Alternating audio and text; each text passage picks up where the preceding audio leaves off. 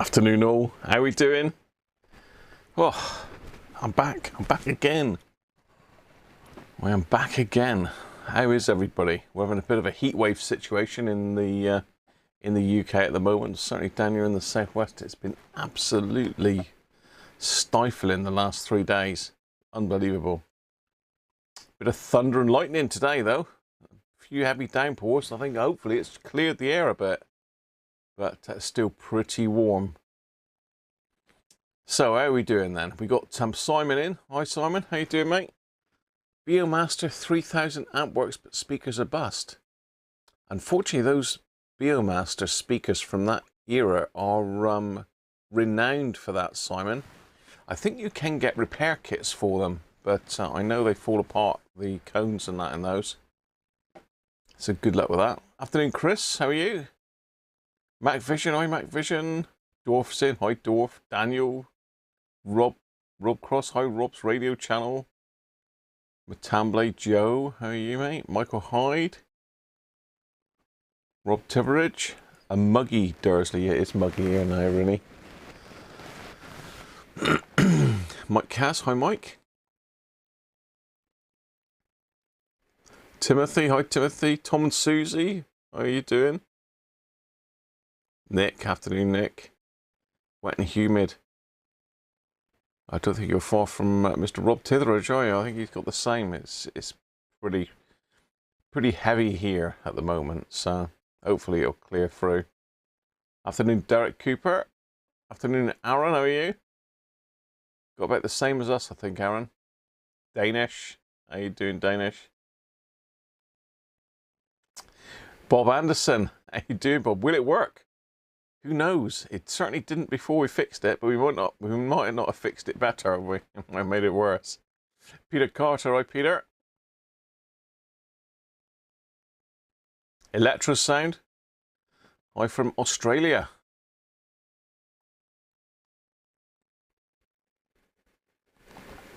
Dids, yeah, I got the finger, you got some cider. I got both here today, Dids. I'm not sure which one I'm going to hit. I think I'm going to hit the finger first.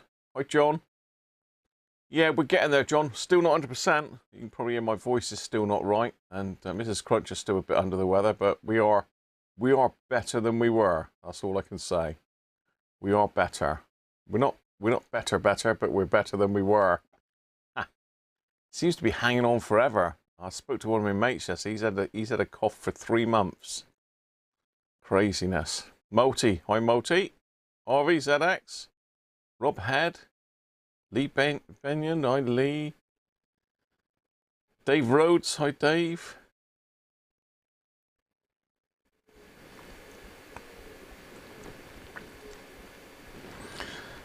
Yeah, a bit of a rough week this week. I haven't been feeling too special, but I'm certainly coming through it now.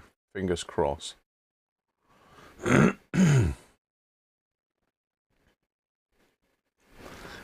Dave's another Cruncher Oxford shortwave log crossover episode. Yes, I'm not sure whether Clint will be in today or not, but I need to speak to him to know what color LED he wants in this thing, because I did message him on Sunday and said, did he want me to do the LED, and he does.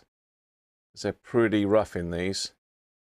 But do we go green or do we go white? This is the choice he has: green or white.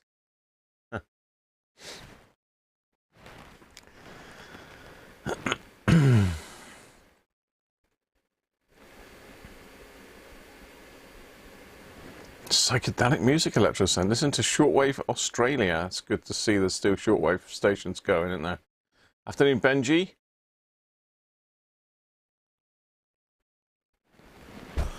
Can I use braided copper sleeving to prevent electrical interference from electrical wires? You've got to be careful with copper sleeving, Aaron. It's all right in coax, but I don't think I'd recommend wrapping any power cables with it. Drink lots of water. Stops you getting... Yeah, I have been, Harvey. I've been drinking gallons of the stuff, mate. Makes me pee a lot, I can tell you that. Michael Hyde, I think I said that to you, Michael, didn't I?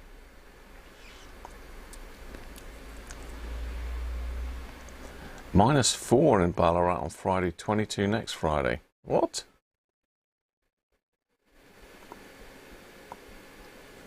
Senior engineer, are there, Rich, are you? Have I seen the retro style radios from Roberts available in John Lewis? They got some new ones out, have they? I haven't looked recently, Rich, to be fair. Harb, good day to you, Harb, down there. Good evening, probably, isn't it?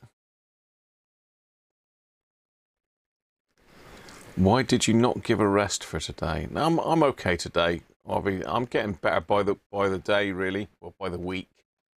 It's just very slowly, you know. I was coughing a bit last week, so apologies for that, but we got there.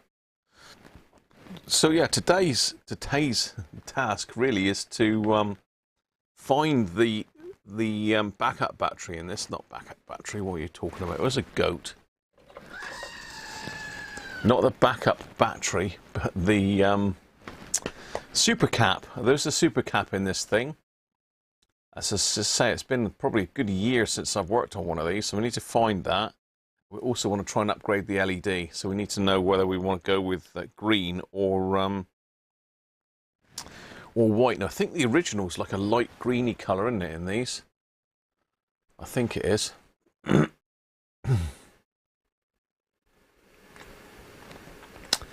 Braided copper wire to prevent radio interference from electrical wiring. I mean, you can use it for audio cables, Aaron. It depends where you're picking it up, really. Where are you picking up the interference? Do you mean in the actual radio itself or in the antenna? Deep Purple. A few Kenny Everett shows. Oh, he was classic. Good old Kenny Everett. So yeah, hopefully you all caught up with last week's show. I think it went down pretty well. We did get a lot done last week. We got the main board fully recapped, cleaned up. Yeah, did a lot of work on that, and it's looking quite nice actually. Managed to actually 100% finish all the caps. There's a lot of them in there, so it's not a cheap job to fix these. But they need to be done, because if you leave the odd cap in there, you're going to have problems, as we saw with, especially with the one in the DC to DC converter and the other side of the board that hadn't been touched at all. So there's a couple little lubrication jobs. I need to lubricate the volume slider, clean the switches, clean these plugs, get them nice and clean. But today's task really is going to be to get into this thing and get rid of this really low, what do you call it? Not luminance, but basically it's lost its I can't remember the name for it now. So we need to get that one done, and underneath here there is a super cap. It's really difficult to see. You basically got to take the whole blooming thing apart, which is a bit of a nightmare. You can just about see it in the top there. You can just about see it down in there. Yeah, you can't really. You can just see the edge of it peeking out underneath there. So this has got to come off. We also need to get in and do the ribbon cable. We need to sort that out. I need to clean that one because it's looking a bit tarnished, and also we need to make sure it goes in properly and it's locked in properly, because literally it just pulled out before. So that's the jobs for today, and then hopefully get it all back together, and it should work. A treat. Lost its emission, is it? Is it emission? It's a diode, I believe, in these. I don't think it's it might be a lamp, actually. I can't remember now. But somewhere I have got a picture of how I've done it in the past. And I think from memory, proper little tiny resistor on these. I'm not 100% sure, but I'll have a look. Thank you, Dwarf. Lost its glow, yeah. I think it's its emission. It's lost emission over the years. LEDs do get dimmer over time.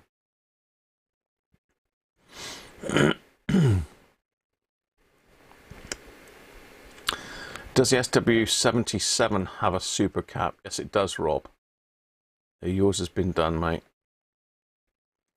The SW77 uses a 6.3 volt super cap, which are quite difficult to get hold of and expensive. The only place I've found is Mauser.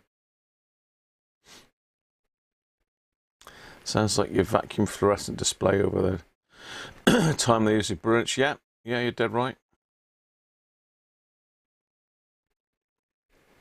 I'll tell you what, rain come down here, literally it deafened the telly earlier. We had to shut the door to keep the noise out. It's that heavy, the rain.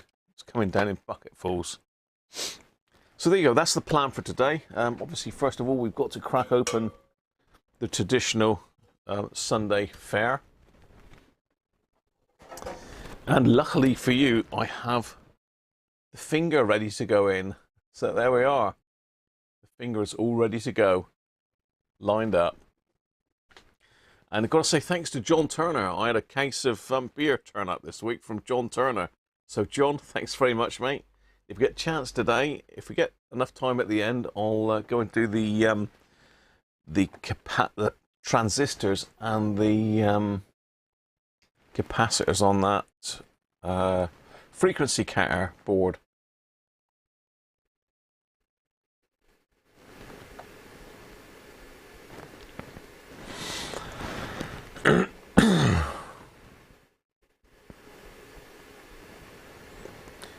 Yeah, you're getting radio interference from the LED power wiring. I shouldn't, as Nick says, LEDs running on DC should not produce noise. What are you waiting for, Benji? Oh, the rain. Okay.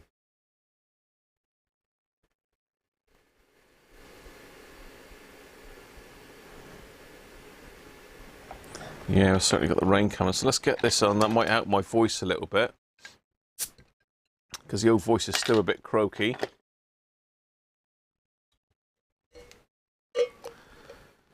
Let's get the finger down, see what happens.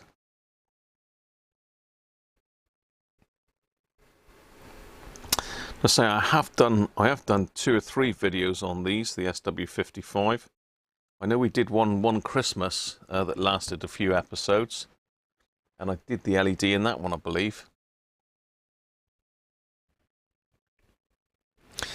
But yeah, it can be a bit tricky to get these done. They do come apart. All these boards come off, and this plastic surround here comes off as well. A bit tricky, but you know, got to be done. If you leave it, you'll end up having to take it all apart again, and these things don't like being taken apart too many times. So, cheers everybody. Here's to a good live stream.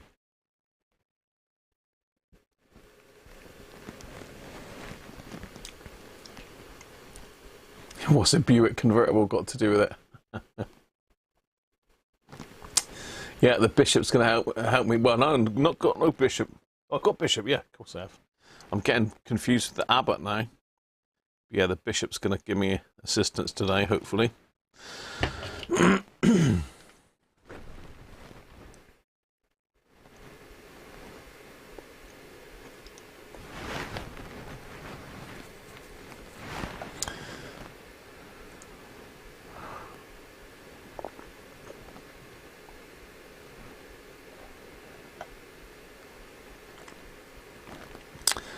Right, let's see if I can get into my Google Photos and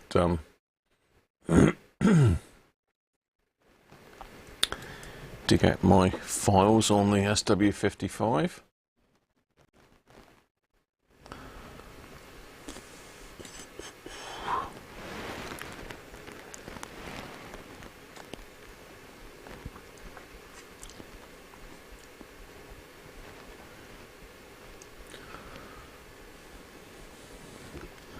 Lots of SW77 stuff.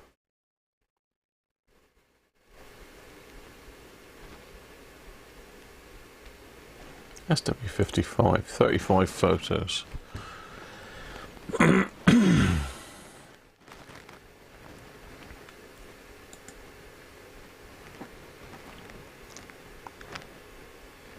So let's just have a quick look. This is just an album I've got of another one that I repaired. Let's get a chat up so I can see what's going on. Afternoon, Christoph. Afternoon, Ivan. I haven't got any yellow LEDs, Ivan.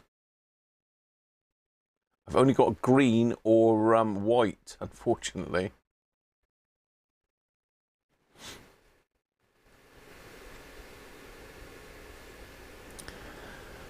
Are the files metal? Files? Okay, let's scroll through these pictures a minute. Would it let me do that and keep the chat up?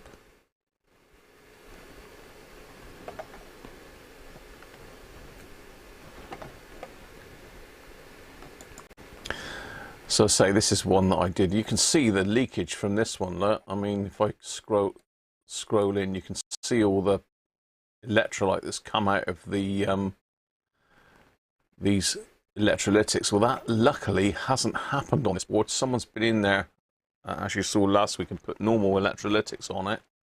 Someone's got in there before this has happened, which is good news. So it doesn't look like we've got any board damage on this one, which is great.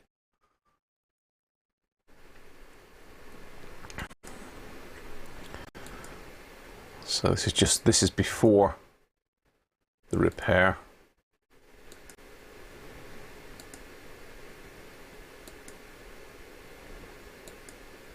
You can see there's a bit of corrosion on these as well. That's corroded up this area. So these, I mean, we did test a lot of these last week, and they're all shot. They're all absolutely knackered. So yeah, you can see there was bits of track damaged and all sorts on this one as well. I have done a few of these now, not the same. Apart from this one looks better than most actually.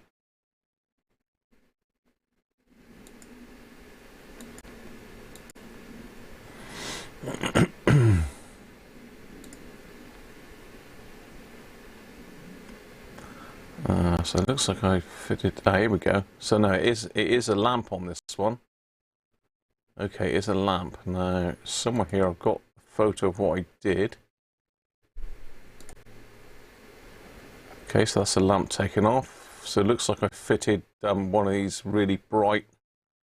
I'm not sure if that's a green or a white one on this one.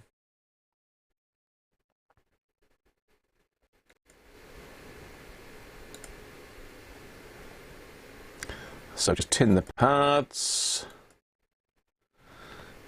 Fitted one leg. Just trying to see which way round I got that. Okay, so 47 ohm SMD resistor just dropped onto the leg. That's all that's needed. So you can see the orientation of the LED. So I'm going to look through, see if we've got any pictures of the super cap. No, it's just pictures of it working there.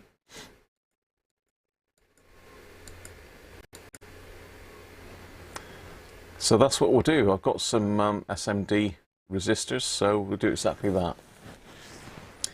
But I need to message Clint if he's not about, just to see whether he wants a green or a white LED.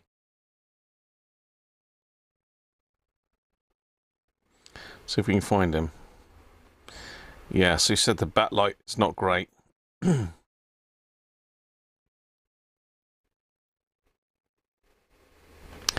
So let me just text Clint a minute.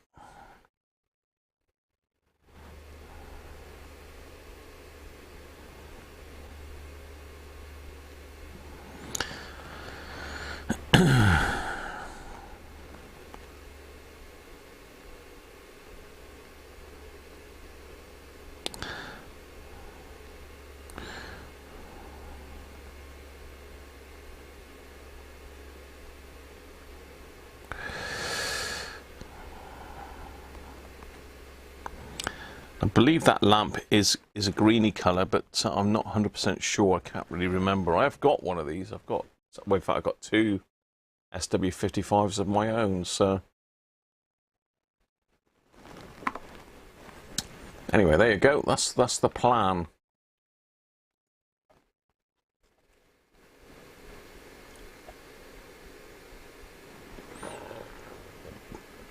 Yeah, I've got white or green, Ivan.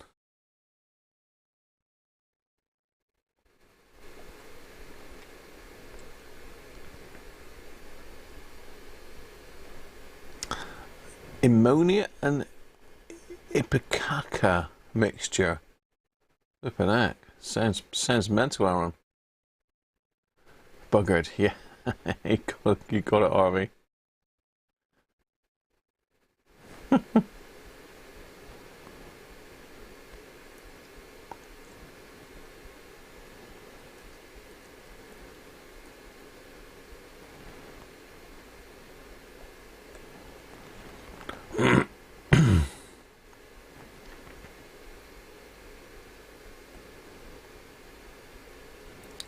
The cup goes to ground.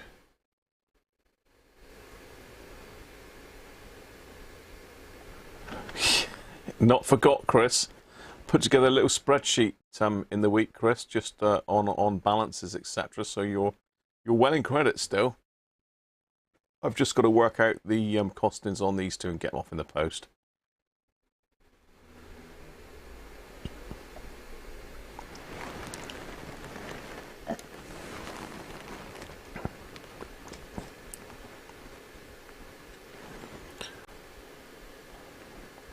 No, I've never tried purple LEDs, Aaron.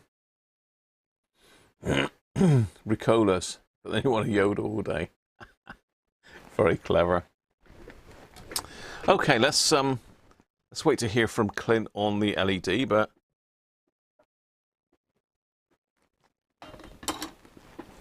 one thing I did pick up, which is worth grabbing hold of if you ever do any SMD work, is one of these. I got this off of Amazon, courtesy of Rob, actually. Anybody seen these before? It says sample book, but it's Chinese. You can get them off of Amazon. I think you can get them on eBay, and they've basically got all the SMD resistors that you could ever need. Mostly 0805, but there are other sizes in it. And in the back we've got capacitors as well, so it's a useful bit of kit, and I've used this many times, especially if you're soldering something and you accidentally knock a capacitor off. Not brilliantly marked, it looks like I'm going to have to put some more double-sided tape on there, but yeah, useful. So we can grab a 47 ohm out of there. Or was it 47K? Was it 47K or 47? 47. Yeah, 47 ohms.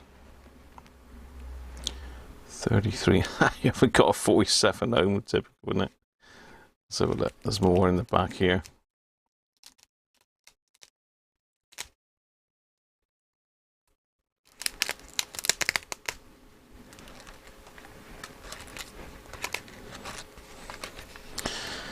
Right.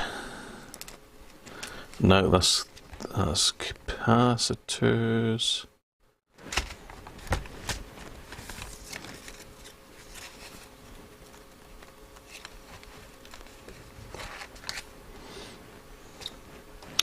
We'll go slightly bigger than a stick of 51 ohm in there.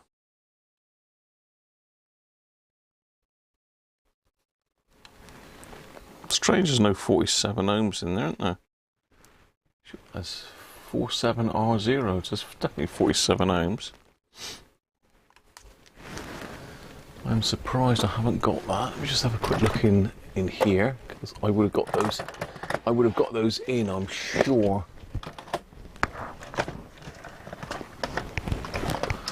There's my SMD collection.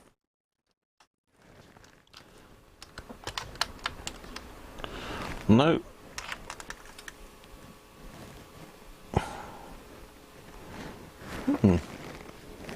Strange. Of course, you could do it with a normal resistor, but we'll just use a 51 for now. These are pretty microscopic, but in terms of SMD components, that's quite big. An 0805 is one of the bigger sizes. So let me just get the tweezers and I'll pop one of those on the little component bit of my mat.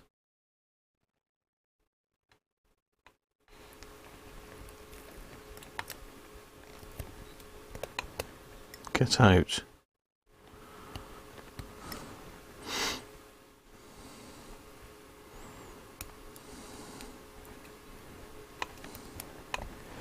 There we go.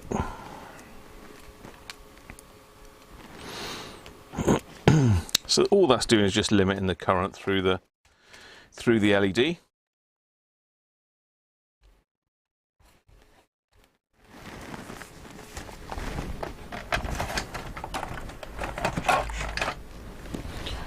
Let me just sort an LED out in a minute, but say I've got a couple options. That's one there, which is these are a frosted white, very bright, 7000K, 1000 MCD, 3 volt, 25 milliamps. So one of those, or bright white, 3 mil by the looks of it, so the smaller ones. Right, how are we doing here?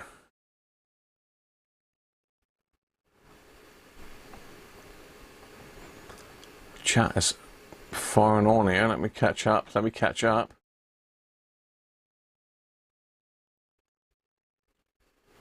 nice CFS-9000, a broken belt and sewing machine sized Sony CRF at yesterday's market.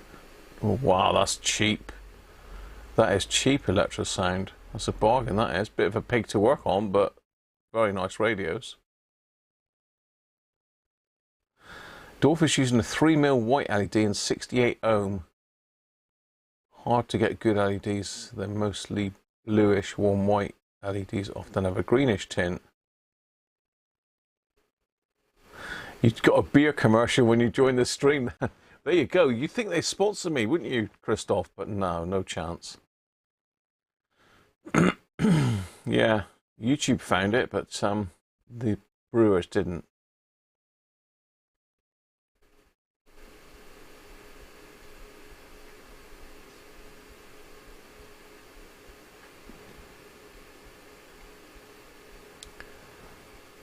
I need a pack of capacitors. Thanks, Lee.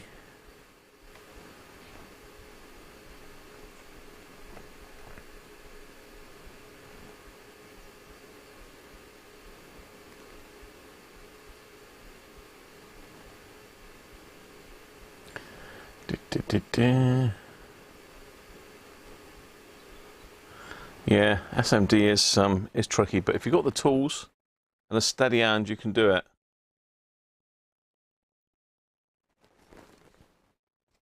Practice makes perfect and all that. Let's get all the finger in the tankard. I can get it inside me then.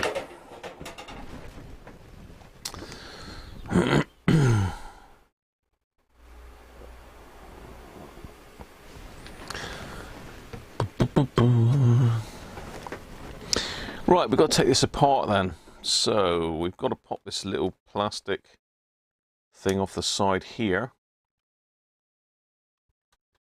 This little bit here. I'm going to get you in a little bit close. I won't go in too close because you'll miss what I'm up to. But yeah, there's a little plastic bit on the side here that pops off.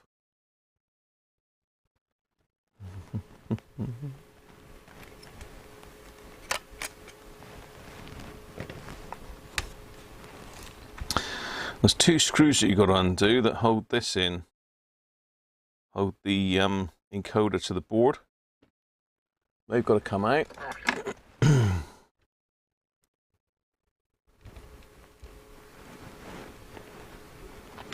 So we put them over in a separate section.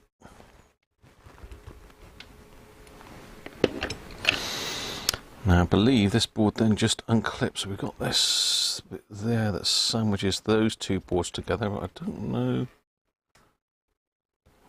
Yeah, that's got to come off as well. So this is the keypad board, really. But as I say, there is this little thing here. Now that, you've got to be careful with that, because that actually clamps one of those little rubber zebra strips in, I believe. Yeah, so that goes that way up.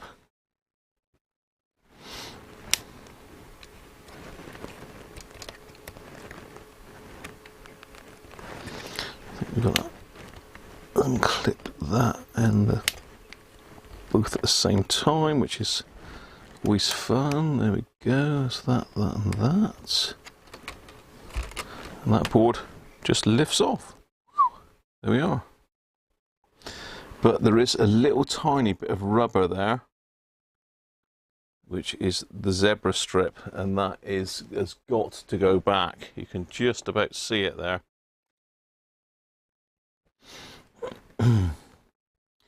Try not to take that off unless I've absolutely got to. So you've got a little bit of corrosion down here as well. So that again is a little bit of battery damage in the past by the looks of it. Hopefully it's not got through to the board underneath. Now let me think. Now I've got to unscrew this from the back now.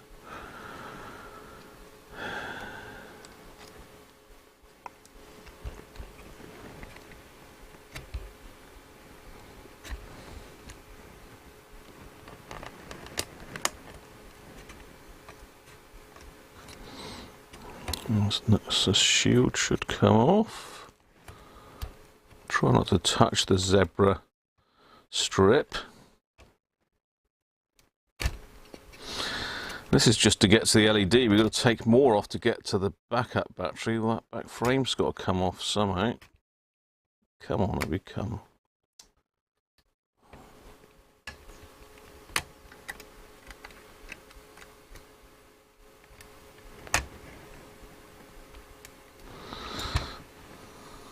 Okay, great, that's soldered as well.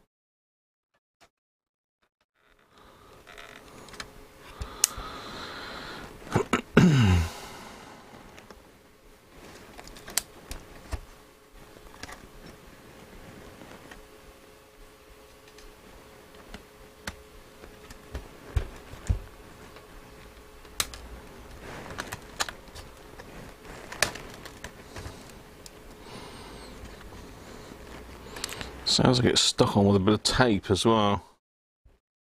Putting up a good fight anyway.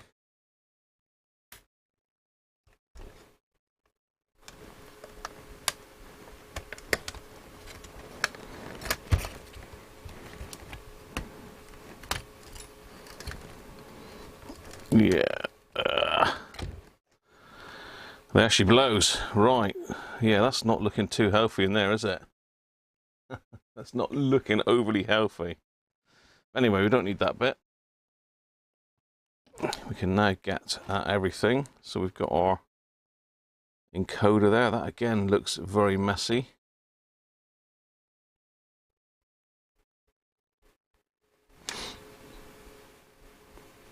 There's been a bit of corrosion there as well. You can see that just in that corner. Bill, how you doing, mate? You sold some, bought some. I bet you were popular. Coming back with more stuff, Bill. Right, I'm going to take this top plate off. Now that looks like it's just soldered there.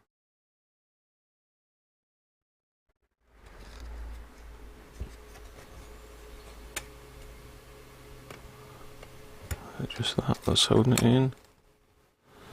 Yeah. Just pop the iron on and take that off there. Just down on that corner.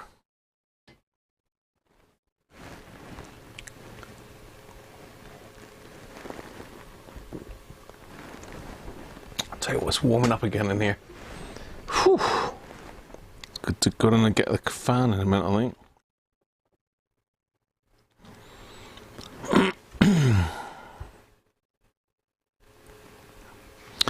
Yeah, it's easier to unsolder it from this one.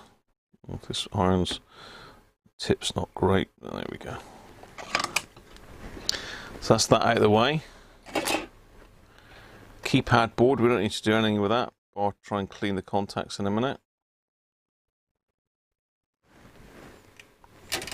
And you notice that the little connector is still on the side there, that. The little zebra strips, I've not disturbed that yet. So our, not LED, our bulb is underneath this little bit of black felt. So we will reuse that over the top of the LED, stop it being too bright. And over on this side of the board is our little super cap down here. So I'll zoom you in and see what size it is.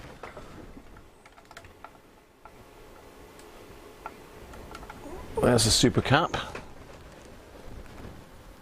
So it's a 5.5, or is it 0.47? I can't see.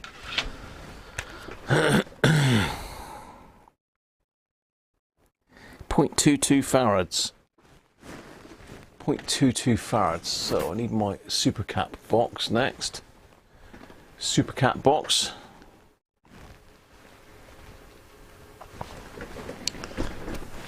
I don't believe there's any other capacitors on this board.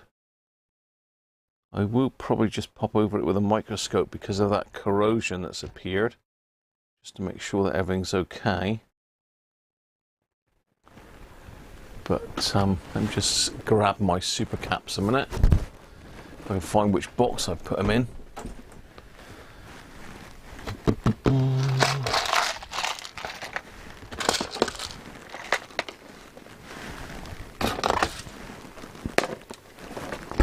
Some green LEDs. I believe the super cap box is this one. Yes, it is, box number 11.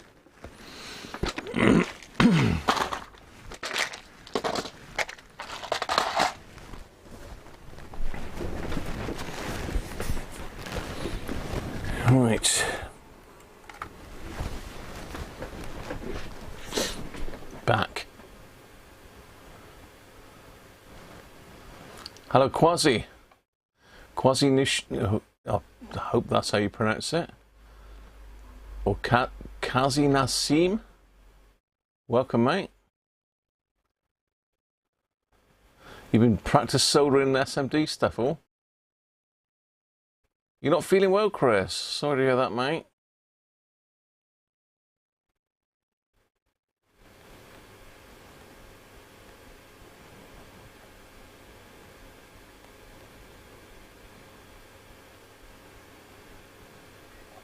Rolf, how you doing, mate?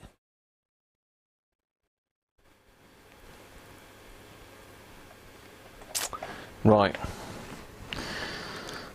Let's just pop the desoldering station on then. So there's my little stash of super caps.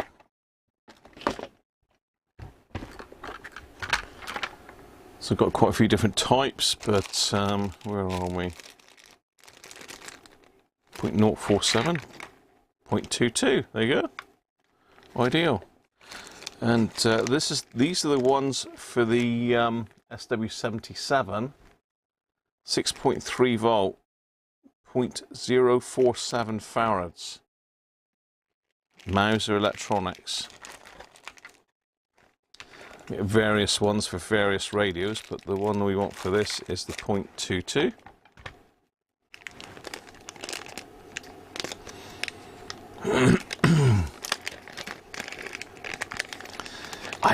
I suppose, I mean, you could put, say, a 0.47 in there to give it a bit more memory power. I don't know, but I tend to stick with what's in there. Then you can't really go wrong, can you? So that should be the same size, same orientation, I hope. Yeah. That's the negative. And that's the positive. Yeah, that'll do nicely. We'll just wait for the desoldering station to warm up, and I'll pop that one out. Just soldered in on this side. And we'll also desolder this LED, not LED, incandescent bulb. Oh, that's that zebra strip move, look. Let's just very carefully take that off. Make sure it goes somewhere nice and clean.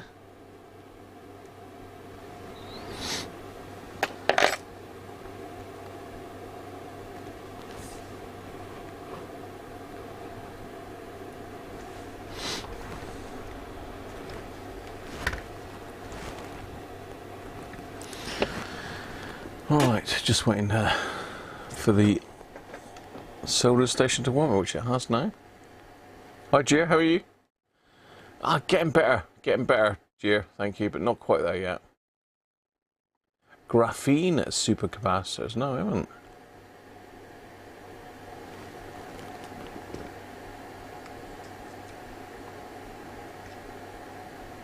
How'd you know, Dwarf?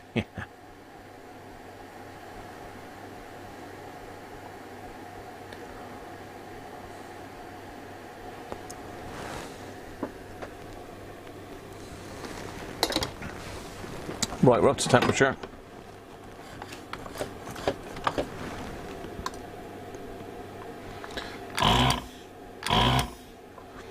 Didn't sound very good, did it? Just give it a rod in a minute.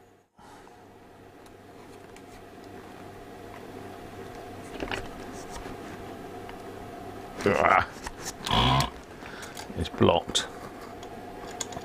She's blocked.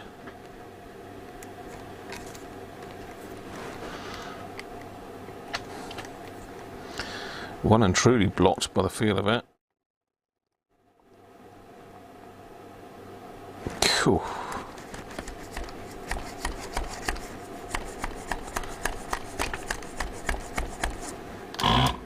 This is a hateful thing sometimes. That's going to need stripping down. That's not going to unblock. I'm going to have to use a manual desoldering tool, I think, unless it decides to go with a no.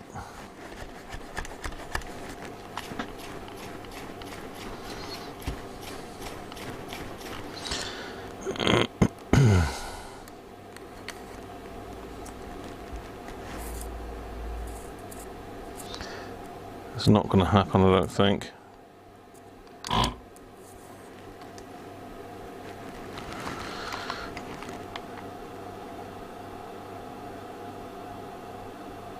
No.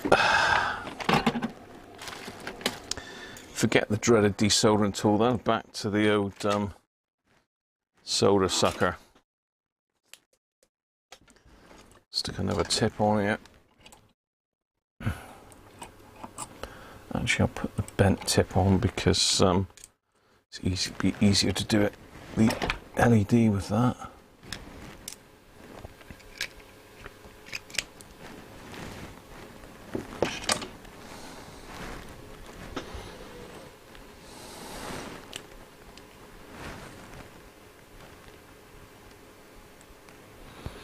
Yeah, well, we hit I think 31 here in the week. Yeah.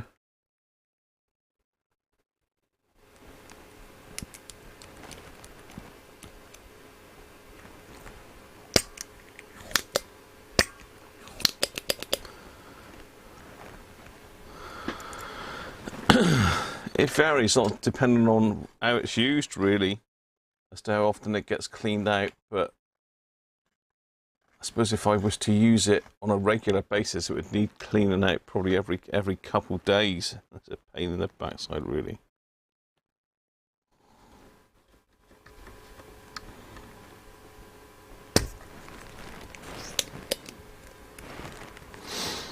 Let's put a bit of fresh solder on there. 340, maybe 350, right?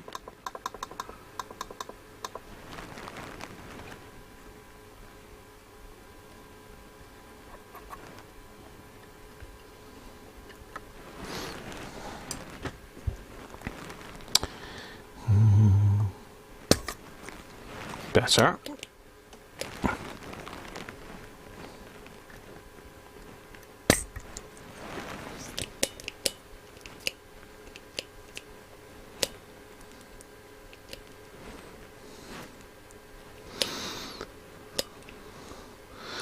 I think due to the nature of solder suckers and how they work, I suspect most of them, even the more expensive ones, have problems with them blocking up. Oh, it's just dropped right out of that.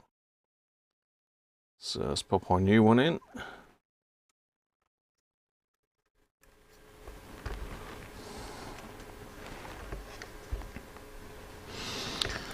Just solder the positive just to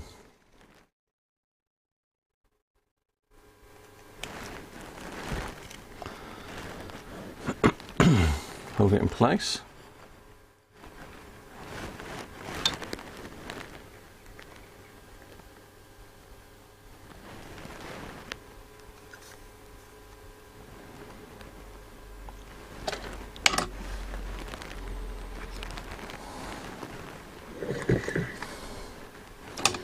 And do the negative.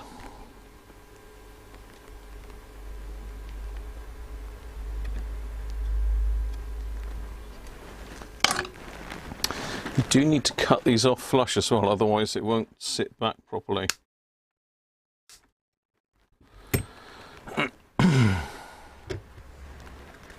Here we are. One new super cap. In fact, that looks a bit wonky to me. I'm not going to be happy with that, am I?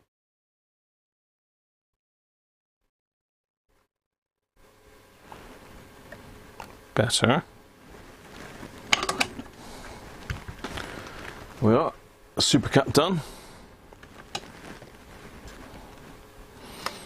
Right, let's take this one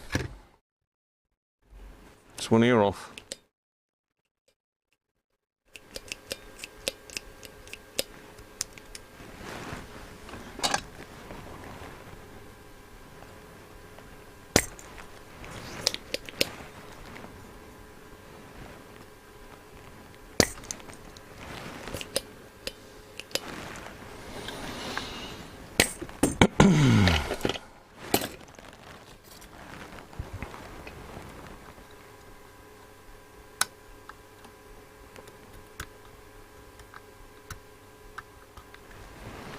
There we are, one little bulb.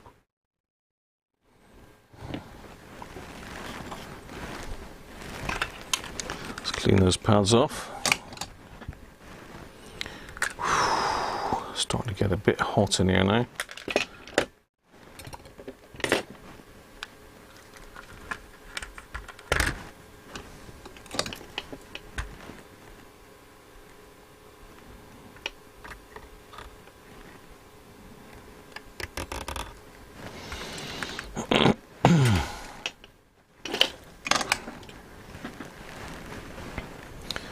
Right, to see if we've heard from Clint at all.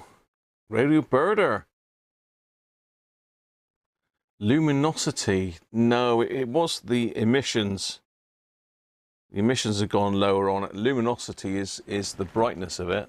And they measure it in MCDs on these. I don't know what that means.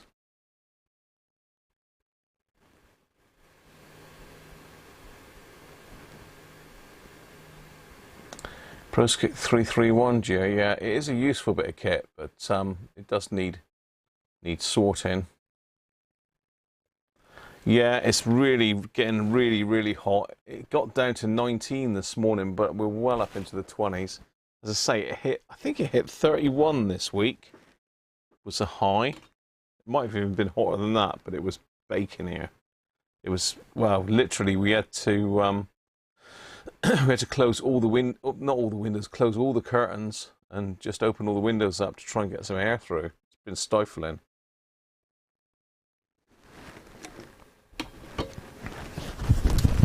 I am starting to sweat now. I've got one of these ISO cool tops on, but it doesn't seem to be working. Milli candles. Is that what you think? MCD? Could be, yeah.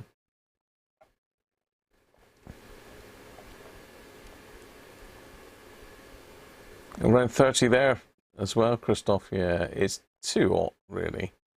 But, you know, we're not used to it. There's other countries that get a lot hotter than that.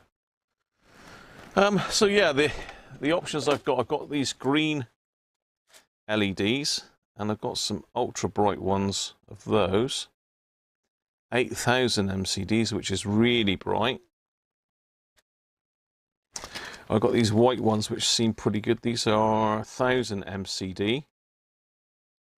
7,000 K color temperature, so they are pretty white. They're all white.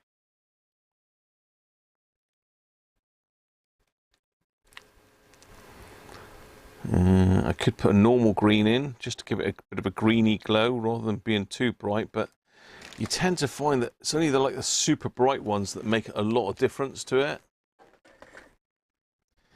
I think if I don't hear from Clint, I'm going to pop the white one in.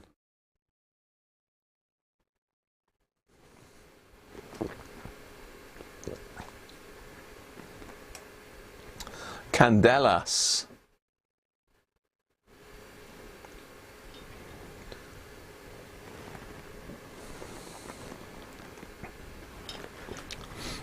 What on earth are you lot got? I don't want to know. Vote on it. You think green, do you? I can show you what green looks like. I don't think I did green in this one. I think, did I show a video of the thing working? No, I showed a video of the...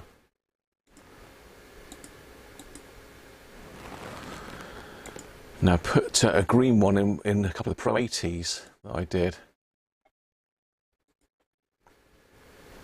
And those of you that watch the channel regular know how bright that was. That was phenomenally bright.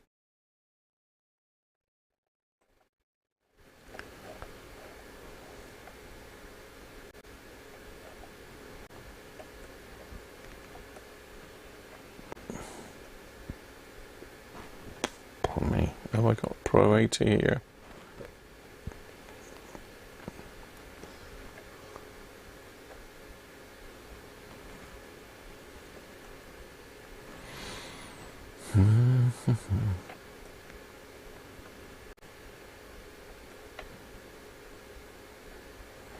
The worst thing is cooking in this weather, isn't it? In the kitchen. Our kitchen gets so hot with the cooker on. You know, we got issues at the moment. We've got no hot water at the moment, which is a real pain in the backside. So literally, we're having to have cold showers. Our oil has run out, and they can't get us another delivery for 7 days. It's got 7 days with no shower. So it's boiling kettles and taking them upstairs or having a cold shower.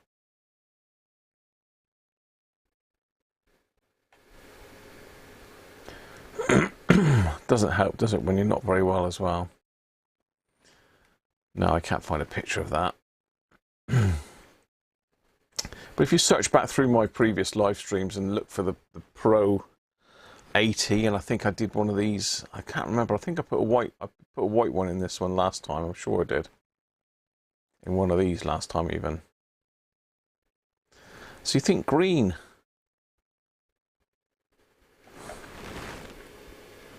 Sticky bits. Everyone thinks green.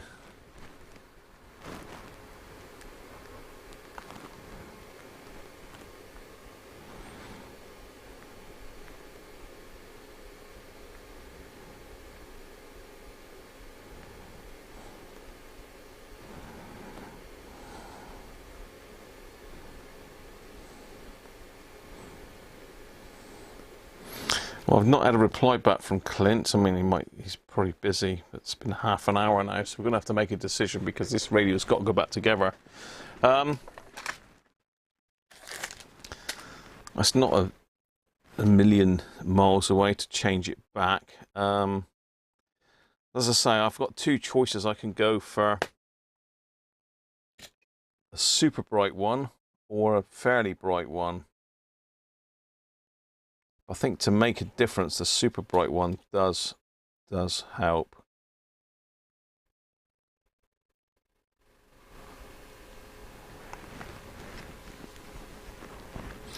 but it is blisteringly bright.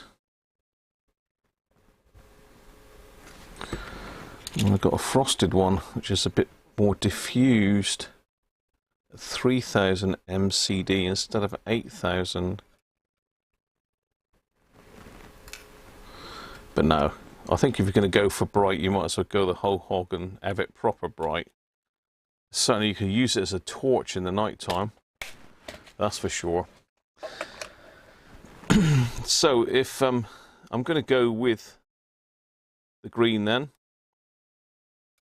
If Clint doesn't like it, I'll blame you lot. That's fair enough, isn't it? Right, I need to bend this in exactly the right place. Where's those tweezers? So we want to bend that down about there.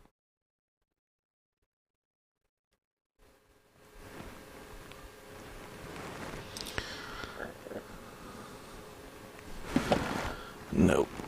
Let's try that again. Tweezers aren't man enough to hold it. So let's use the pliers. Make sure we're the right way round. Here we are.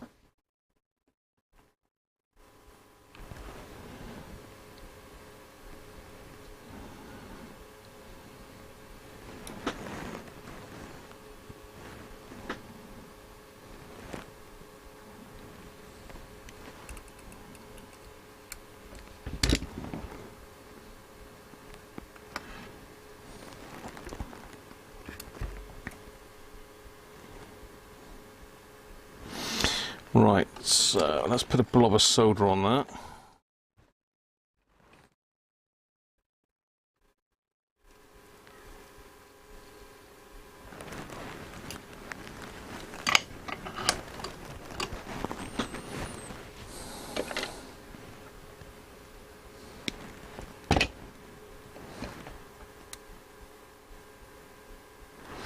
Slightly shorter.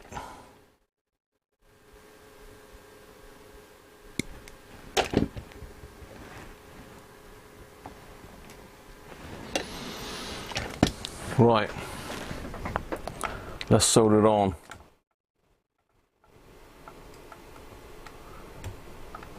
If it will come across there, there we go. I'm gonna have to put this living headset on, which is not great. It's not really fun now. Sweating as it is. Whew.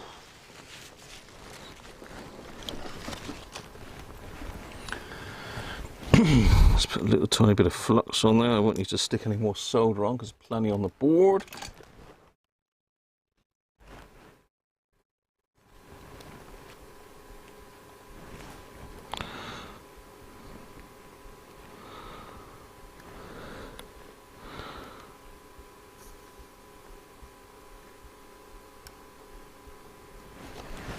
There she is. That's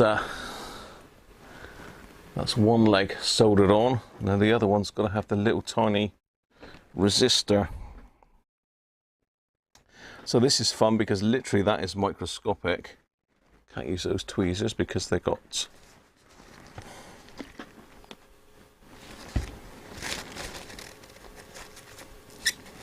flux on them. Let's just get rid of the flux. So this is our little tiny resistor.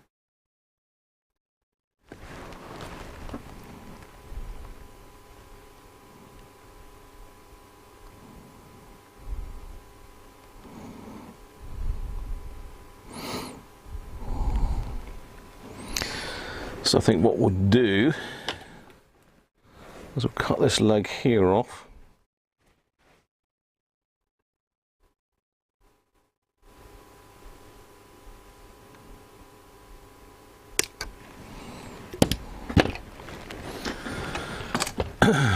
Blob of solder on the board. Let's move that on out of the way a minute.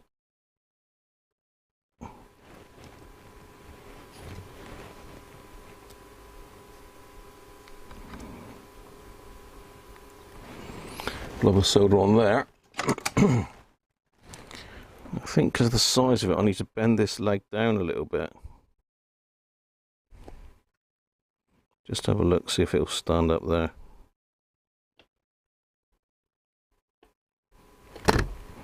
God, how am I going to do this? I've got shaky hands as well. Oh no!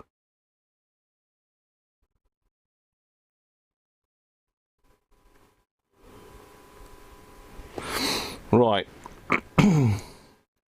This might not look pretty, but it's gonna go.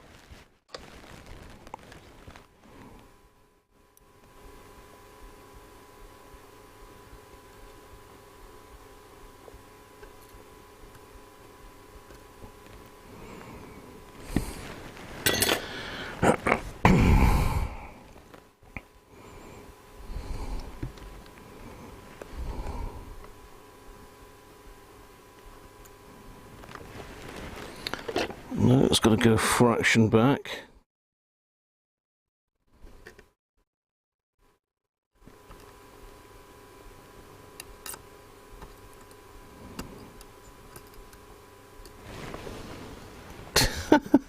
Well, it's on there.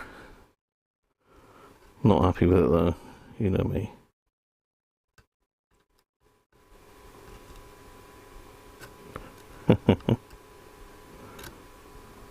Graham, leave it alone.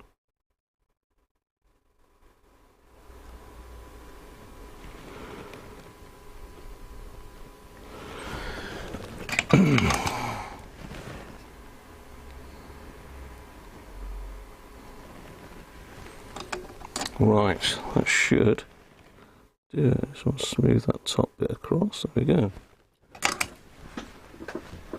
Come on, focus. There it is. One ultra bright green LED. Fully installed with its resistor.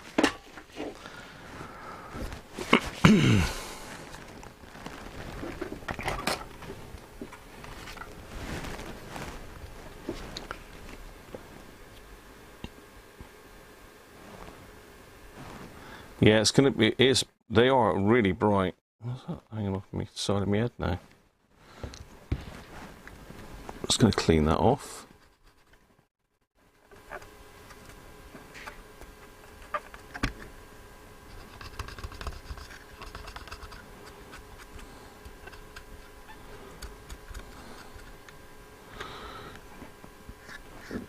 Clean that corrosion off.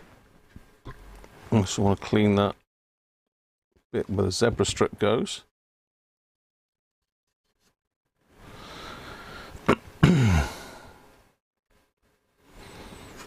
Clean the super cap. Let's clean that area off.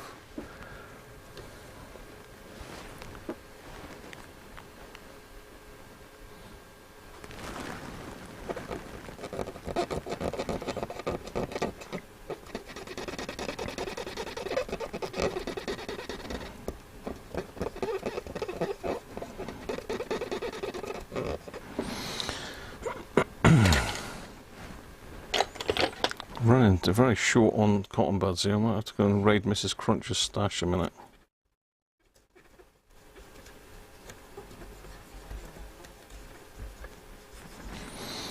Right. That's the LED done.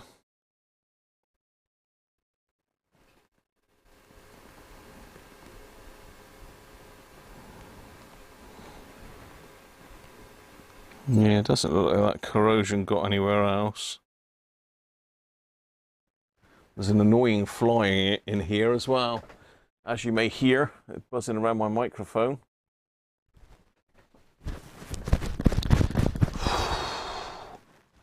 I'll tell you what, it is absolutely baking in here now.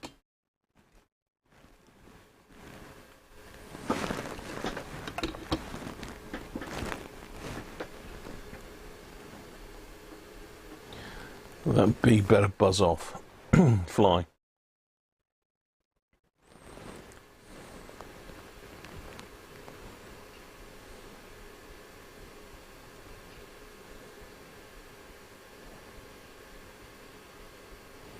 Powder, talc, but it would dry like a paste on me.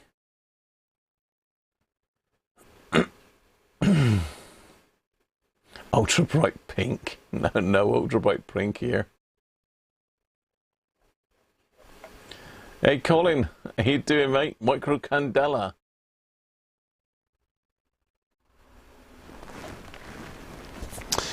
Right. Got to remember how this went back on now. I know we got to solder that shield. Solder the shield back on. I will get rid of this rust, I think. Just going to hit that off with a wire brush, if I can find it. Got the wire brusho. Just going to give that a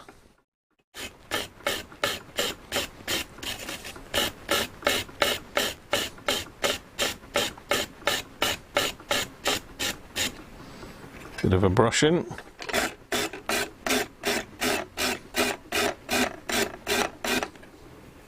Which hasn't really got it all off, so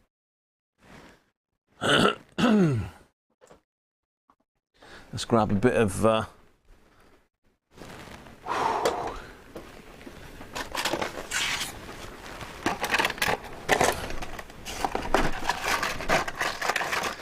sandpaper, well, wet and dry paper. Just give it a bit of a go over. And I'll just put a bit of WD-40 on it to stop it doing it again.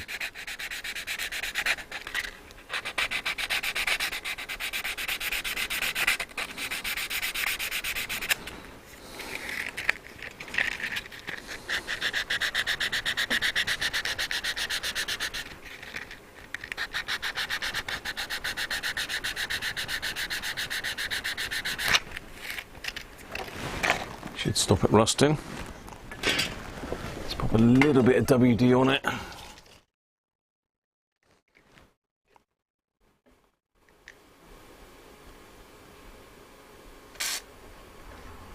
Never is a little bit, is it, with WD? It's all or nothing.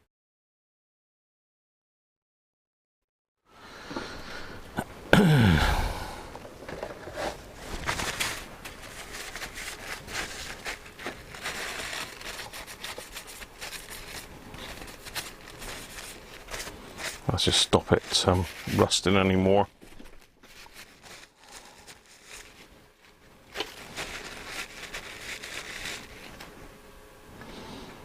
Okay. Let's solder our little wire back on it then.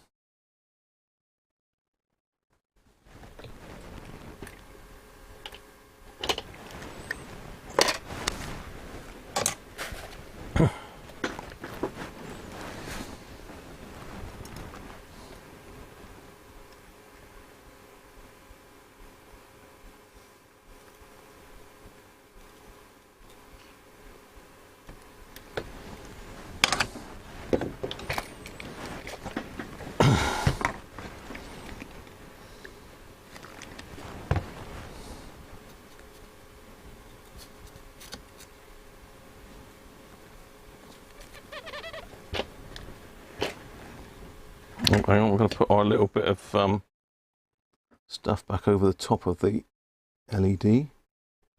Stop it blinding us. It's going to anyway. It's going to be the brightest SW55 on the planet, I reckon.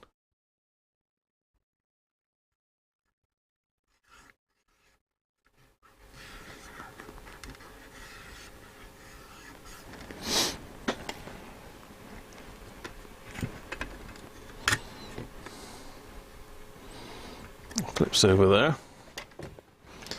Then we got this one. So what I'll do is I'm just going to get a clean bit of cloth. I'm going to put a little bit of isopropyl on this and just give it a wipe over. I don't want to remove all the carbon. I just want to make sure there's no fingerprints on the little carbon tracks on these. You can just about sort of see them if I shine the light down it.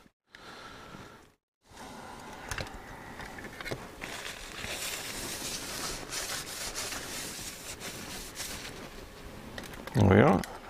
And also on the back of the zebra strip pad.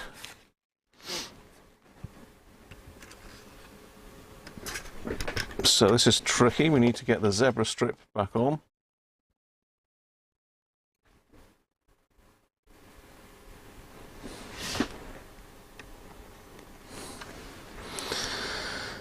Lined up and clipped on.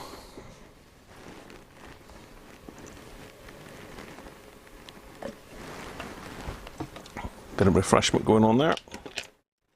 Let's get some of this stuff out of my way off the bench. Let's get the old eyes on again. Get the old sweatband on.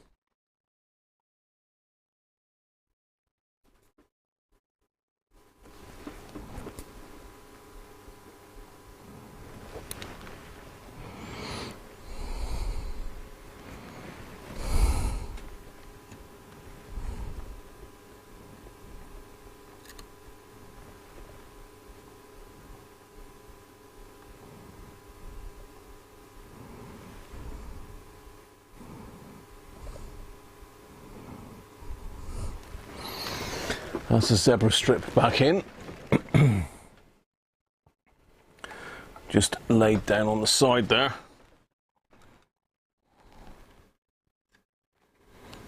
I think we're probably better off putting this on first and then clipping it in. So I need to go and give this a bit of a clean off very carefully with a small paintbrush, because that is looking pretty ropey.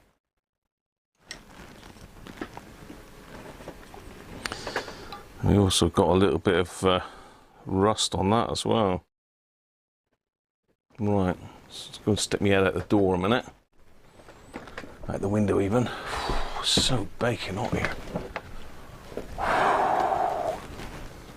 To get some windows wide open.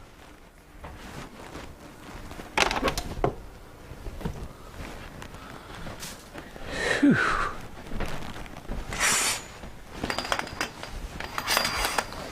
There's a bit of airflow through here.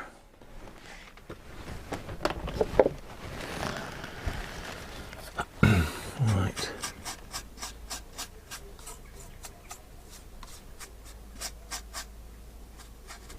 Yeah, this is a little bit of water damage.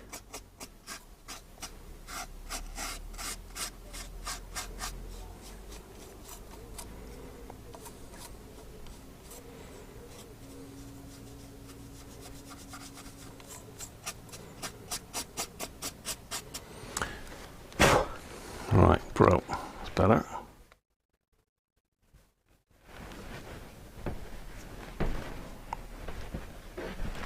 It's got like a rubber gasket on the speaker, so I assume it's got a little bit, unless that's a bit of sound deadening.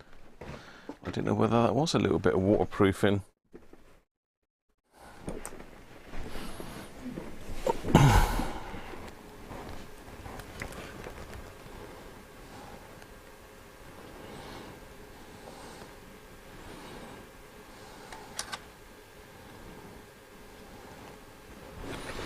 Yeah, so that's looking a bit healthier.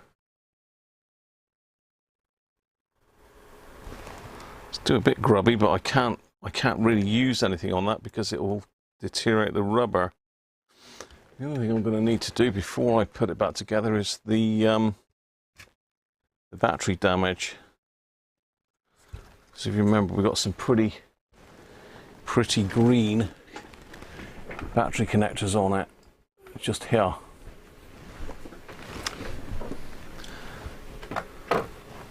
Let's see if we can tickle that with a bit of the old malt vinegar.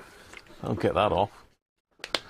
Just stop it corroding up again. Let's just find an old cotton bud. Yeah, probably best to do this before the board's in rather than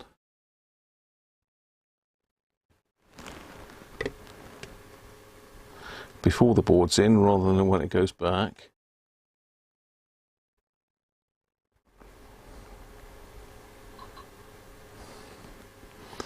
Ideally they want soaking, but how easy do they come off? wonder if I can just push the back and they'll pop up. Yes, they will. Look. There we go. Ah, okay. So it's the longer one on the top.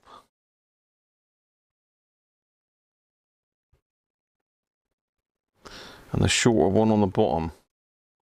So I can take both of those out, look, and pop them in something. So what can I pop them in? Little pot.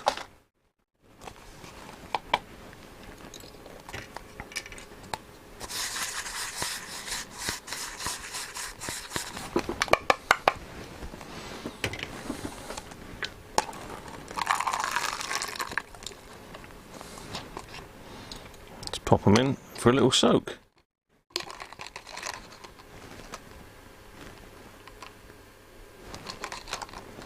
So we'll leave them festering there for a minute. Let's have a look at the other side of the battery connectors. Oh, they're on the case itself, aren't they?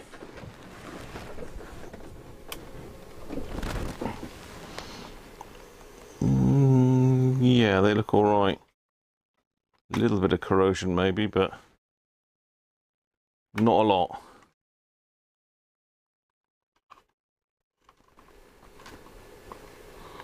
No, they're okay. This is the worst side.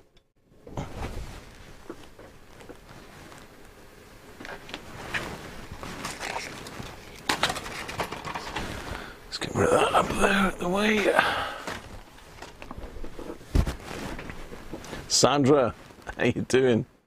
Need some Pims? Yeah, definitely.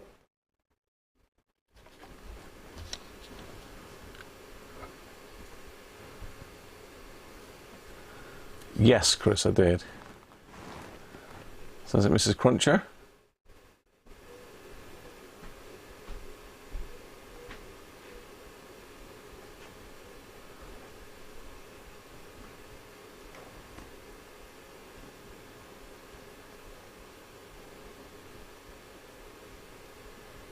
Jess, afternoon to you.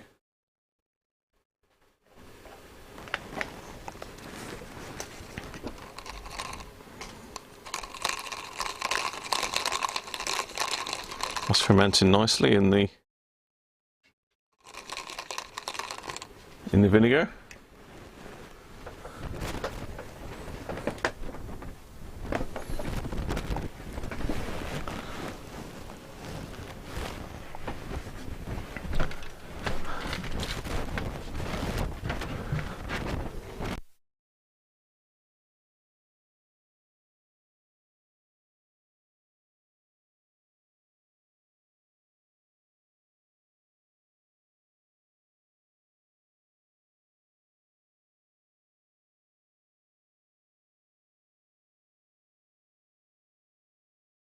I'm just checking up on Mrs. Cruncher there.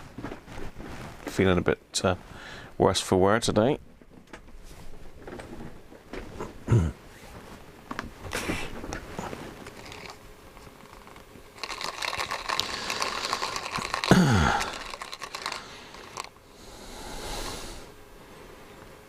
tell you what, they've come up really nice already.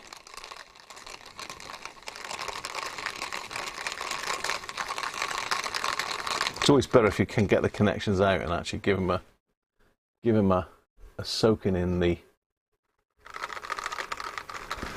vinegar.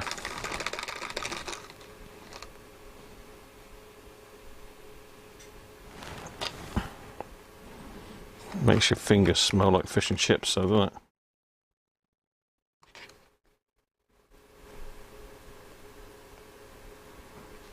Yeah, that's worked really well.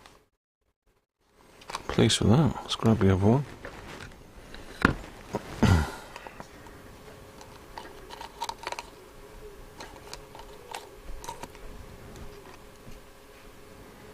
Yeah, that was a bit worse.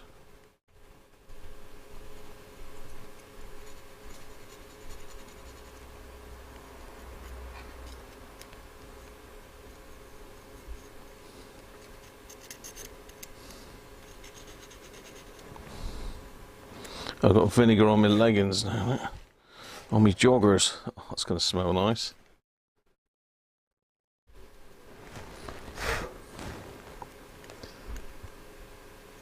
Just giving that a little scratch up. Let's chuck that back in again. Now I've agitated it a bit.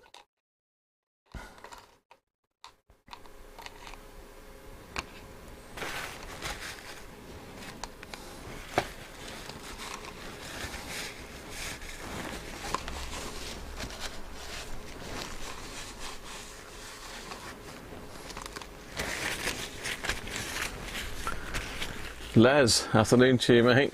Grandfather duties.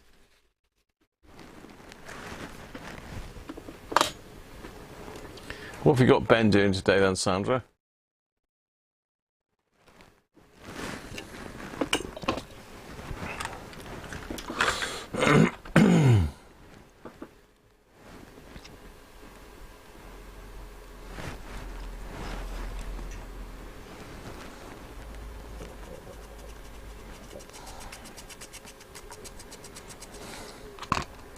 So we've got some battery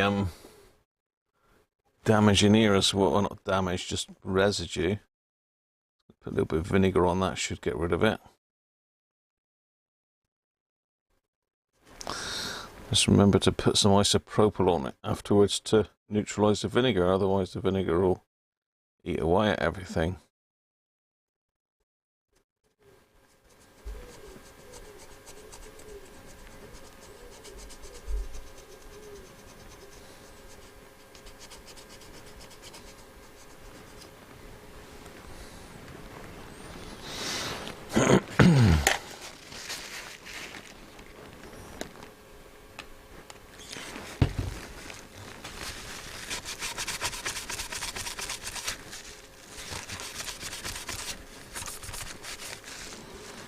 Better, it's coming off. Coach 888. Need someone to do the capacitors on your SW77? Well, I can certainly do them for you. I've got a fair bit on at the moment, but happily do them wherever you are, Mr. Koji. You can drop me an email if you want. Where are we there? Pop me an email and I can get it sorted for you.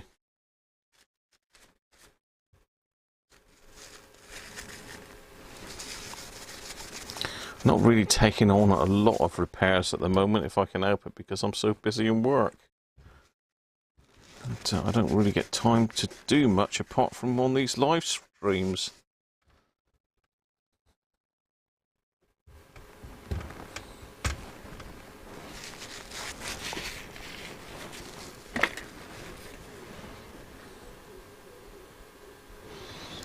I need to pop a little bit WD-40 on this speaker surround, but I'm not going to spray it on because it's a speaker.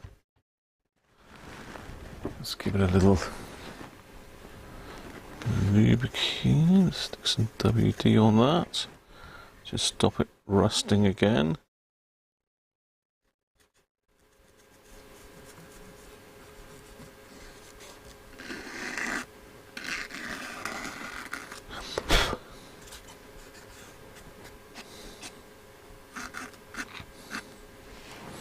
There we go.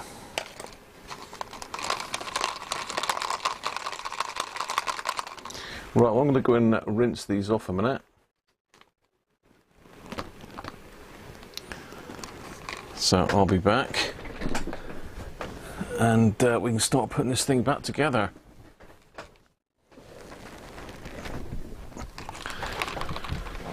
Whew.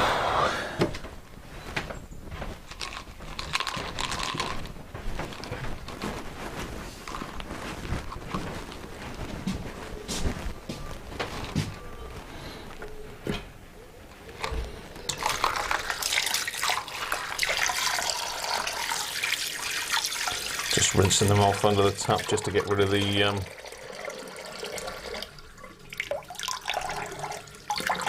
vinegar.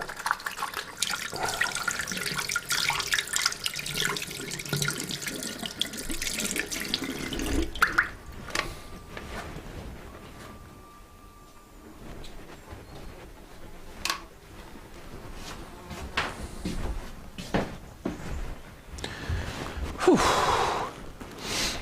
Cause no hair. There's no breeze at all here. It's just dead still and hot. Humid.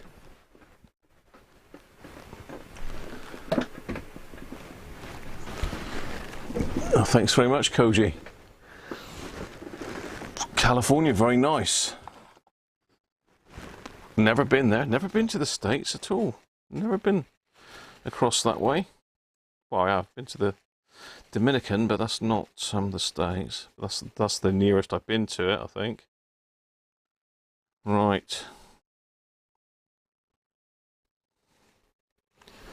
That's all good. So I'm going to just go over the actual ends of the connectors with the old nasty fiberglass pen. If I can find it. Where are you, Mr. Nasty Pen? Fiber, there we go. So again, I'm going to need to be careful because I don't want any fiberglass in this radio or any of these connectors. So I'm going to go out just off the bench.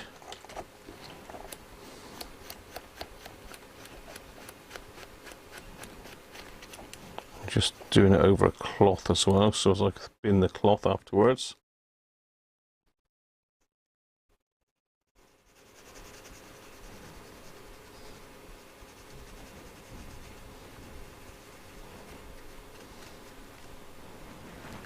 It's that one. This one.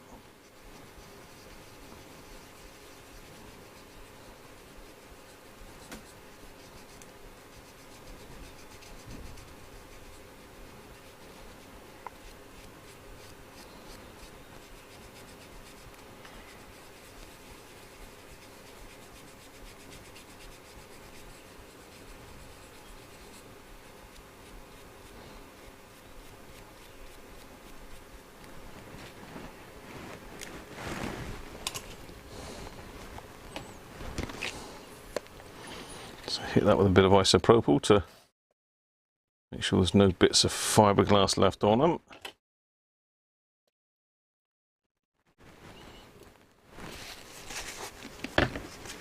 Sling that out of the way. There we go.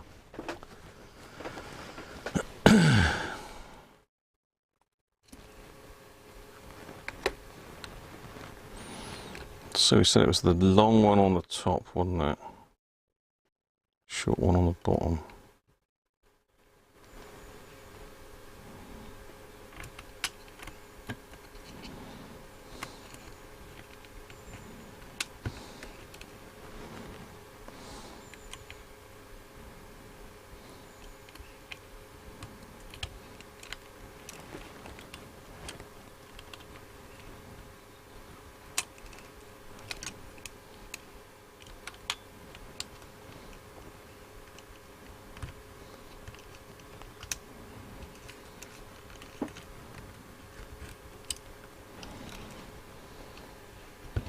There we are, back together. Thank you, Rob. Oh, I'm not on shot. Thank you, Rob. We've got plastic spray bottles as well as aerosol cans. No, we don't have air conditioning over here, Chris, unfortunately. You can get portable ones. Welcome back, Rob.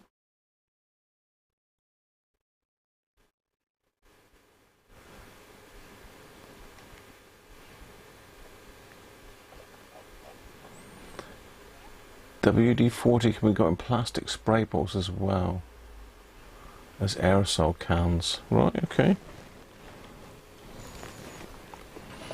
I don't use a lot of WD-40 really. It's alright for lubricating some things, but that's quite good for a bit of rust proofing as well. Right, that's those done now, so I'm happy with that. Speakers cleaned. So, that's my stomach going. Just need to clean that as well, because I've just seen more mucking underneath there, so I might as well get as much of it out as we can while we're in here.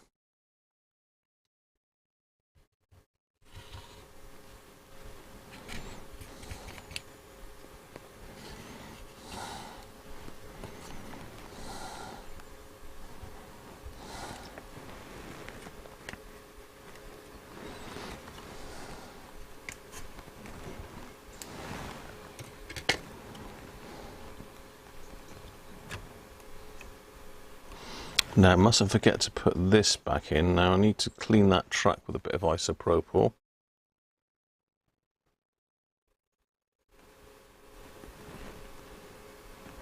Actually, that doesn't look very good in underneath there. Can you see that?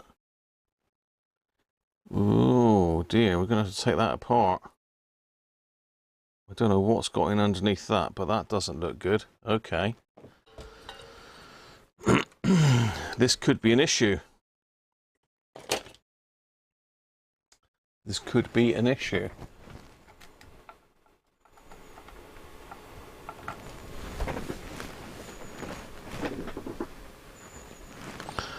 So it looks like it's a little tiny circlip on it. Hate these things.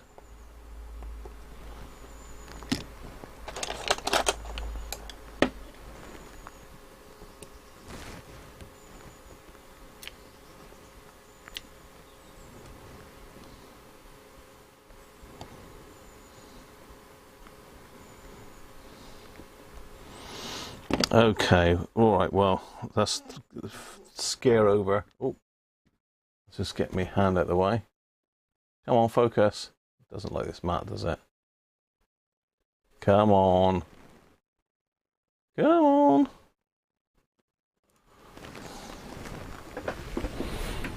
Zoom back out a bit, then it'll focus. Hopefully. There we go. Yeah, I thought it was corrosion, but it's not. It's just grease. A lot of it, mind you, but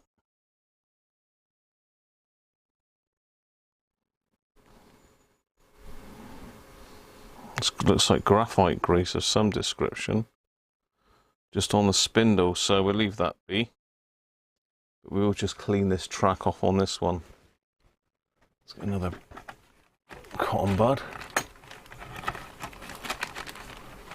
I'm really low on cotton buds now. I've got these big long ones that Doug's given me. I'm on those now. There's a bit of isopropyl on it.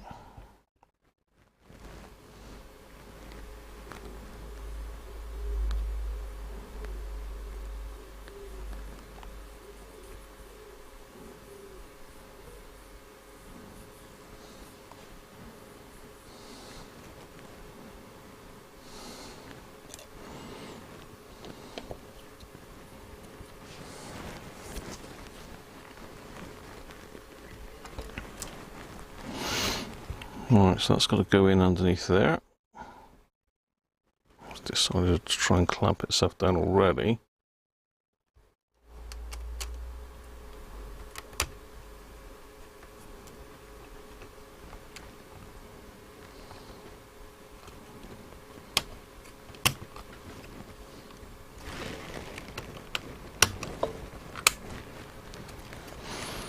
Okay, get in there. That's that bit sort of clamped down.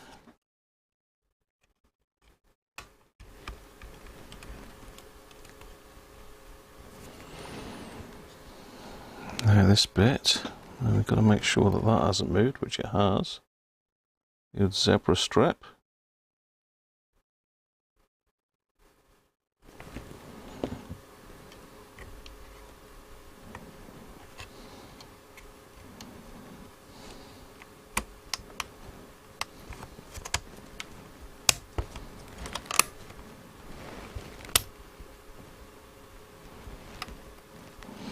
I've got my hands all over the board again. Zebra strip looks to be in there, so let's pop this clamp back over again.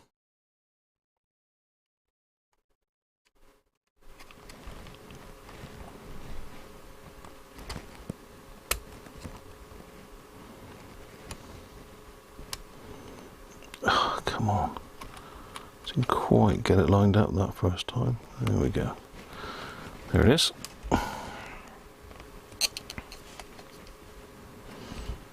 Let's get the screws back in.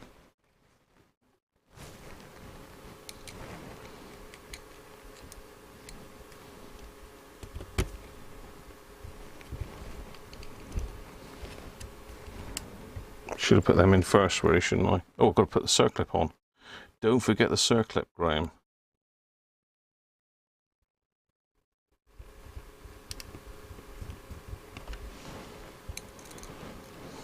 Do not forget the circlip. You may well be shouting that at me as we speak, but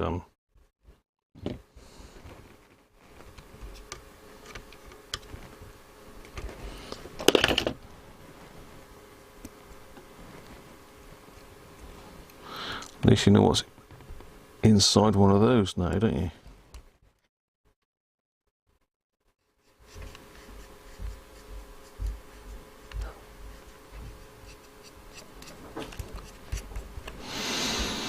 Right, that's that. Nicely clipped back down. Let's put our little bezel back on the side.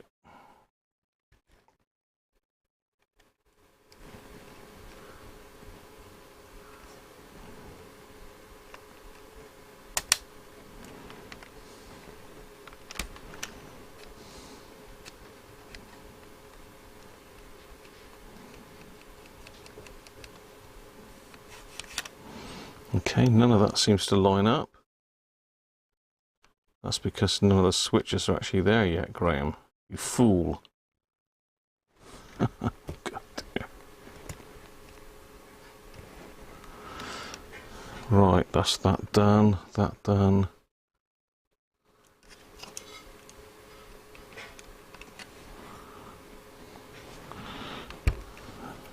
Right, let's just give that a wipe over again. I need to give the screen a wipe over with some isopropyl.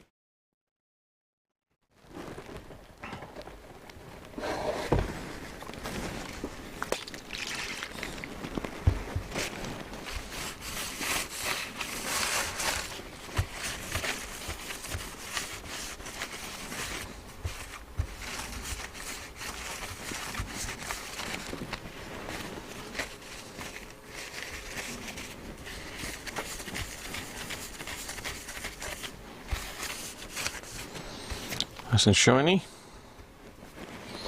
Right, what do we need to do next then? Give this a clean up as well while we're in there.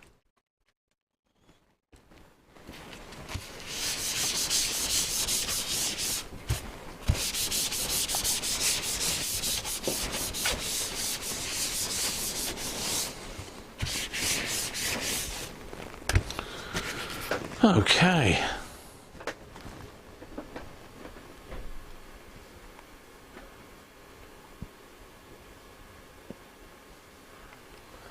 Ben, how you doing, mate?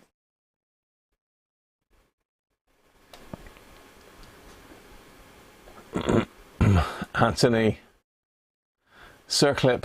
How everybody is saying the circlip. Sorry, Anthony, you've hit me with some caps.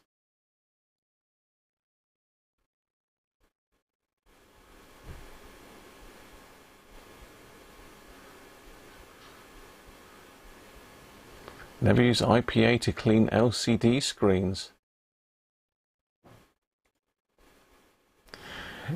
Yeah, end of the day, it's just a quick wipe over. It's fine. It's all dried off and it's all evaporated away. So no worries.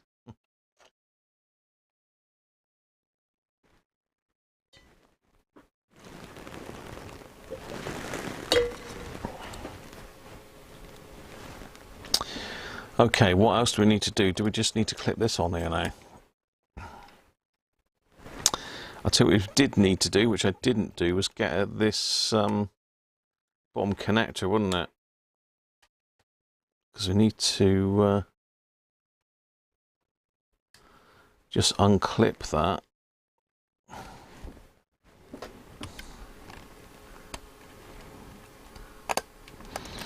Ready to get the tarnished ribbon cable in. Let's have a look at that. Let's try that with a bit of isopropyl first.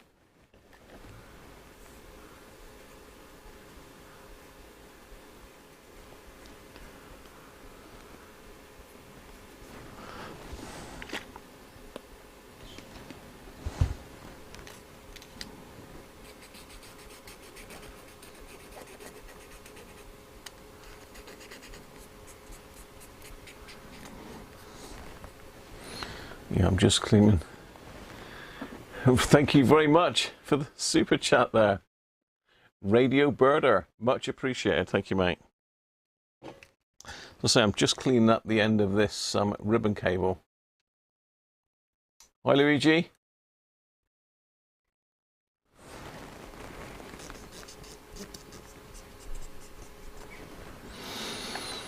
So we're going to need the old fiberglass pen again, just to brighten it up a little bit. It does look a little bit dull. It's better now. I've given it a go over with the isopropyl, but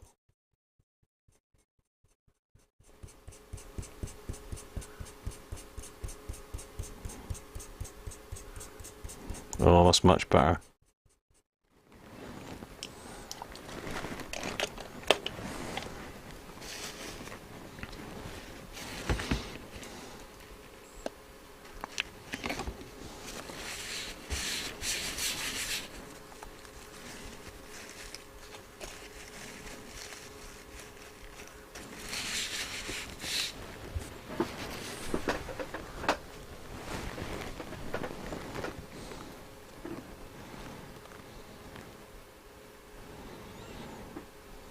Right, I think we're good to go.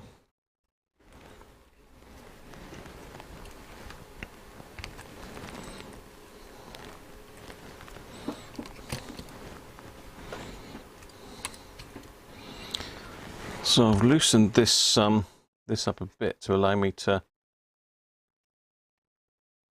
get at this connector a bit better. So I need to make sure this is right the way in. And straight. Let's just get this out of the way. Let's get you down.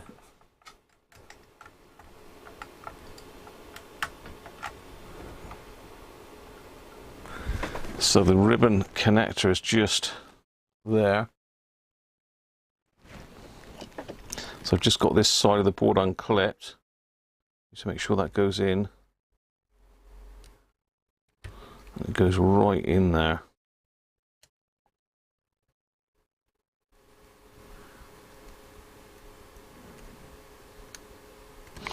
Yeah, see, it doesn't feel like that's actually in.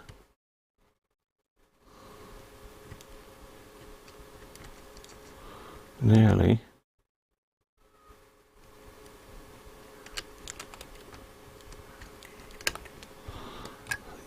Get that right up out of the way. Cool, this is fiddly. This is fiddly.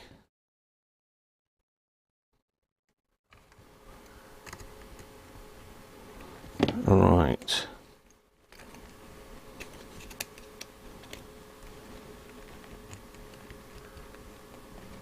Oh, now he's in there.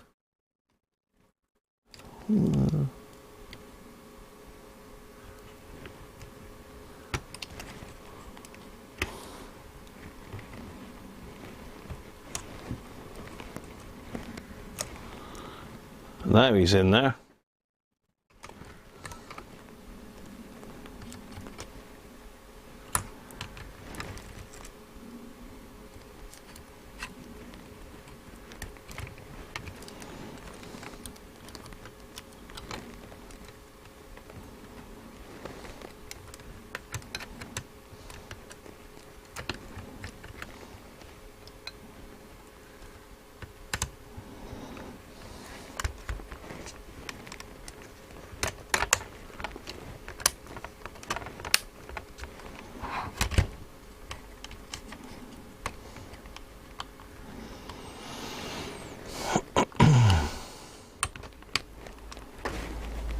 Get our little wrist strappy back on now, really. Little wrist strapperoonie back on. Pushing about on this board.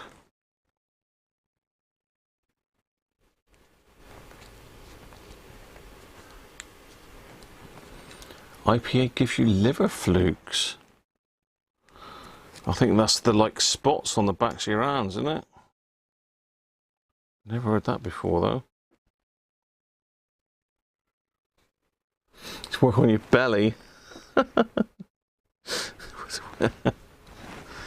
Just getting the old wrist strap back on. Should have had that on before, but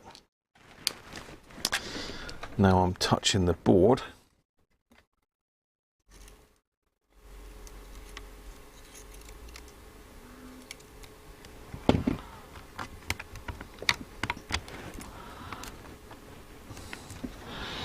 So look at all our switches are lined up.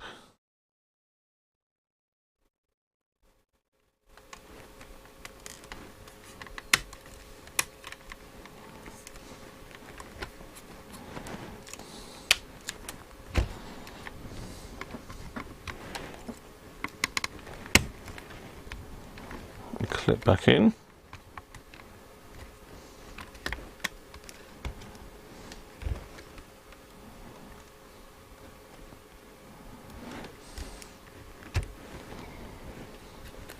Looking good, so that's definitely in a lot better now, that ribbon cable.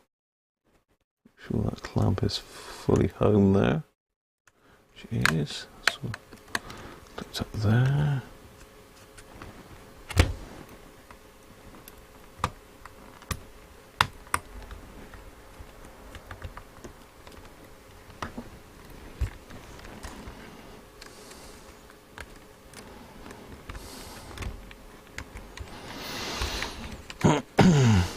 Right, let's put our aerial connectors back on.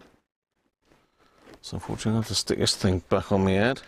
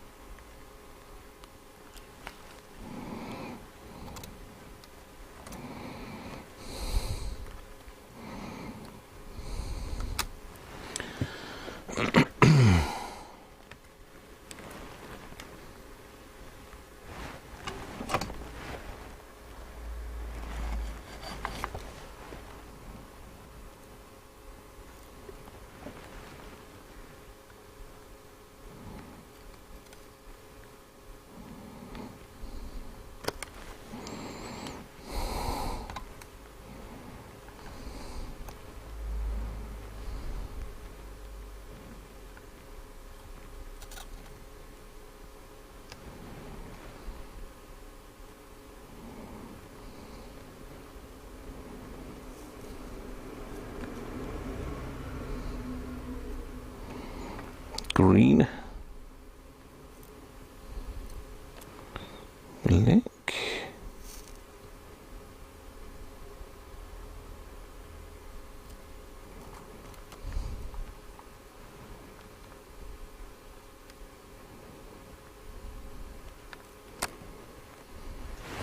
There we go, there's our aerial back on, all resoldered.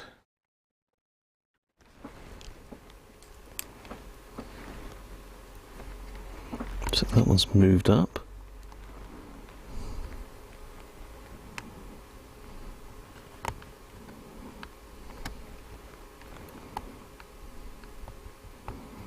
Some sort of glue there that's gone off. So to put a bit more glue on that. Where's my clear glue?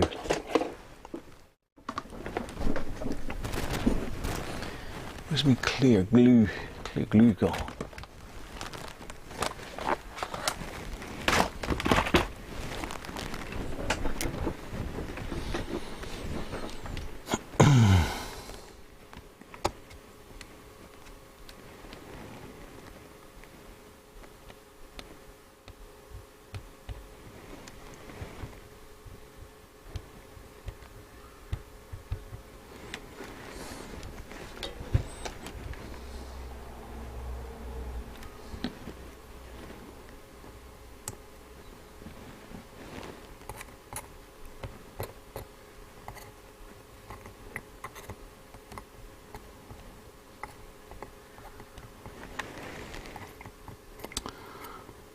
Should hold it.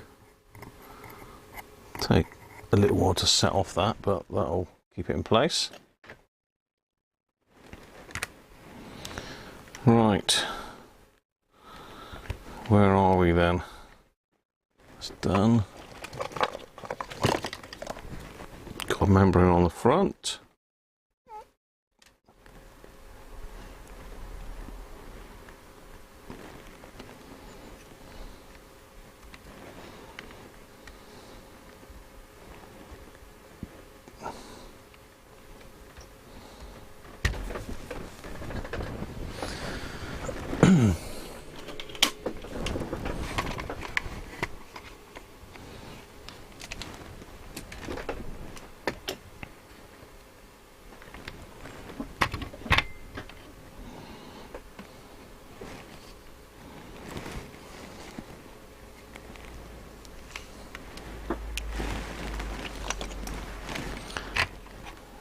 Give this a little bit of a brush out first, if I can find my paintbrush, if I've done with it.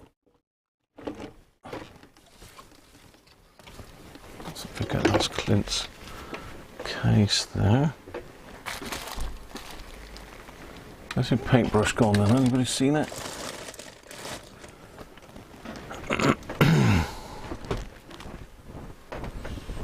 Two paintbrushes in here and they both disappeared.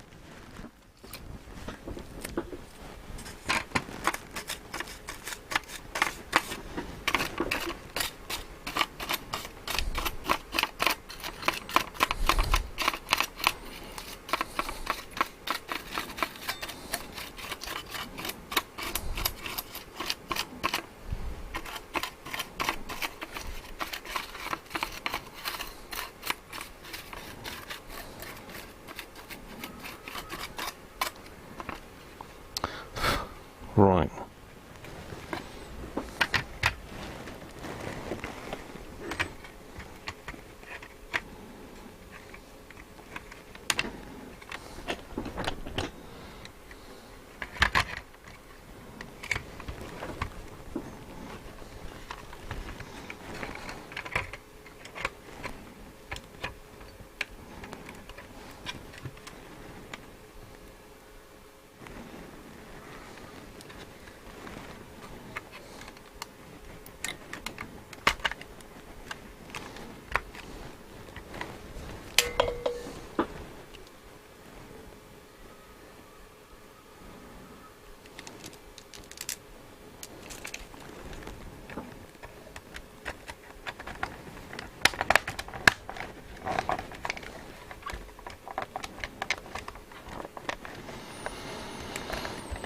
Okay. There's not a lot of screws in this radio, is there? Not a lot of screws. There's Clint. Don't tell me you want the bloody white LED now, Clint. It's too late. It's too late. Green is fine. Green is, it is green. They made me do it, Clint. Came right in at the very crucial moment, look.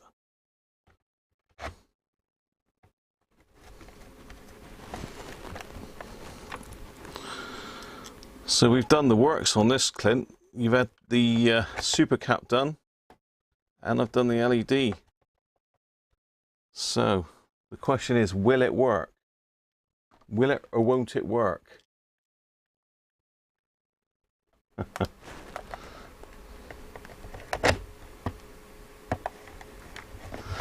It'd be interesting, Clint, if it does work, what you think the difference is having it recapped, because if it's gradually got worse over the years, you probably haven't noticed how bad it actually got.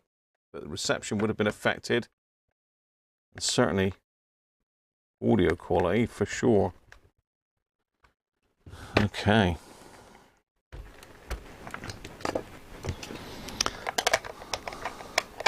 So there's no guarantee that this is going to work now, because all those caps were pretty bad.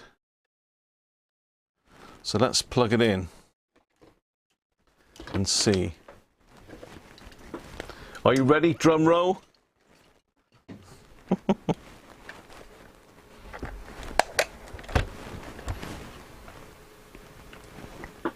Will she or won't she?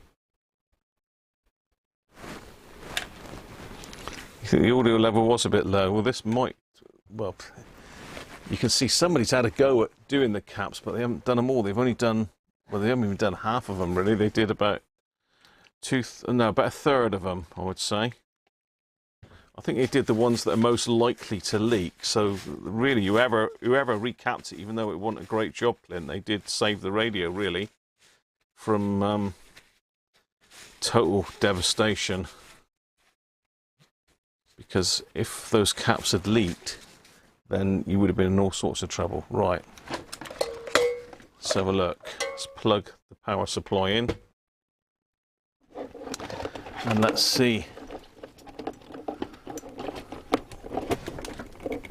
if I can get to my power supply, to my power strip.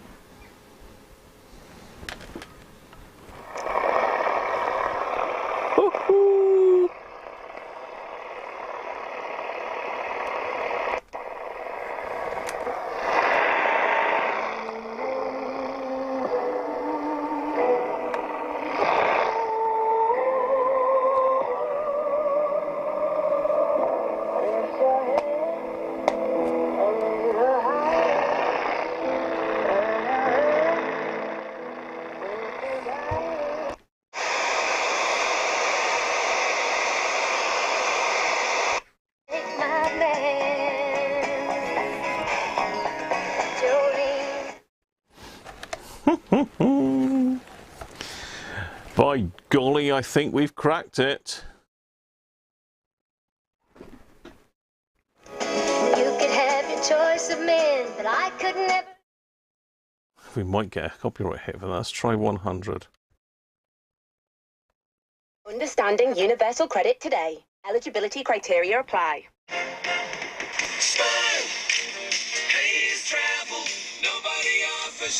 Looking for a last-minute holiday, cruise or city break? Or dreaming about next summer already? Pop into your local Hayes Travel and pick your perfect getaway today. Okay, so this is the big test. Let's turn off some lights here. Let's get rid of this thing on my arm. Let's turn off a bit of lighting. Let's make it. Let's go black. Let's go dark.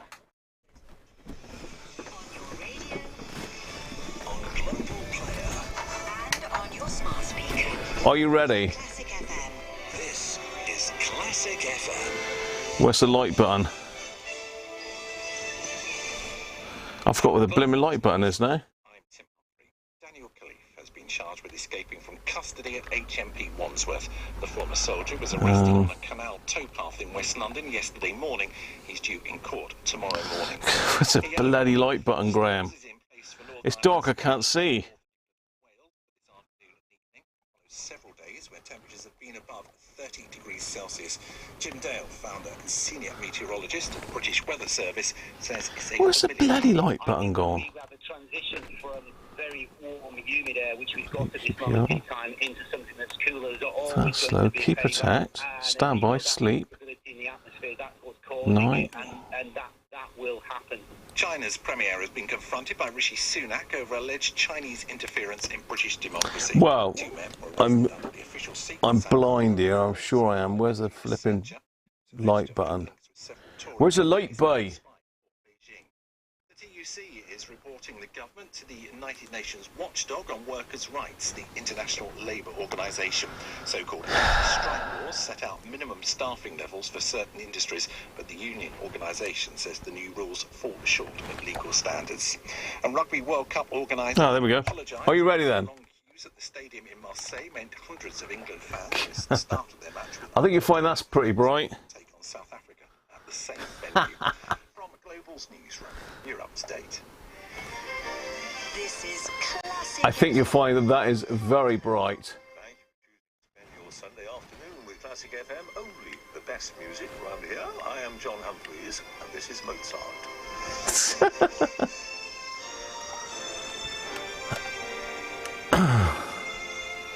The world's greatest music. Classic FM. Whoa, that is bright.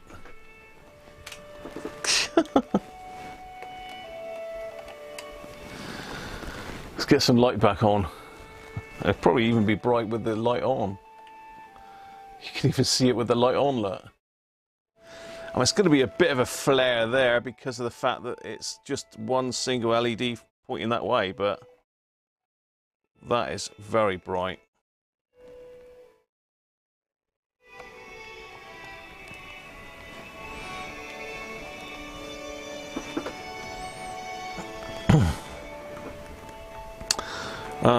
Let's try AM then.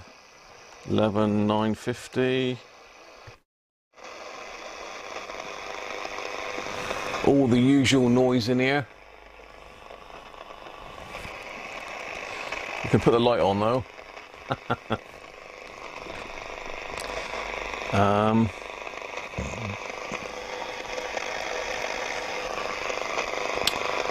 Say 14,250. Upper sideband.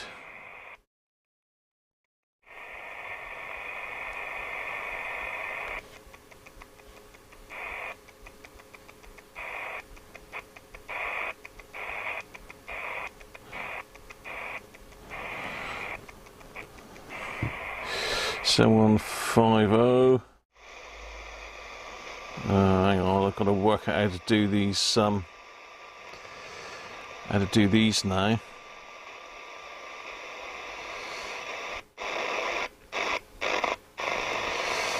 No, there's a...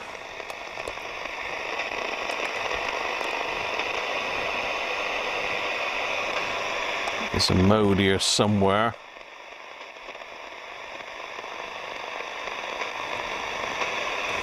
On the side. Mono stereo volume. AM sensor, DX local normal. Mono stereo. That's a long time since I've used one of these, Clint. You're gonna have to give this a run through. Can change the mode somewhere, but I thought it was that button there, but it's not. That's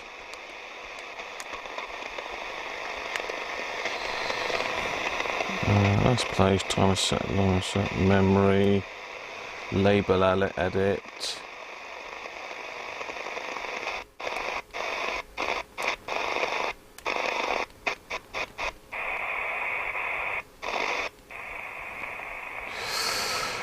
Can't remember for the life of me how you change the mode on it now.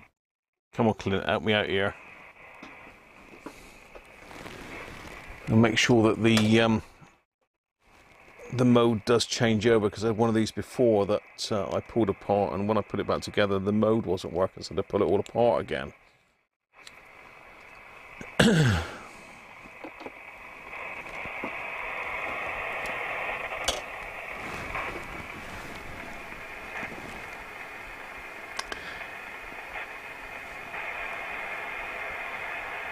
Bigger button left.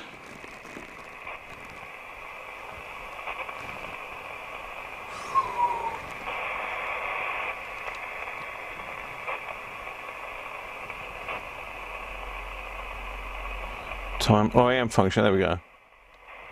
There we go.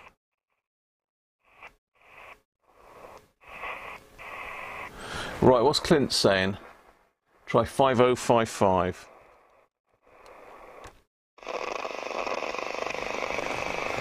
Right, let's get an external aerial hooked up a minute. Bear with me. Let's get some lighting back on here as well.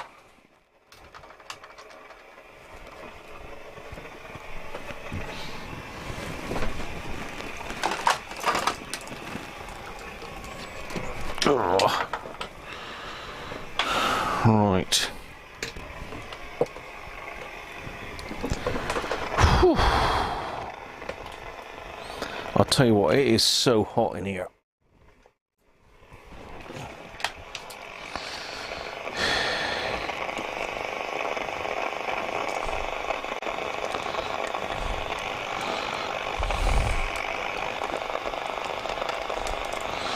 So let's just stick the long wire on, see if I can find my little adapter.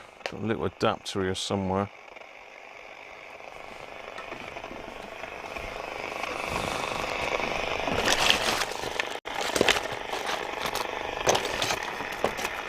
It's never there when you want it, is it?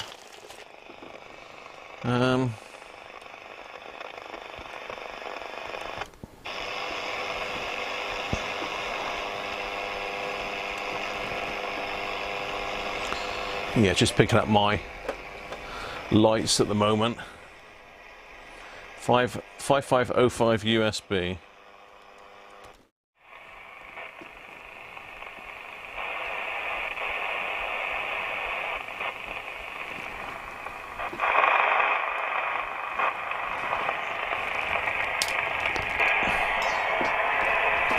I just got to find my little aerial adapter thingy. Now, would I have been tidy and put it with my other stuff? Yes, I would have.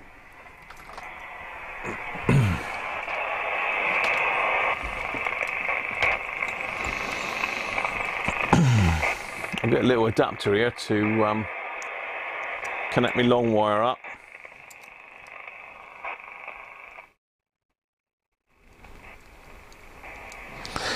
Bearing in mind, unfortunately, the live stream does kill any RF dead in the room here.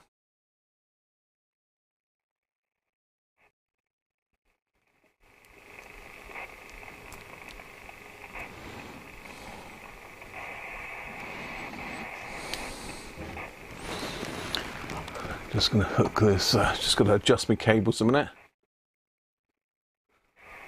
Aaron's off to play some sick GTV. Off to go against the cops. Cheers, Aaron.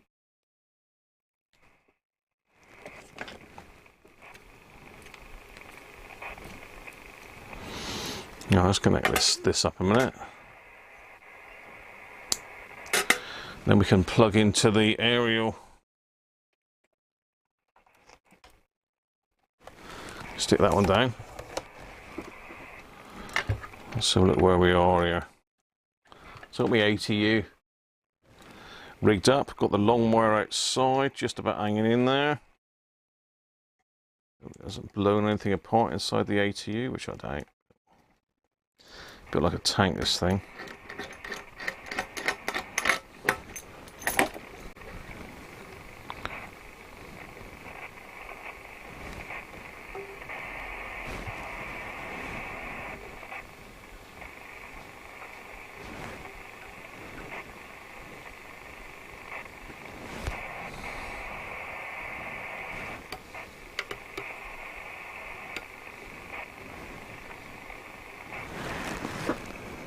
No, nothing there, Clint, apart from a load of noise. Let's try 11950 again then, with the external aerial.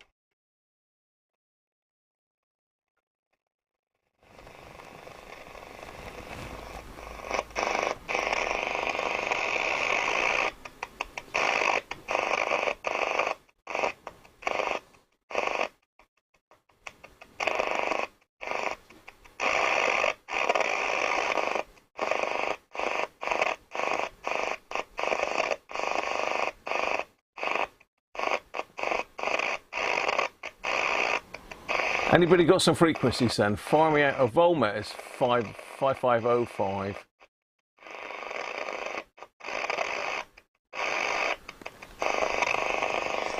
I'm not getting volmet.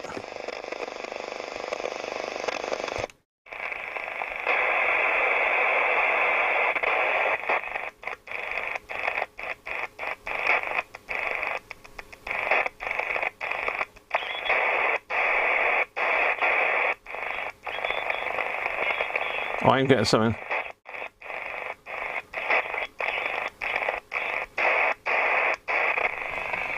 I'm getting something.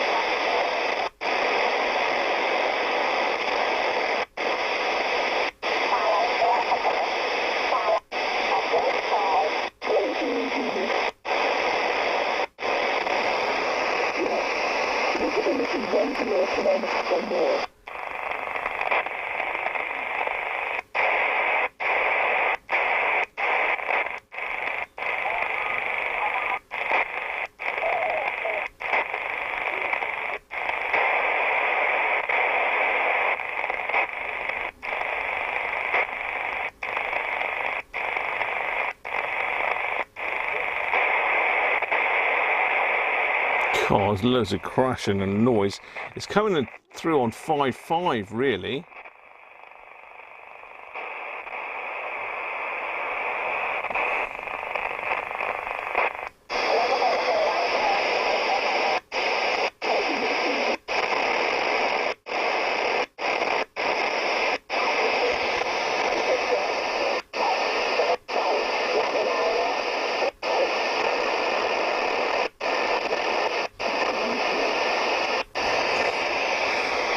5450.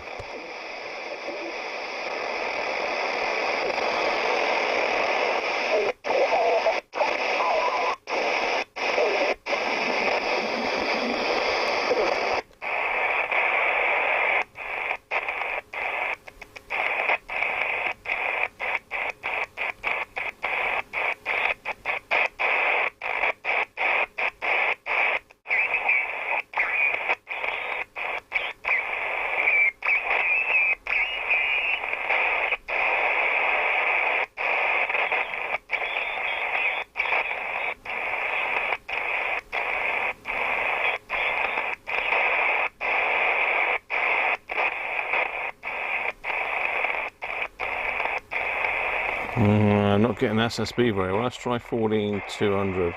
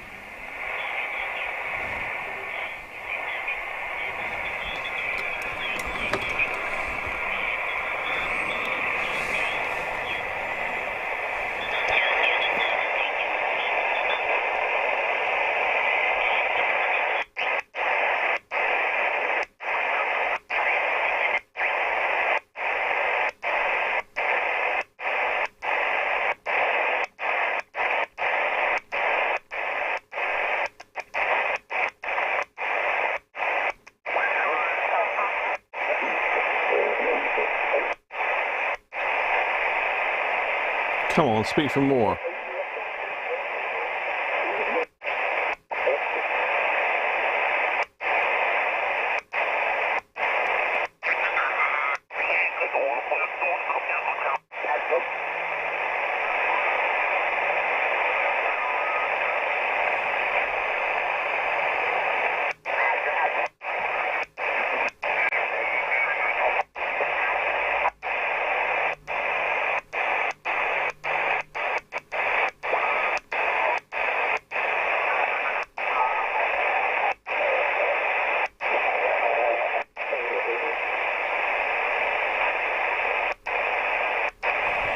There's nothing very strong on here, I know that.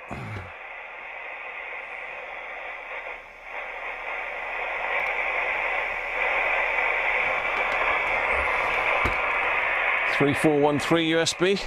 3413.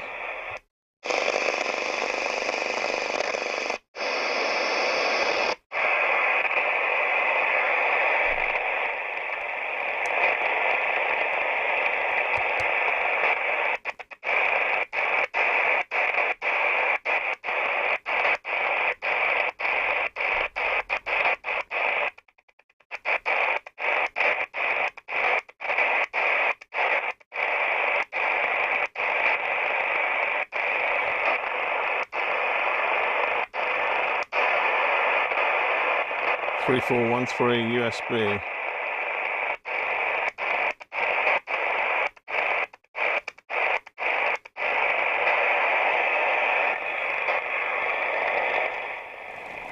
No, I can't seem to be getting bugger all on any of that. Well, I can just about get some sideband action.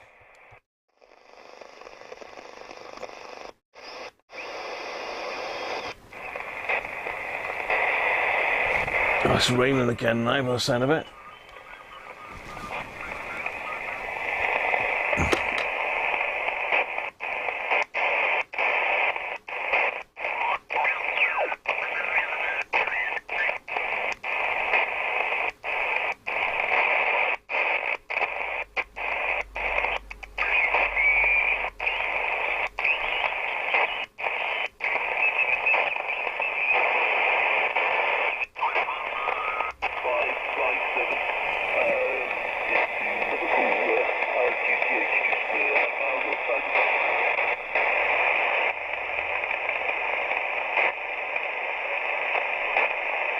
Come on, speak again.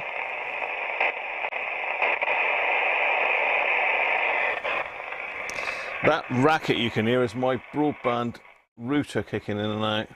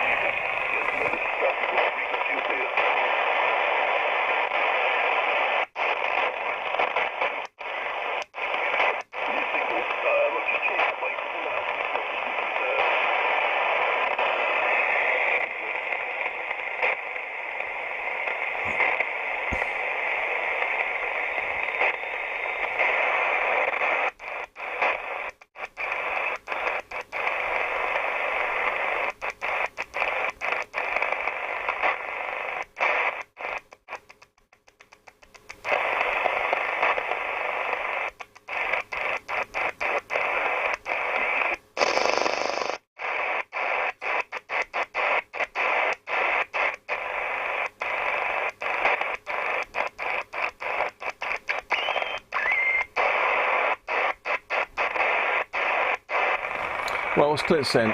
15245 AM. 15245. 15245. Super popular. It's got over 450. That's very good. Views on YouTube. Wow. It's one of his most viewed music videos. And the video is like a bunch of guys who are just walking around with shades on. They're dressed in monkey outfits. And they're just dancing and being silly. And I think that's for fans out there. Well, that's working. So, yeah, it's a really silly... Can you sing a bit of that song? No, that one's a little bit... What is that? Picture. Yeah. North Korea AM. And it's, the title of it is a girl's name. And I'm not sure if you've heard of this. My broadband power line adapter is what's causing that.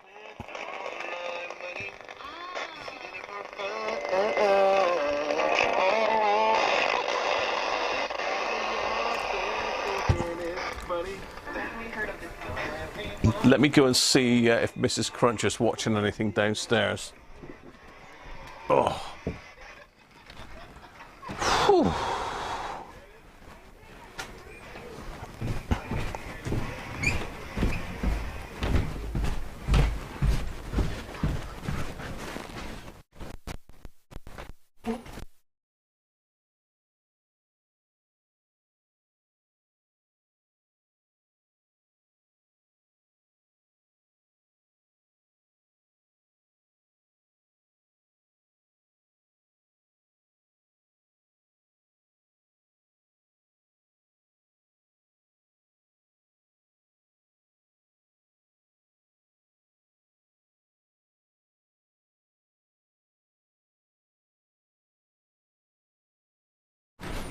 Right, Mrs. Cruncher's very kindly agreed to let me just unplug the power line adapter a minute.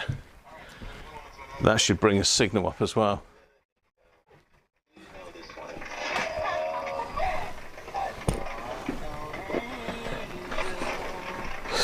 Right, let me just unplug it and it should hopefully stop all that racket, all that crashing. There we go. That's better.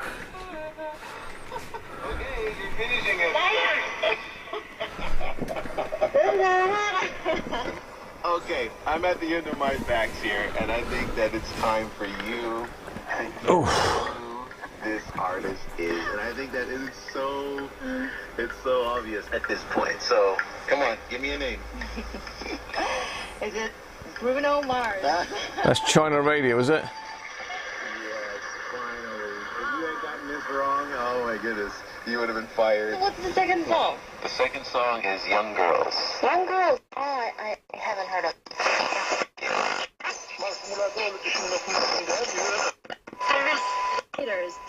The word in the lyrics, right? No. Hello? Hello? What's going on there? I think maybe we need to reset this thing.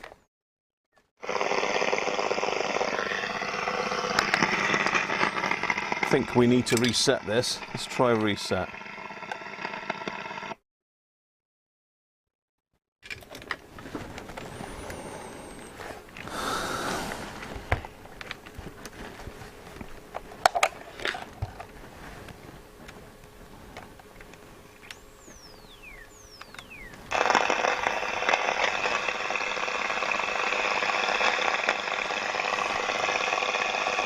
Right, what was that frequency again?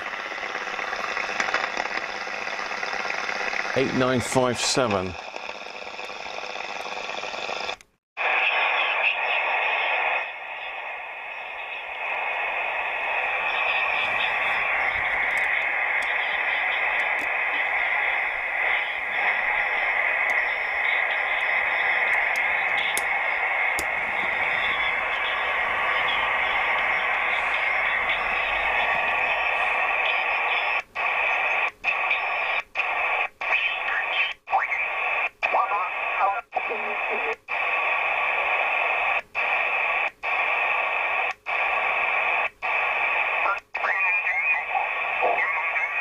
Sounds like it's on lower sideband, doesn't it?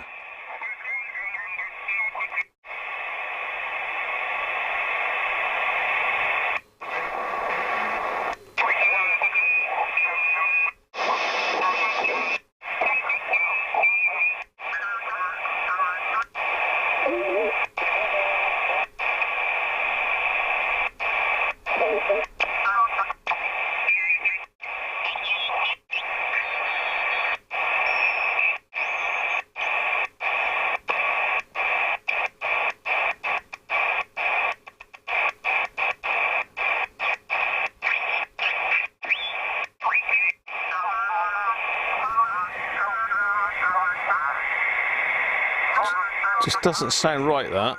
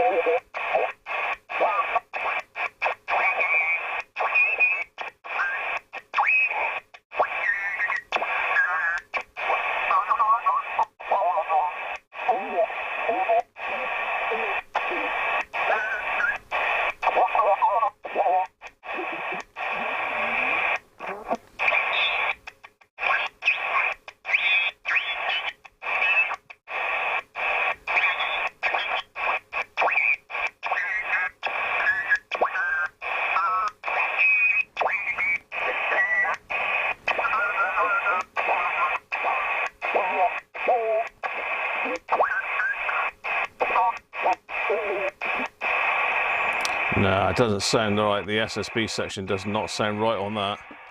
Let me go and get another radio a minute to compare. Another radio a minute. I'll be back.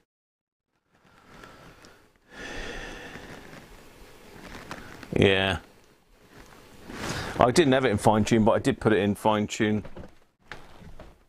Or slow. Definitely just doesn't sound very healthy, that.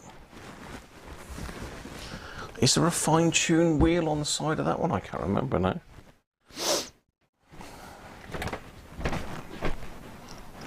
Where's my 7700?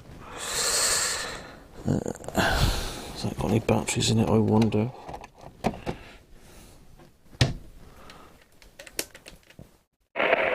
Yeah, okay.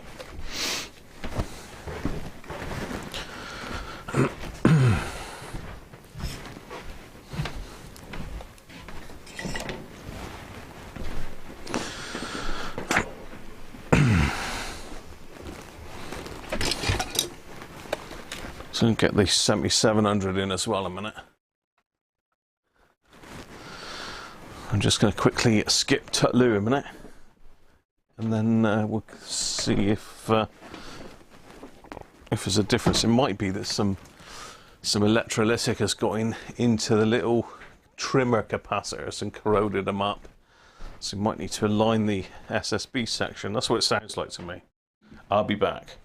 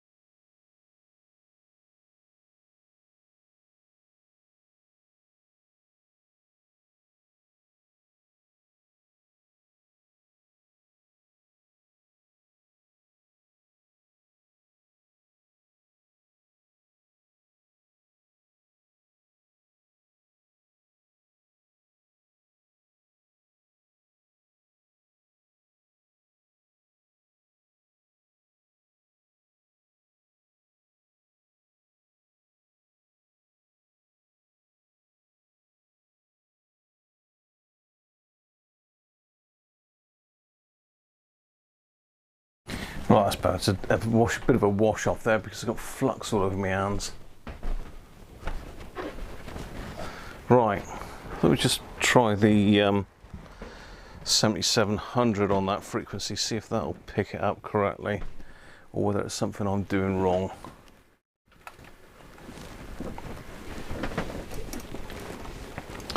Okay.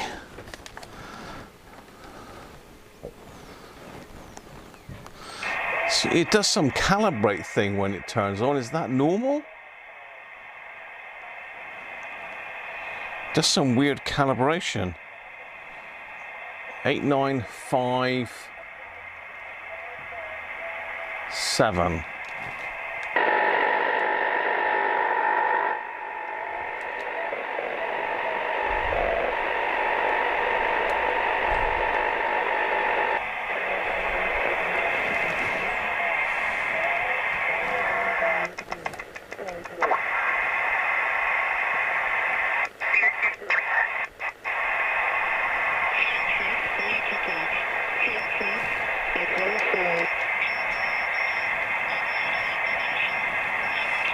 So that's clearly not tuned there, is it? There's no fine tune on that one, is there? No. So you just got to hit the slow button and then...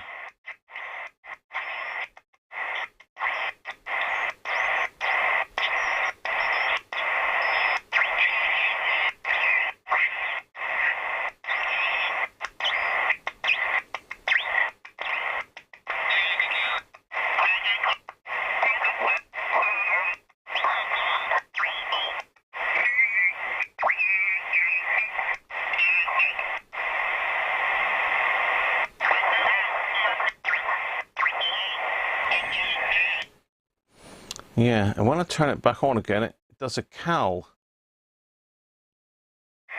So you can hear some tones going out. It does a calibration thing. I don't remember mine doing that before. So let's have a quick look at the same thing on the 7700. Right, sorry, SW77, not 7700.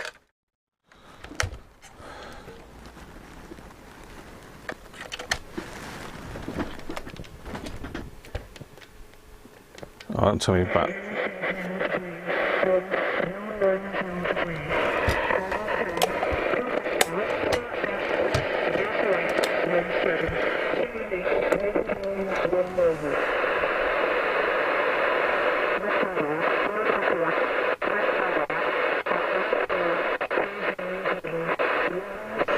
Okay, I need to be on.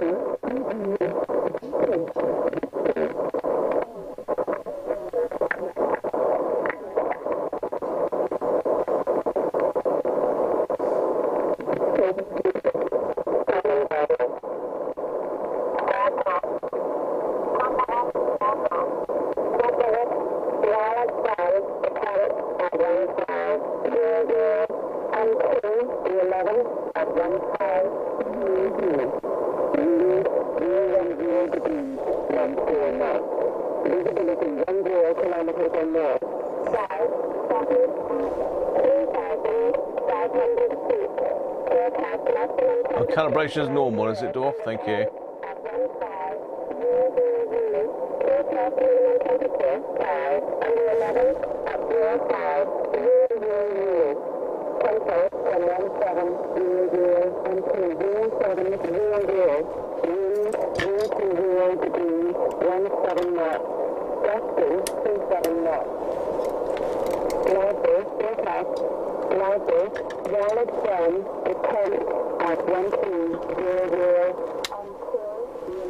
Ah, it's overloading it, that's why.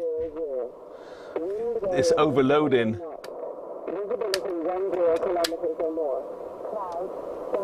It's overloading it.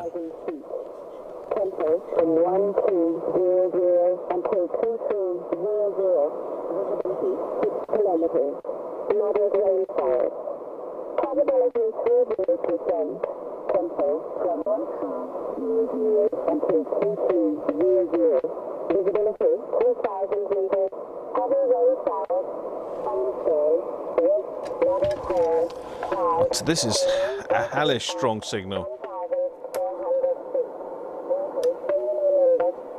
I was overloading it. That's with it on the lowest sensitivity.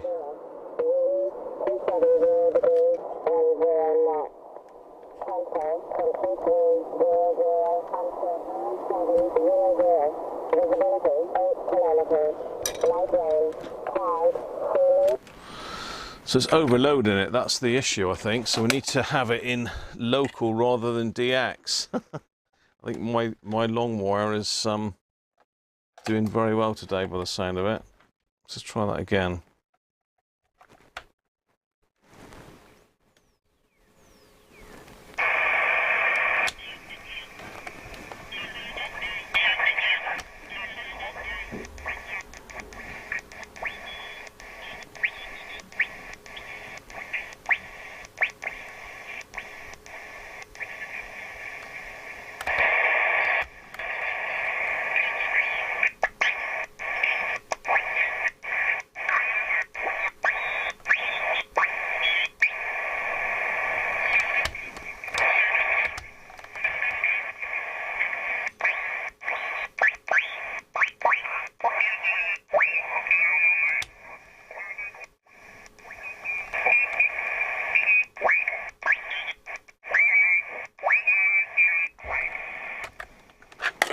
Trot on the aerial.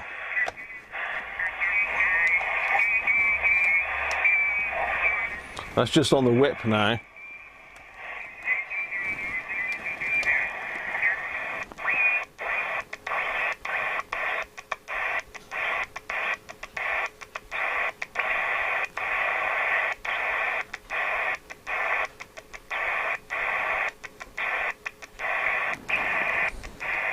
Strange, isn't it? Neither radio seem to be picking up SSB properly in here for some reason.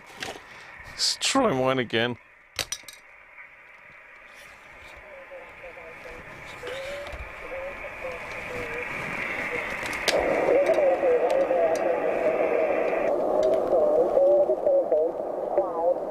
That doesn't sound right. Let's pop it on wide.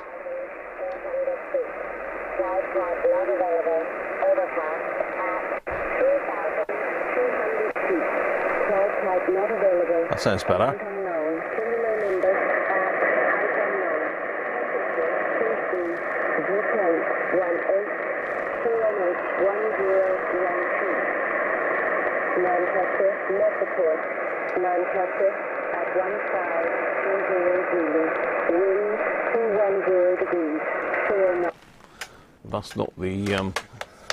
That's not the patient though, is it? Let's just get back to that. So I don't think the SSBs are working very well on this.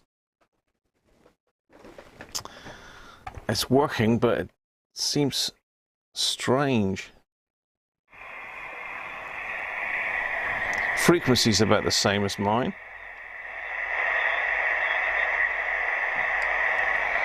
So let's put it into wide.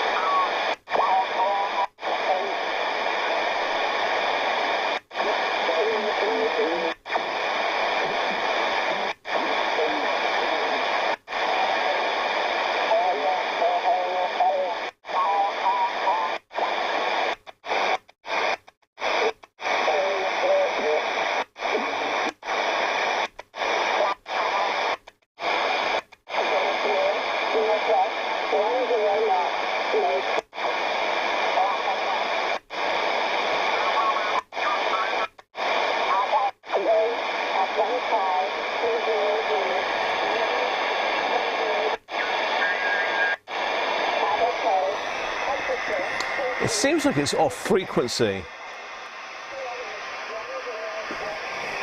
Let's just pop the external antenna back in a minute.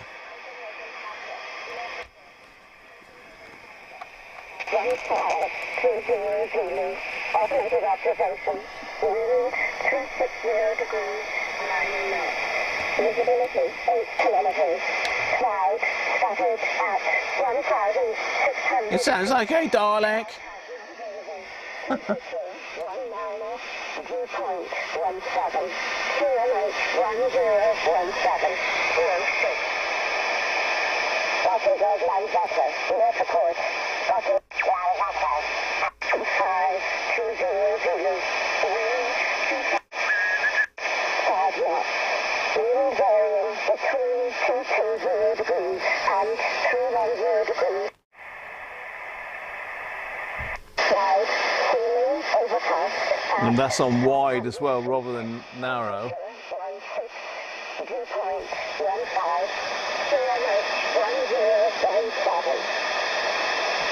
Stockholm, Arlanda, net report.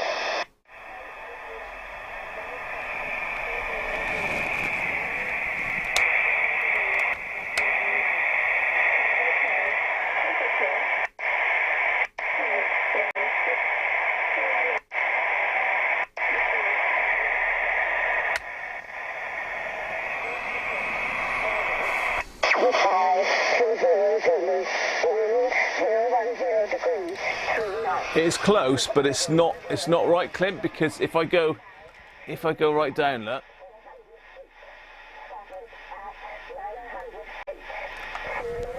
So I'm in slow, which is the fine tune, isn't it?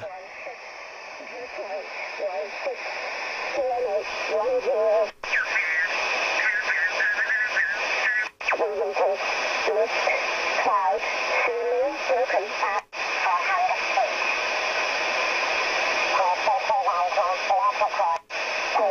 broken at 1520 Zulu. Wind 220 degrees, 7 knots. Visibility 10 kilometers or more. Cloud, few at 4,500 feet. Temperature 20. Viewpoint 16. QNH 1015. 06. Repeating, Oslo Garden Road, net report. Oslo Garden Road at 1520 Zulu. Wind 210 degrees, 11 knots. Yeah, that is correct. I'm just checking, make sure I wasn't cracking up, Clint. QNH 1013. 06. If you notice, I've got it on wide, not narrow.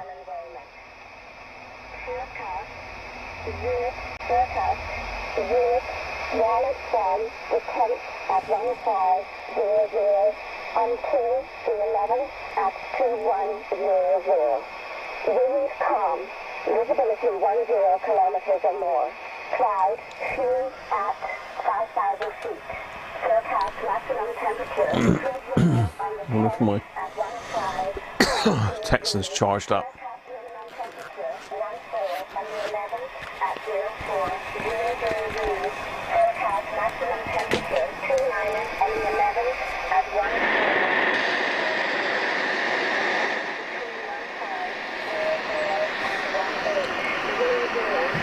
First, 8, 9, 5, 7.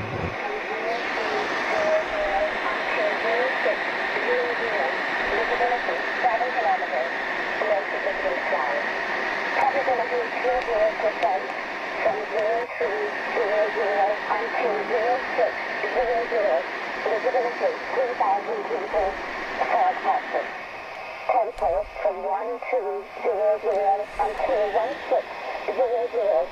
Visibility 10 kilometers or more. Cloud few at 5,000 feet. Geneva forecast.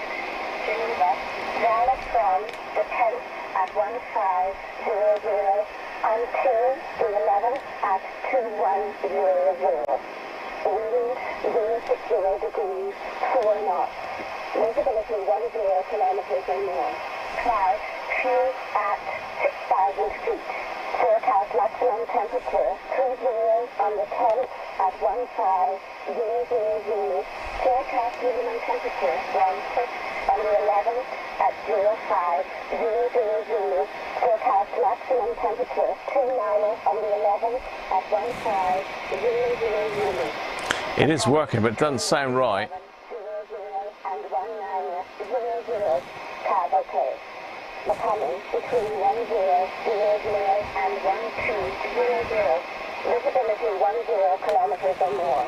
Cloud. Was it 8957?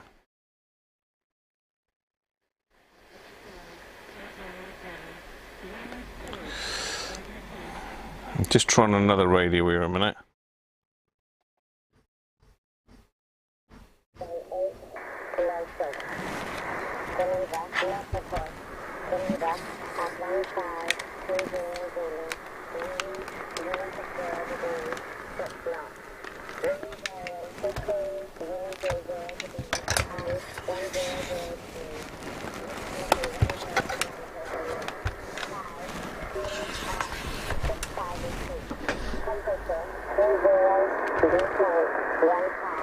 Just messing with this one a minute.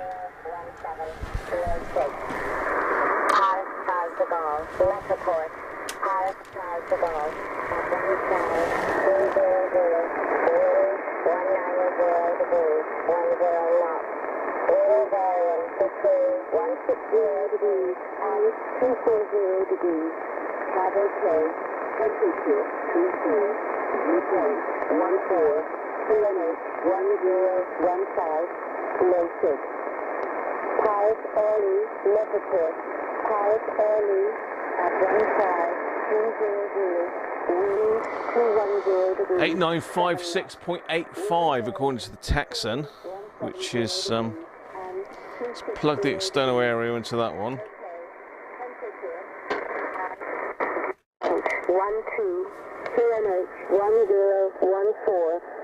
12 Repeating, Zurich, Metroport. Zurich at 1520 Zulu. Wind calm. Tab okay. Temperature 30. Dew point 16. QNH 1018. Low 6. Repeating, Paris Orly, Metroport. Paris Orly at 1520 Zulu. Wind 210 degrees. 7 knots. Wind varying between 170 That sounds better, doesn't it? and 260 degrees. Tab okay. Temperature Plus with 6 kilohertz difference. 6 hertz difference. 14, low 6. This is Shannon Volmet. Shannon Volmet. Santa Maria, Cygnus. So that's perfectly eligible on that one. Illegible. Let's go back to this one.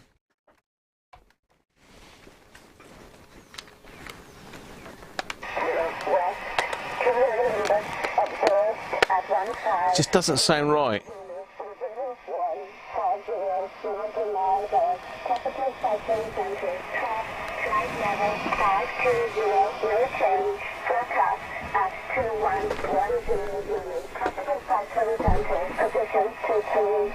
I need to put that one on charge as well.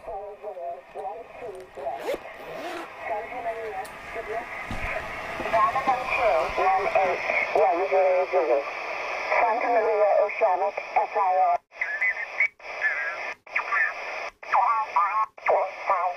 North, north, 0 west, 2218, north, 040 west, 2645, north, 040 west, 2645.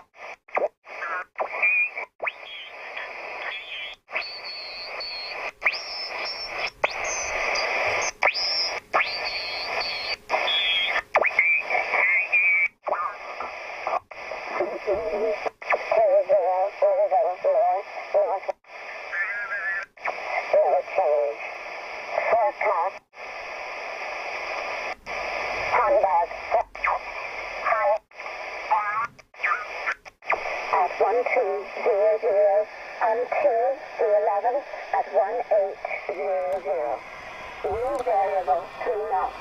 Tab OK. Becoming between 2300 Yeah, cheers, Clint. 0100. Visibility 2,000 meters. Fog patches. Tempo from 0100 until 0700. Visibility 400. You haven't got one of these radios, Rob, so unfortunately it doesn't do that, mate. At 100 feet. Becoming between 0700 and 09. So to me, that SSB is not right. It's not resolving it properly. There's a problem in the BFO on this one. And that could be fun finding as well. So I think it's got to get the manual out before we go messing with this, because you can totally screw one of these sets up if you mess about with it. So let's have a little look at the adjustments. I suspect there's one of the little capacitor trimmers has got a bit of corrosion on it. Where's the BFO adjustment? It's got to be on here somewhere.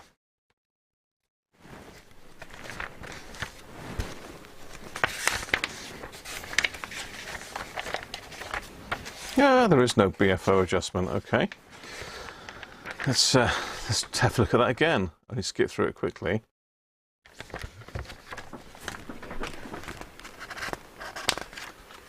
Yeah, that's what I'm thinking, Derek. It sounds like it's not centralized.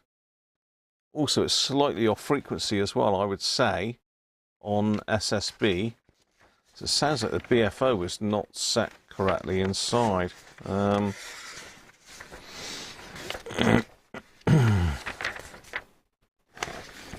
BFO adjustment, here we go then.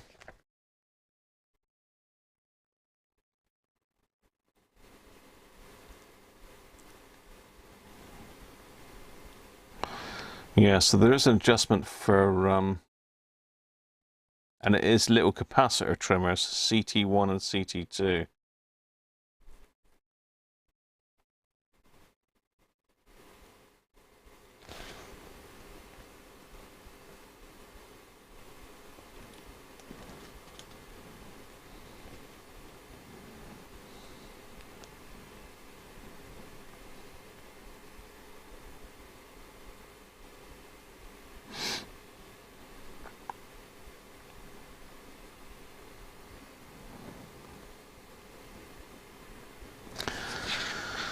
Yeah, so this is the procedure for adjusting the BFO, and it sounds to me like that's where the issue is. It could be a component in that area, but we need to see if we can get that done first properly.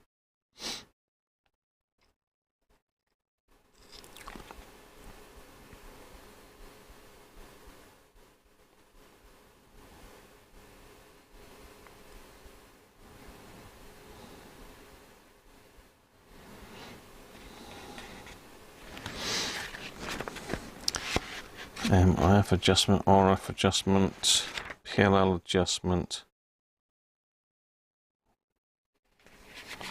second local adjustment.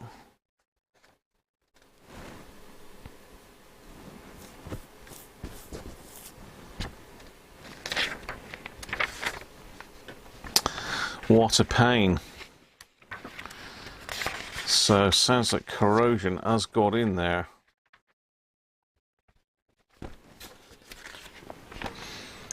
IF, we shouldn't need to do that. Just toys. From RF, FM stereo, that's all working fine. AM seems to be working fine. Second local adjustment. Servicing tool, we haven't got that, so I'm not going to mess with that.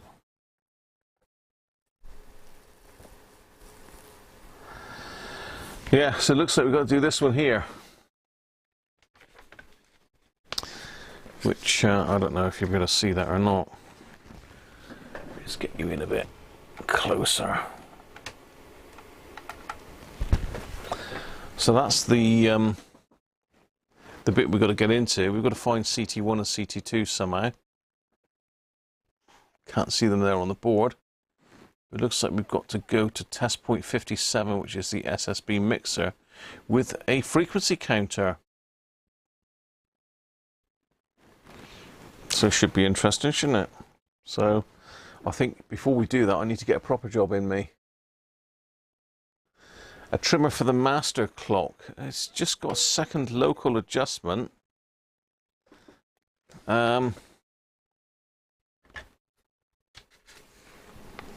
It's got PLL adjustment down the bottom here. So this is the PLL adjustment. It says tune to AM 4155, adjust CT6 to obtain a 60 plus or minus 0.0005 megahertz on the frequency counter. So that's probably what you mean, the PLL adjustment. But I think I want to look see what that BFO adjustment is like first before I start touching any of this. Because for this second local adjustment, you need to make this little G up. Now, I'm sure I've made something like this up already. But I can't remember off the top of my head whether I've made that or not. I think I did make it, but I didn't put it in a can. I have made that somewhere, I'm sure I have, but I can't find it.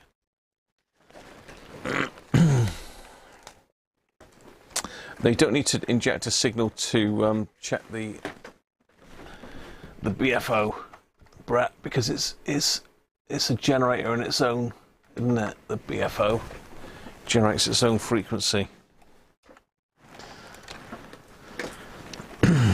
So let's have a look inside.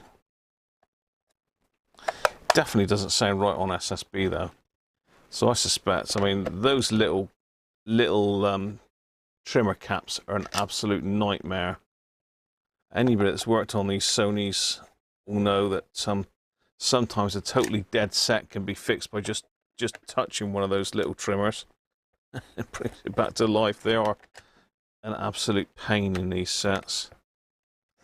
Say my 77 there needs setting up properly. I've just recapped it. I've not done a lot of work to it apart from that. I've done a few little mods, but nothing too amazing. Just split this case apart again.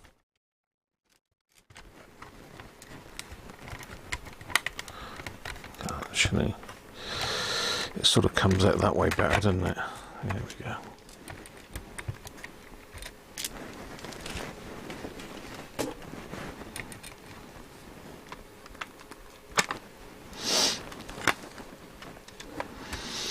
So the problem you've got is to get to the trimmers, you've got to split the boards apart again. So it's very, very difficult to get into these blimmin' things to adjust anything.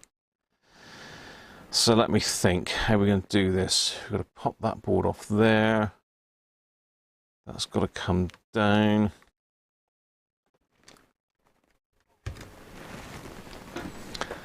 So the signal board, conductor side. Test point 57, and again that's going to be underneath all this lot, probably.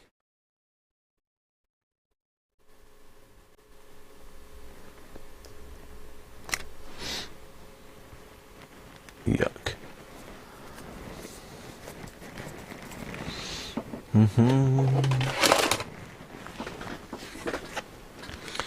Yeah, it's not the greatest manual for adjustments, this one. Seen better from Sony, to be fair.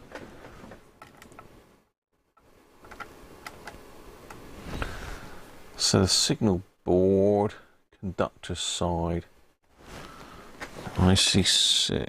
Stick my wrist strap on again. I'll start poking around in here.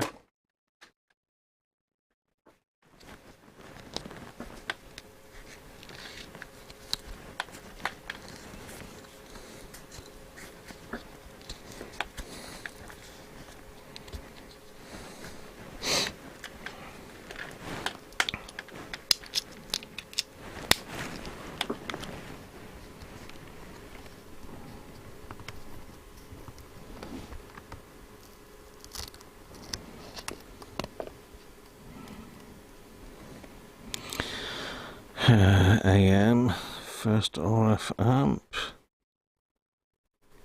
It's got no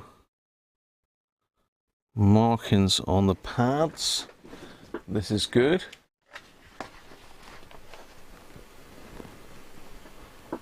Yeah. I don't know that someone's messed with the trimmers. The problem is, Brett, is these capacitors leak and the stuff goes everywhere. And it's almost like in a vapor form as well at times. And it can get in to all these little tiny trimmers. Totally cock it up. Just looking for, see if I can find that part of the board. IC6.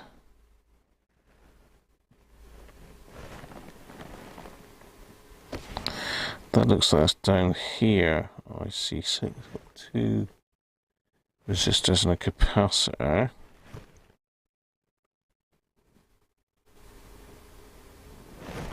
Then we got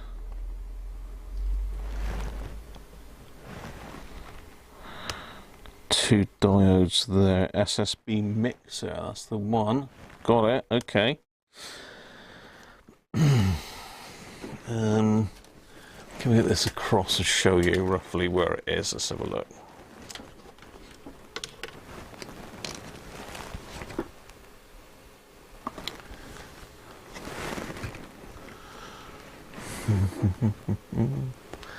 Just see if I can get the bit of microscopage on it, because it's pretty small.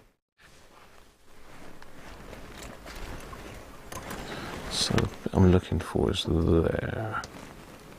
Let me just find that on the microscope.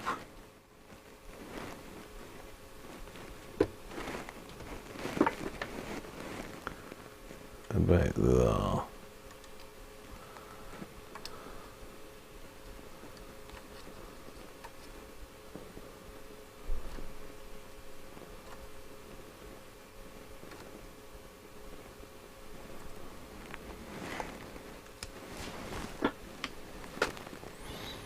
Okay, well the test point, apologies for the glare. Turn it slightly, it might cut the glare out. Yeah, there we go. So we need to be there. Where are we? Come on, that way, left a bit, right a bit. Fire there. SSB mix. That's our test point there.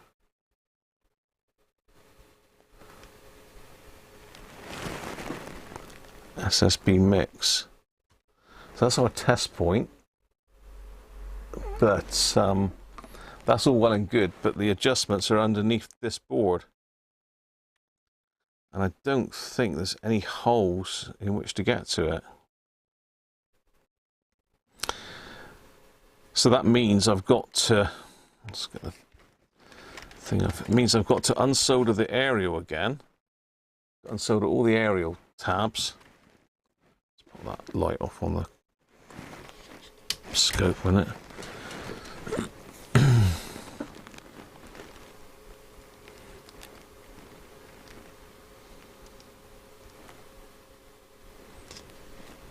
And lift this board up this way in order to get at it. I can't see any other way. Gotta lift this board up. I can't come up that way because I've got the ribbon cable which has got to stay in there.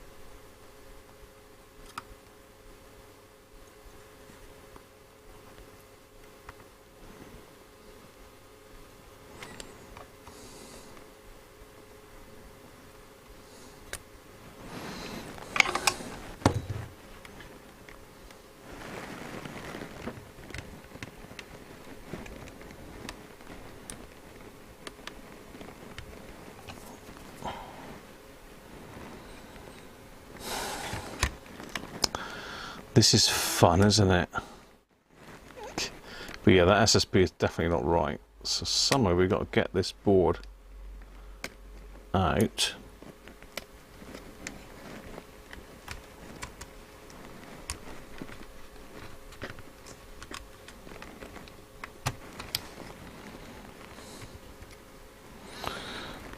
Keeping the ribbon cable attached.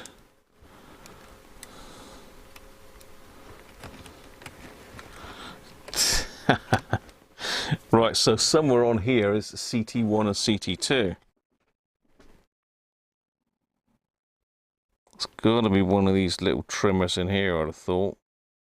It could be those two on there. I don't know. We need to get the manual out.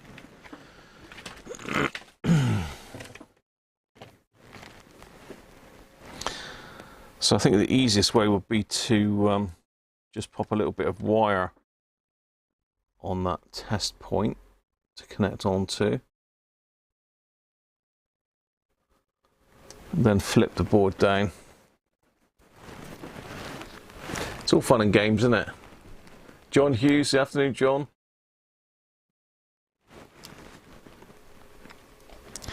If I do that and release the flex cable, I can't control the radio and set it up to the frequencies that I've got to do, though, Radio Birder.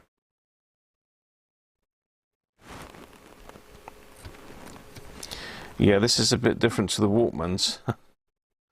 But yeah, I know what you mean, Rob. The Walkmans are pretty easy compared to this.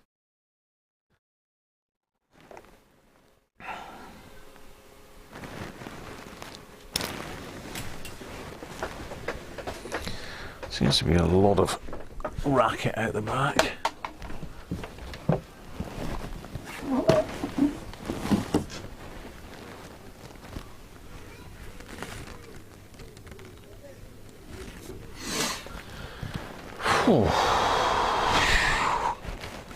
It is very warm.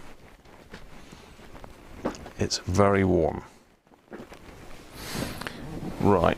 So let's see if I can identify where CT1 and CT2 are. So CT1 is for USB and CT2 is for SSB. Sorry, LSB and USB.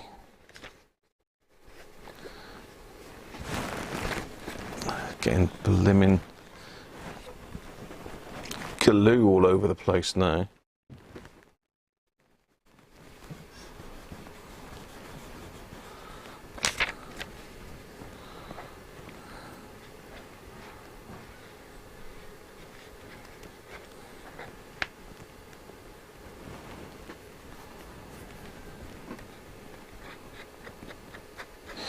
Says that Mrs. Cruncher's, well, smells like Mrs. Cruncher's cooking up something nice down there.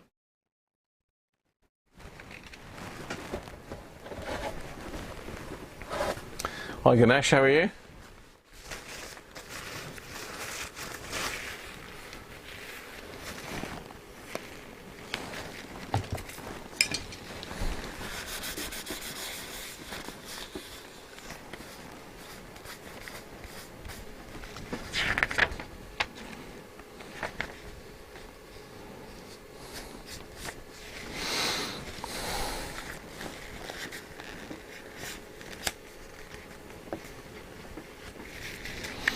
Right, let's find out where CT1 and CT2 are then.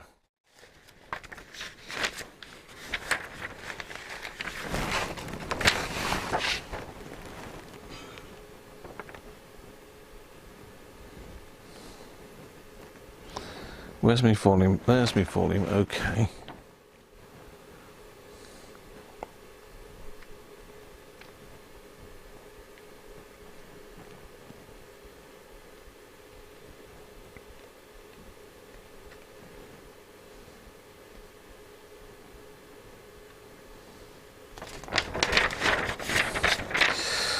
I don't know if I've got this manual on the computer that I can pop it up on screen for you. So I'm just trying to see if I can find out where these things are.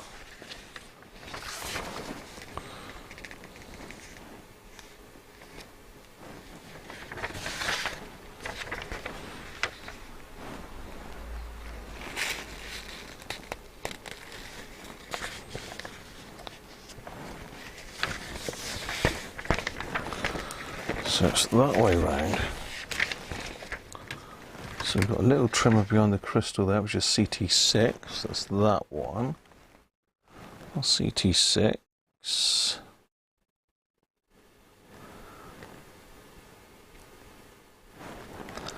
So we go back and across. The CT1 and 2 are there, those two. Okay. Those two little green ones it is.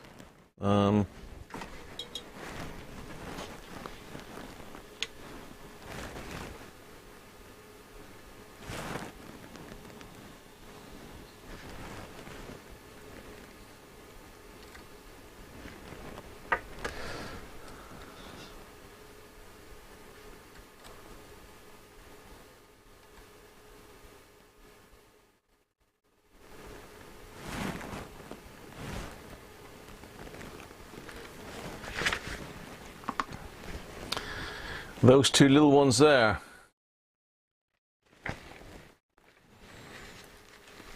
So CT1 is the one, well, that's CT1. That one, and that's CT2 there. So you notice it's got marked on it 457 kilohertz, 453. And then just beside that you've got the crystal, 6.275, and there's a little trimmer in behind the crystal as well. Be careful, strain the board there. So you can see there's a little trimmer for the crystal, and that's to set the frequency of that crystal exactly.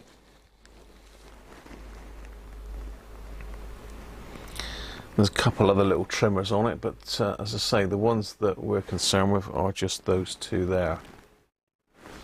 So that's what we're playing with.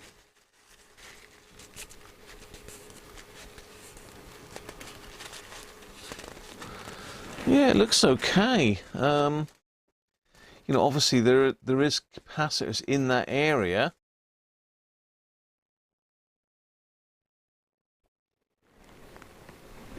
But get the grease off of the track there.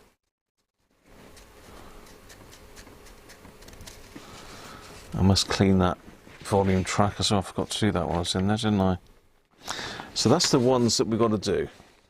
CT1, CT2. So I need to get a little tiny wire soldered on that other one. How are we doing for time? How are we doing for time, Graham? 5:15 already. Flipping out. We ain't got long, people. We have not got long. Got to try and crack this, though. The SSB is definitely not right. The rest of the radio seems fine. It seems to be picking up on AM okay. So I need to just get a wire on there. So I'm just going to quickly tin that SSB mixer. That was quite warm on my finger. Should have a little bit of wire I can add to that. Never a bit of wire around when you want it. It wants to be a bit of insulated wire because I don't want it touching the board. I don't want to be too long either because it's picking up a signal. I should do it.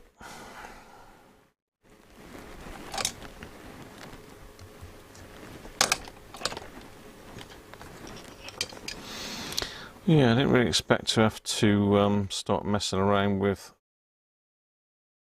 adjustments on it, but you just never know, really.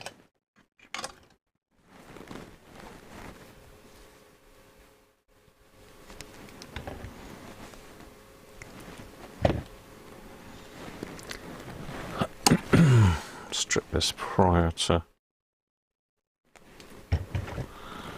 working so I can attach the thing to it.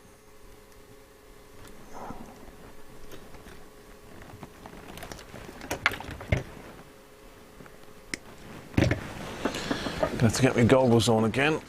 Gotta find a frequency carrier yet. scope it. Wait a minute.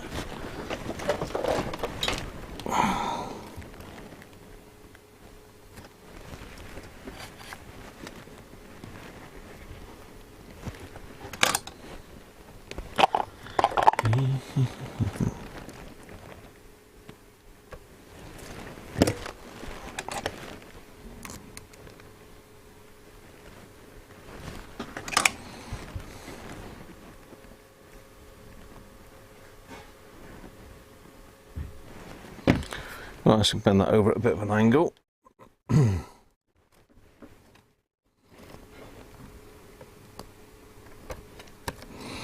Because this damn tape gets in your way, it's a pain in the backside. So I've just got to sort of hold this bit of tape down here. I've got to be careful I don't break the ribbon cable off the board. And, I've got to stick this tiny little wire on that test point with the soldering iron. Need about 5 ounces, and I don't want to burn my fingers in the process, please.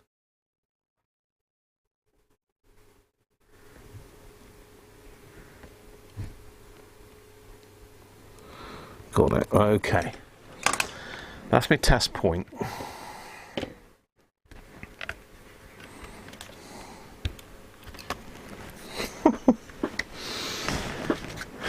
This is probably going to be a step too far for the live stream, but we'll see. Let's see if we can somehow rig it up.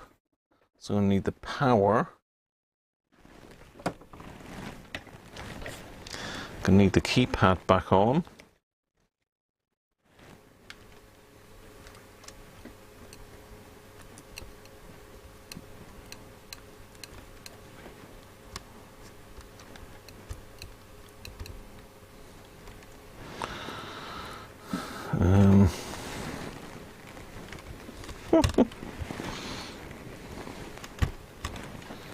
There's my little bit for me scope.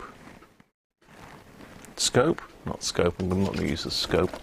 I'm going to use my little portable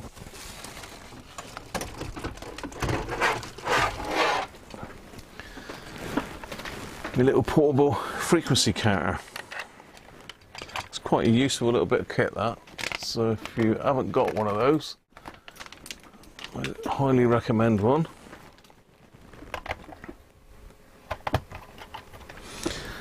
So I just need to connect that to there. I need to find a ground point as well.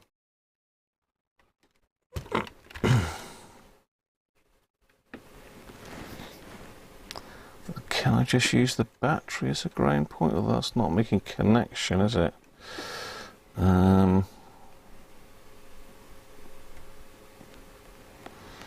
Rod signal, rod ground, we don't want that.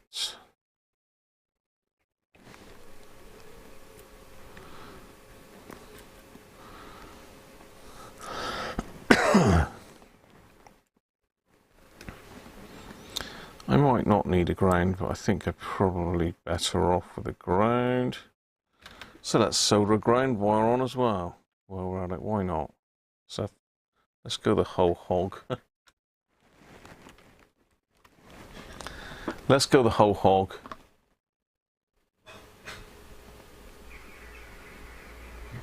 Oh, sorry, John. No, I did tell you that it's not a mains one, didn't I? It is a 12 volt. I can't remember your response to that, John, whether that's still of interest to you or not, mate. But it, as I say, it is a 12 volt one, not a mains set. Amplifier even. To be honest, John, it's been way too hot to start messing about up in the loft at the moment. I don't know what it's like where you are, mate, but it's bloody boiling here.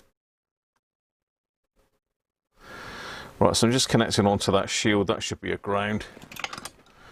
So that'll be my ground for the scope. It's that and that. So I need to make sure none of the aerial wires touch. That's there and there. Got my keypad.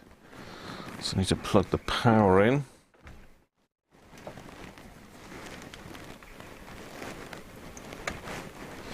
And this is a pain because you've got to push that in.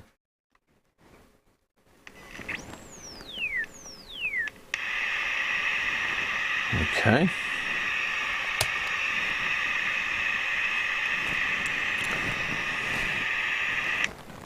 Right, that'll work.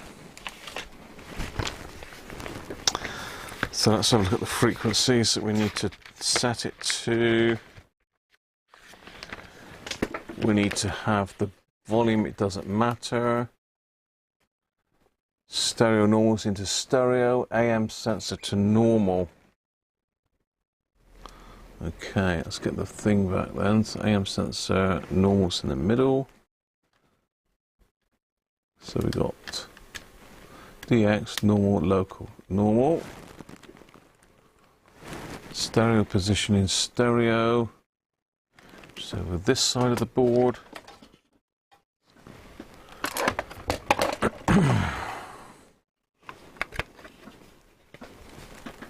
Stereo.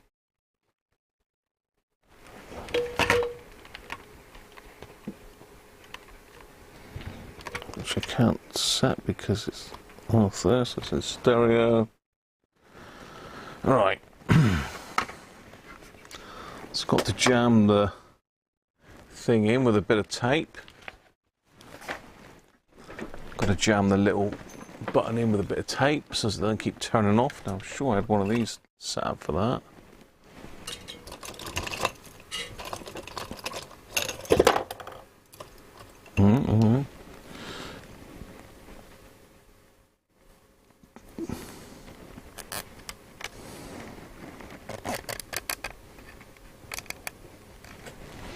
Right, that's good.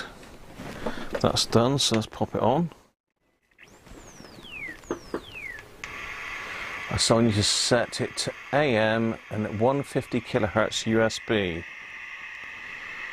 So let me think. 150 kilohertz AM. There's the mode was that one.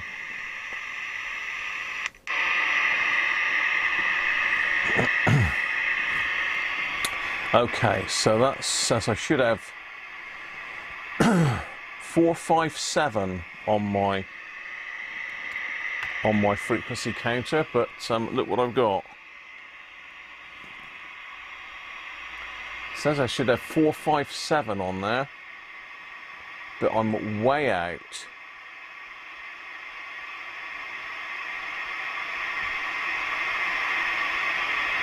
It's absolutely way out. Okay, let's have a think about this then. This is the fun bit. Let's see if I can turn it over.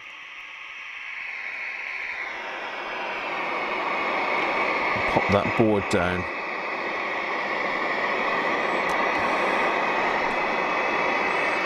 Right, so we need trimming tool.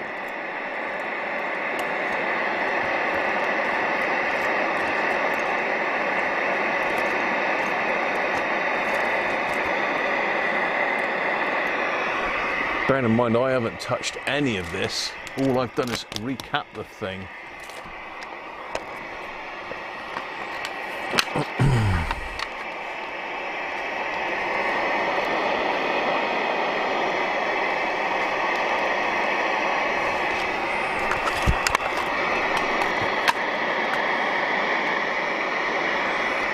So it was CT1. Now, which one did I say was CT1 now? Was it the one nearest or furthest from the volume pot?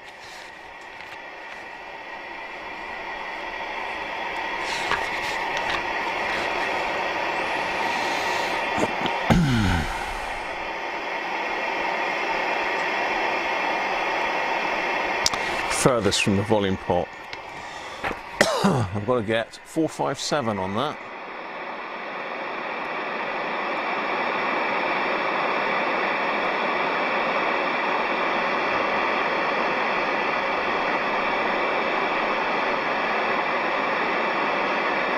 Not making any difference.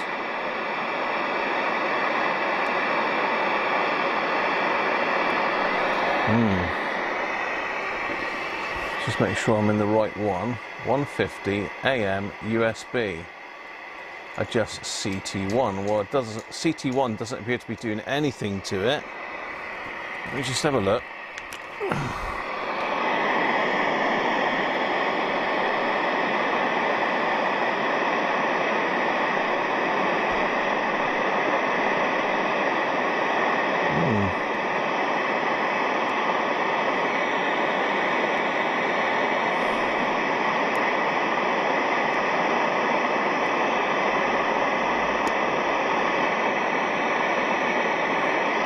CT1 is doing absolutely nothing to that.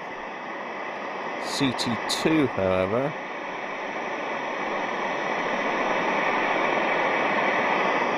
is so. Have we got a problem with that crystal filter?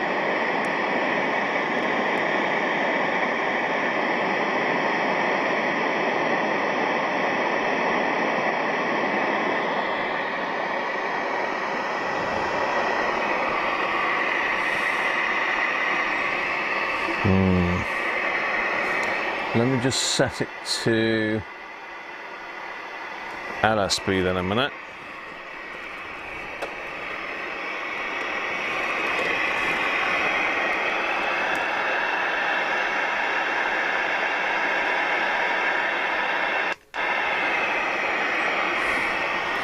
It says that should be 453 on this one.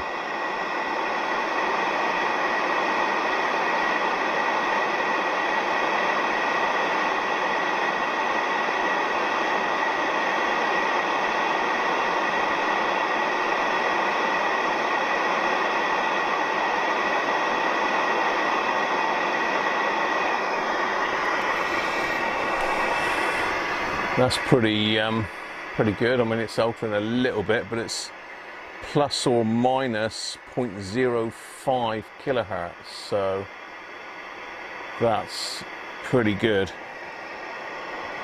But why can we not adjust the LSB side? USB, I mean.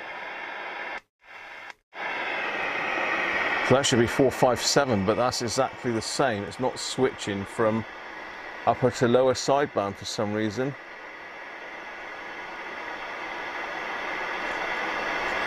Anybody got any ideas? It's definitely set to USB. I'm now back on USB. I was on LSB and it's either not switching over for some reason. I don't know where the switching's done to.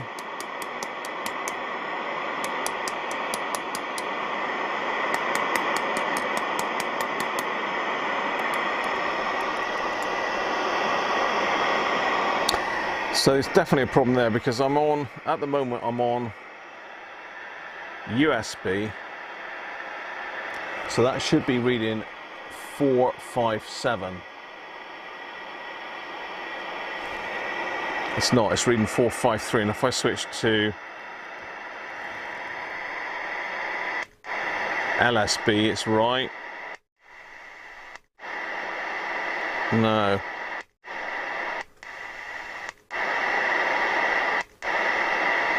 It's exactly the same for LSB and USB. Why is that? That's not right. So that should be 457 now, but it's not.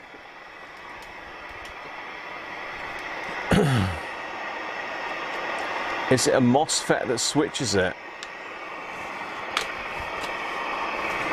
I'm not sure, Derek. Is the answer to that. Let me just unplug it so as it's safe. Drop it back down. Flick that one off. Let's have a look at the block diagram.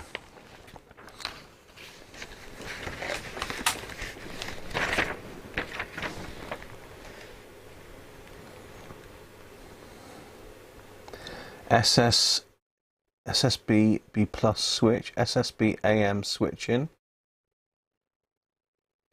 BFO switch,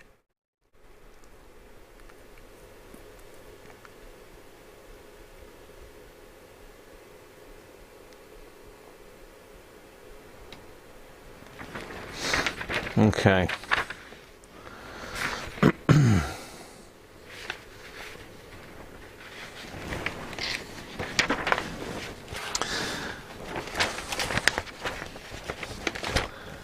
I'm going to see if I can get the thing up on. See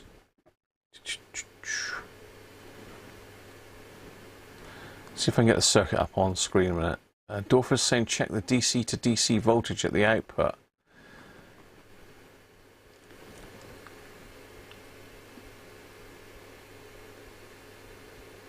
230 kilohertz. It's definitely not right. US so LSB is fine, but USB I can't get the frequency correct. So I believe it is switching. There is two. There's 3 transistors that look to do the switching around CR1 and CR2. I wonder which is which. Does it? Can I see on there which is CR1 and CR2? No, the board isn't labelled up very well at all. It's surprising for Sony. They're usually pretty good. Let me see if I've got the circuit on the computer first, and then we'll pop it up on screen. Have a look at it together. But looking at the block diagram, there's 2 filters with 2 separate lots of switching.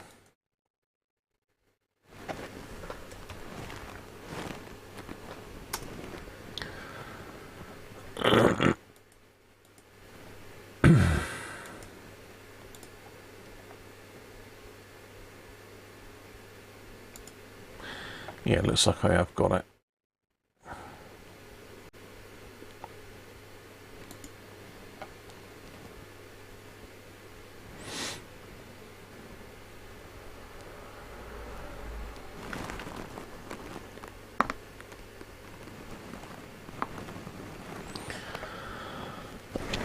Right.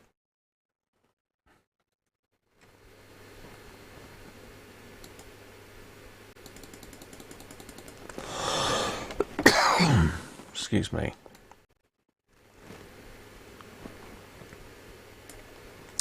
It looks to me like this is the switch in here.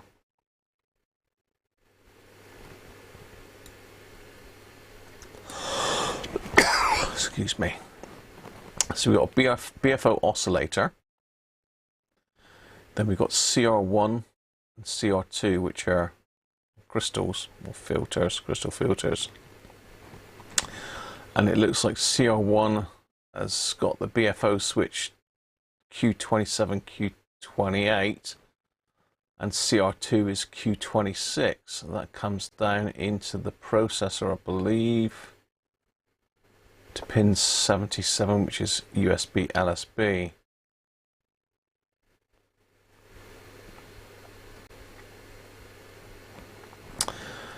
So I assume that's the area you're talking about, Derek, isn't it?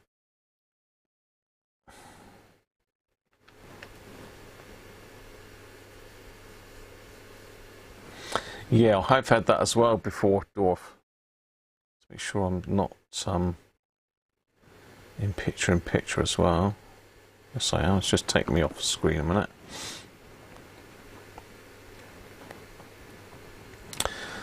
So we've got SSB switching over here, which I don't think is the issue, because that's the switch between AM and SSB. That's clearly working because you can hear it switch to it.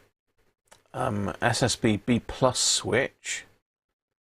So that's part of the same bit, I assume. SSB B plus. That goes to SSB B plus somewhere with another arrow. Q26, Q27. So you think it's this one here, or this one here, or both of them? Because it looks, I'll just find out which one's which a minute, Derek, because it's clearly stuck in LSB, isn't it?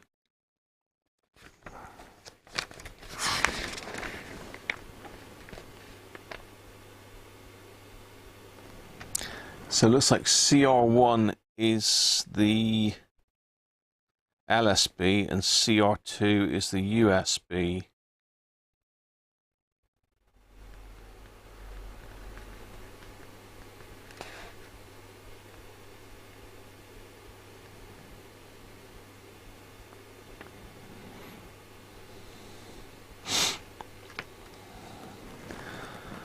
So what's it saying? This is Q26 then, probably.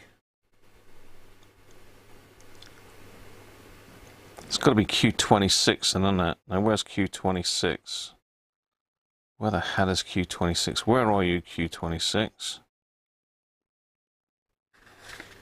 Probably a million miles away. I'm just trying to see if I can find it on the board layout, but I can't. Not in that area, unless it's one of the diddy little ones on the other side of the board. Yes, it is. It's on the other side of the board.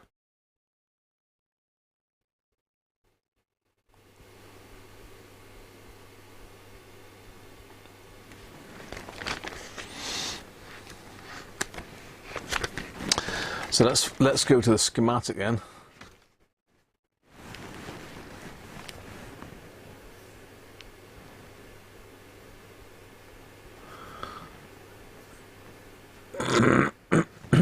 Yeah, John, I was just saying it's a 12-volt one, mate, not a mains one. I don't think it's the same one as you think it is. I can't remember the one now. So let's get the other part of the schematic up then.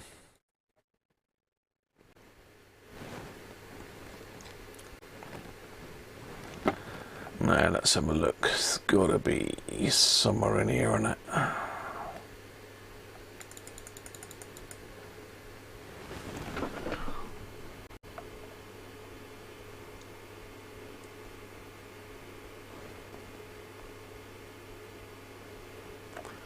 So what have we got here? Q18, Q20, Q22.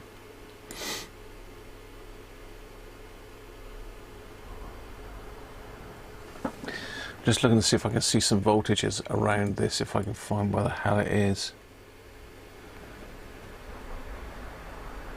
Q21, Q26 we're looking for.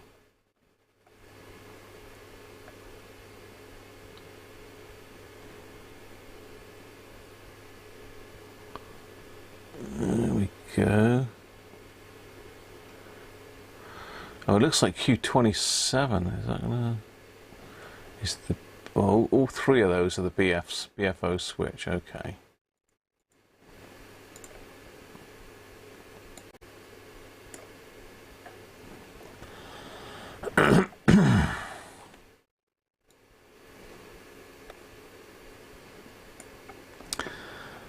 So Q26 is the one that's doing the 457, look.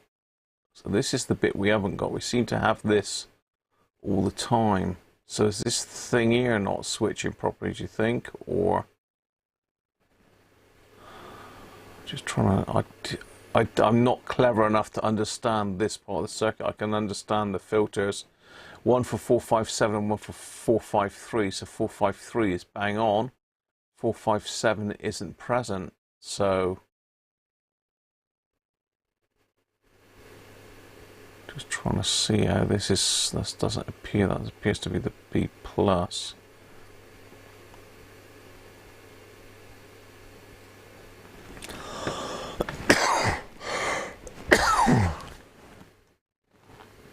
So we need to check the voltages probably on this one to see if we got that 2.9.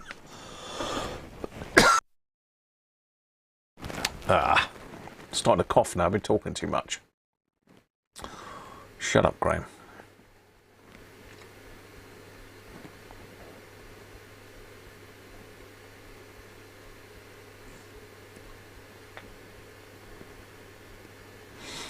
Okay, let's see what you're saying.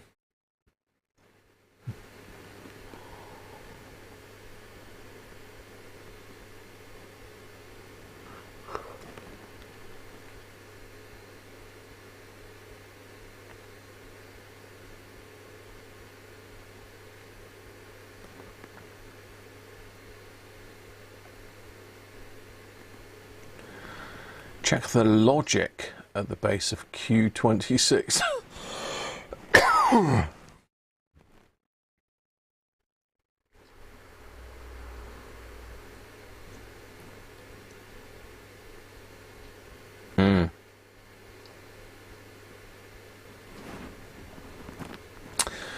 See, it's got it in brackets, hasn't it? I mean,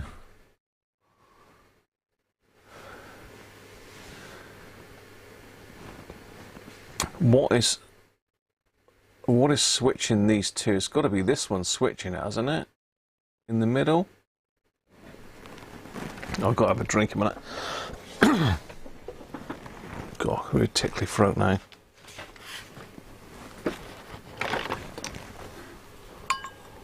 On the 1K.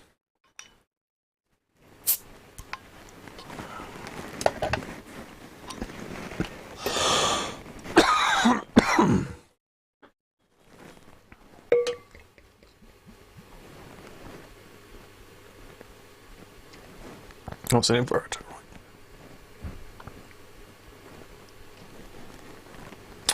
So the base on Q26 should go high or low when you toggle between upper and lower. So what we're saying?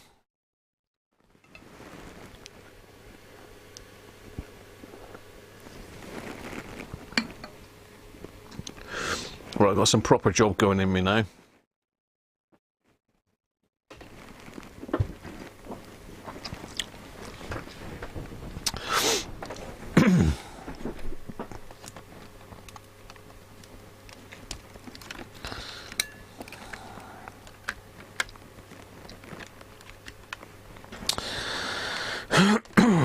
Excuse me. Excuse me coughing all over the place. So I need to just pop a little tiny wire somehow on the base of Q26. So if I pop a little wire on there, or because it's going to be difficult to sort of hold this and monitor it at the same time, really. Let me just find where it is a minute.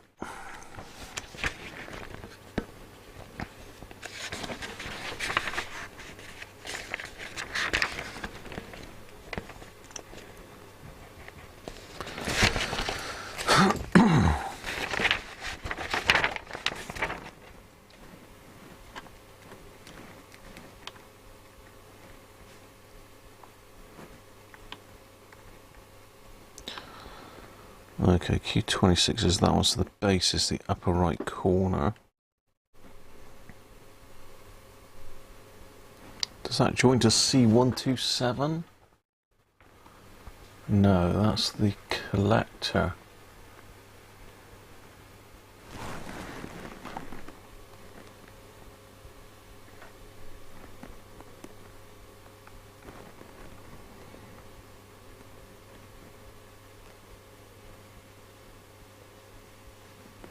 R215, yeah, okay.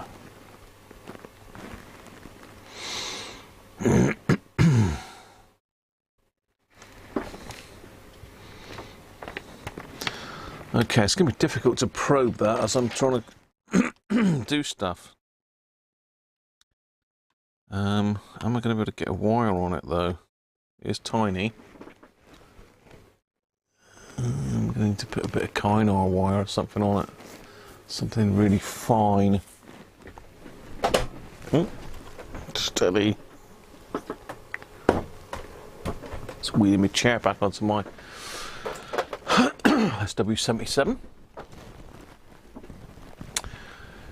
Right, see if I can get, well, a bit of magnet wire would do it, wouldn't it? That might be the best bet, actually.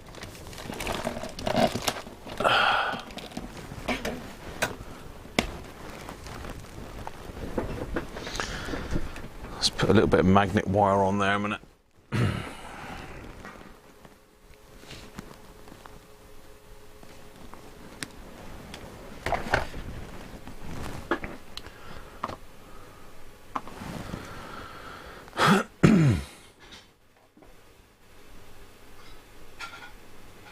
It is good fun, isn't it? I mean, I enjoy getting down to the nitty-gritty of it, Sandra, and having a look at the schematics and stuff like that. Because I mean, it's it's a bit beyond me, a lot of it. You know, I'm no electronics expert. I understand the basic stuff, but when it starts coming into all these switching circuits and filters and all the rest of it, it's beyond me. I'm a basic transistors and radio set man. This is another level, isn't it, really? So I've got to try and attach a little tiny bit of magnet wire to a specific point on this board. So I'm going to need to get myself under the scope to do this. I'm going to probably need a tiny soldering iron tip. That's too big. I've got stuff everywhere again, as per usual.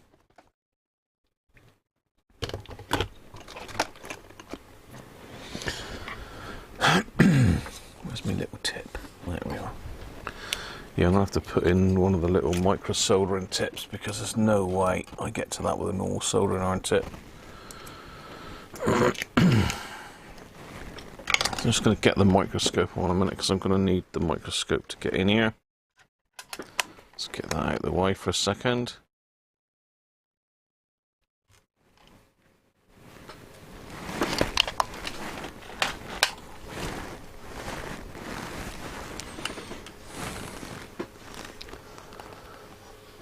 TNUS.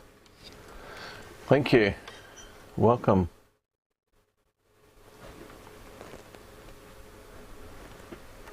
You're on the verge of a breakthrough. Yeah, breakthrough or breakdown. Right, let's just move this over a little bit so I can see what I'm doing, and if I can get a decent view through the scope, I'll stick the camera on.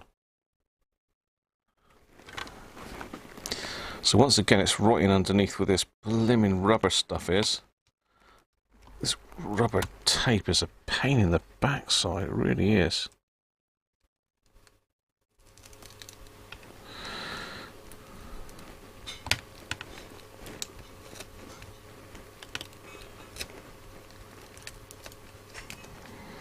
Going to peel it back off of it for a minute without ripping the... Right, okay. Okay, let's have a look then. Where are we? Where are you, Graham?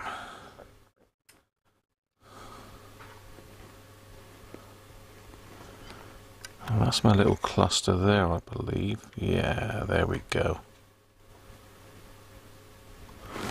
Okay, let's have a look at the microscope.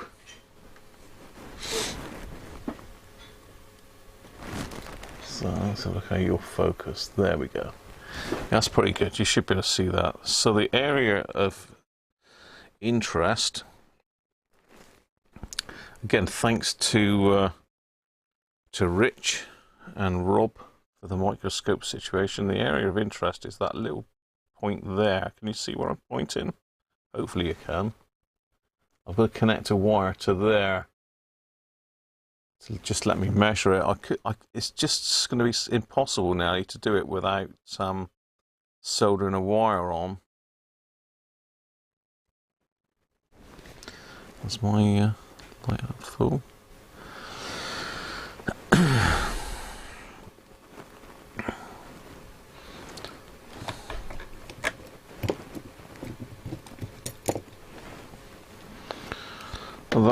That is miniature. That, I mean, if I put my finger near it, you'll see what sort of size that is. Yeah, that is tiny. That is tiny. Ben and Sandra, thank you very much for the tip.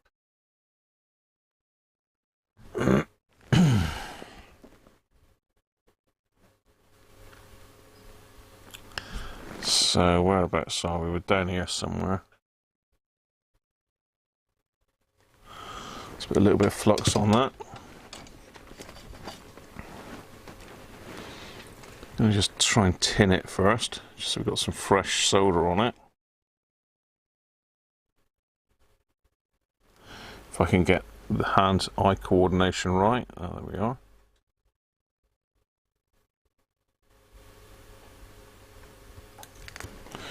So that, according to what I can see, is the base. So this is enamelled wire. So it's got a very fine coat of vinyl on top. Now, where am I again? Let's get myself orientated. So if I heat that up,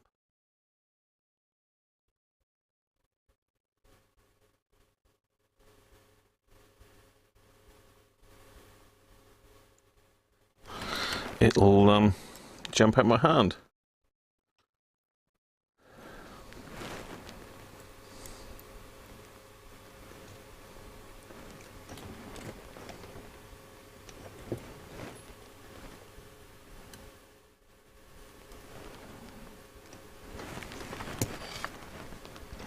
Just try and tin the end of this a minute first, just to burn the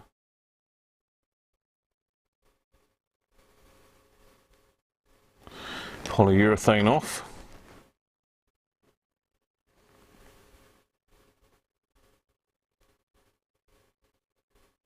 Go on. There we are. We have a connection.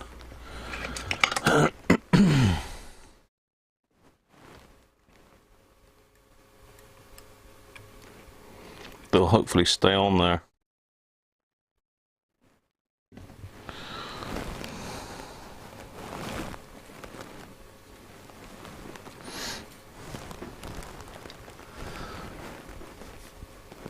You can't see it very well, but if I just tilt the board a little bit to try and get the glare off, it goes out of focus.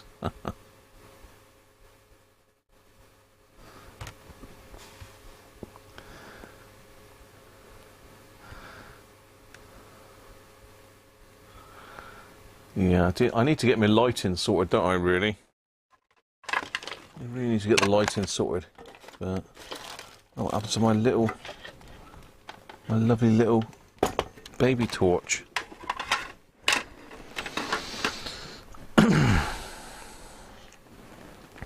So we're definitely connected there. Shouldn't short out on anything. I should be able to measure the voltage on that. So I'm just gonna scrape this a bit.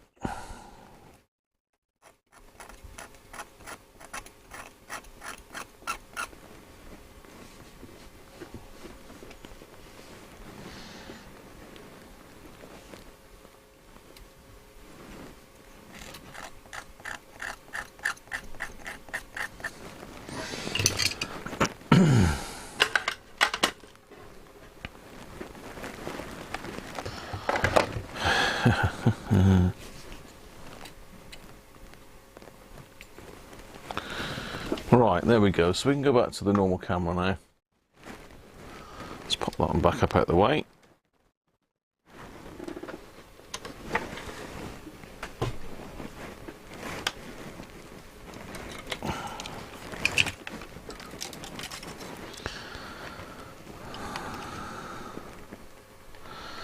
So we now have a measuring point to see what happens when we switch between upper and lower sideband.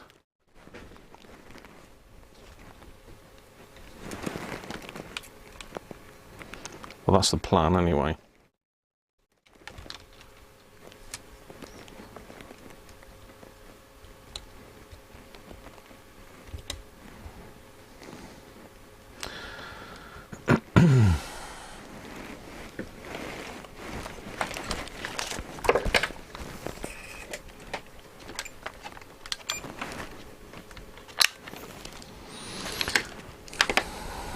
Still got my wristband on, that's getting tangled up in everything.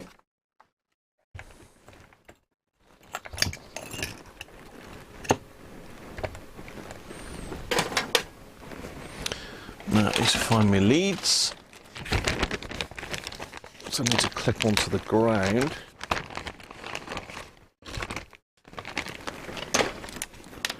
Now which one did I have as the ground? It's that long one there, so that's my ground.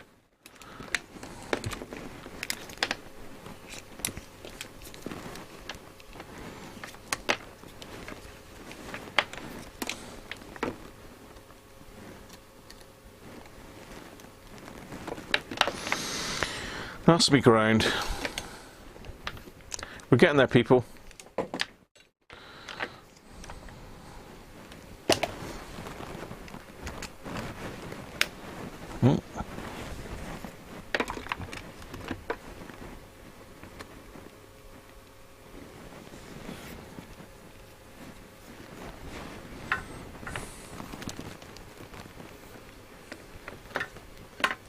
Coffee with Baileys, nice.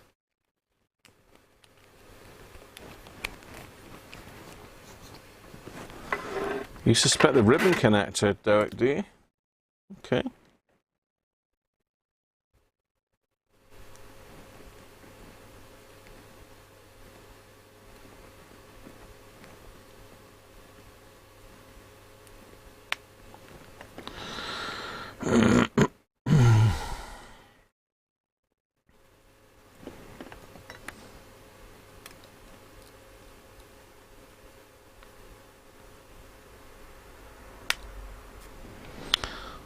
It's too blimmin' small to clamp onto even.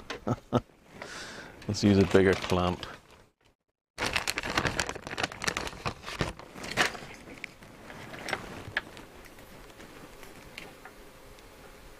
Won't work with these leads, will it? Gonna have to go.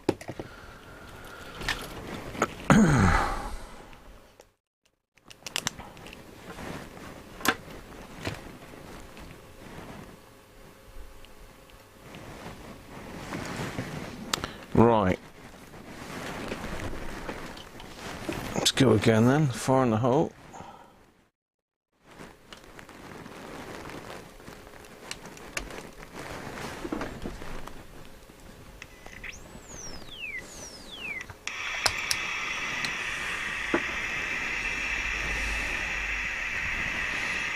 So, mode. Upper sideband. Lower sideband.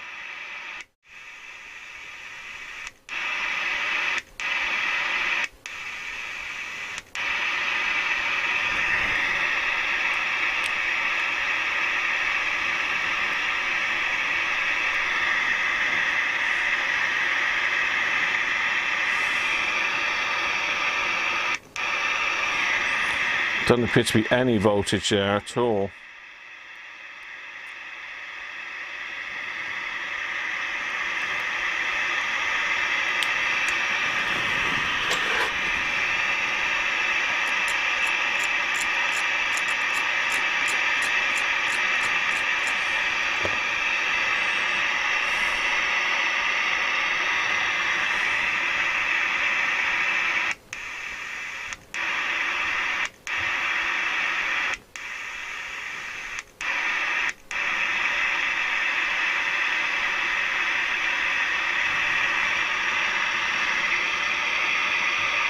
Doing something, but very little. Let's get me out of the way a minute.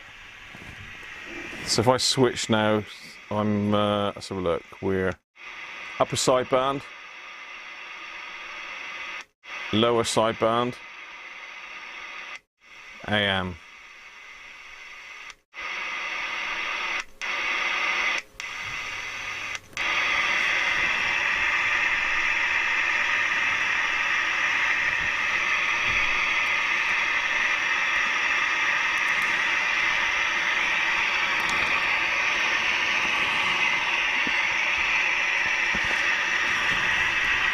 Nothing.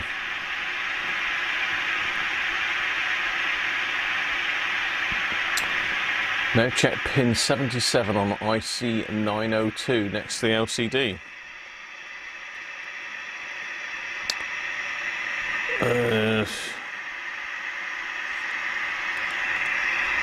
I can't get to that, Rich.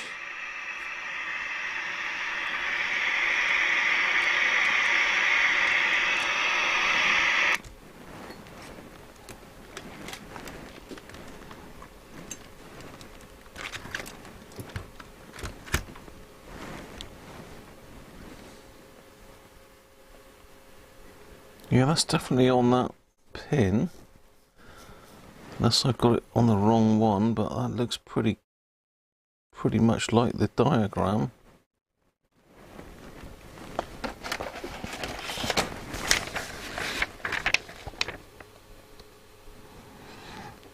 Q26, that definitely is the base.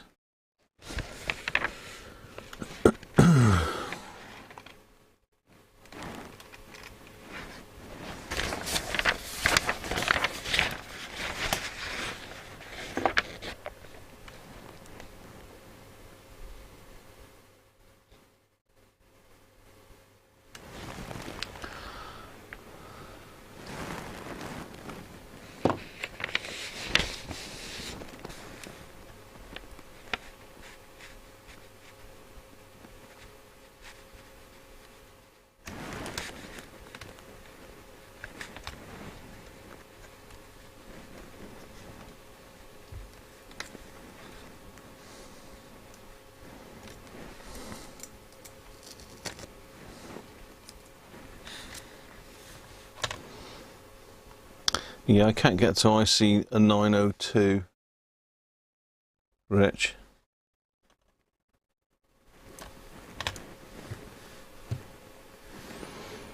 I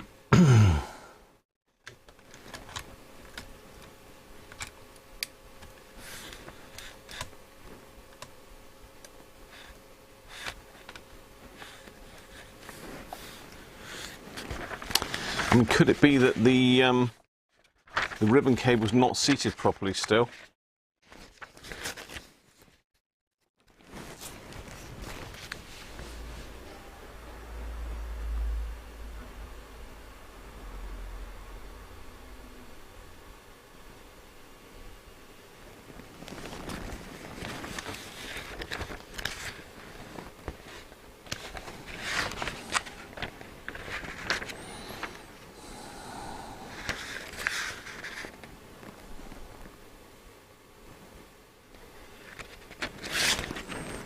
Okay, that's going to take some tracking down, people. And it's pouring down there, Sandra. It's flipping boiling. I'm melting here.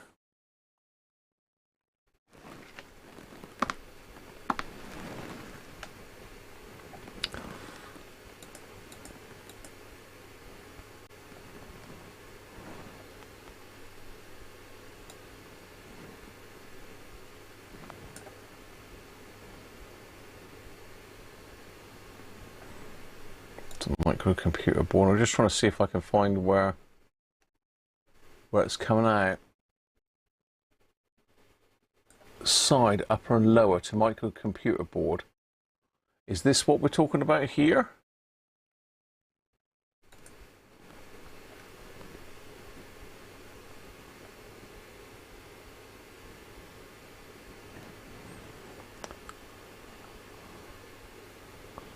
I'm not sure if that means sideband, upper and lower to microcomputer board, because that would be pin 1 of the ribbon cable, I assume. I'm not sure which ribbon cable though, but we have got test point 38 there, look. And that's connected the other side of there.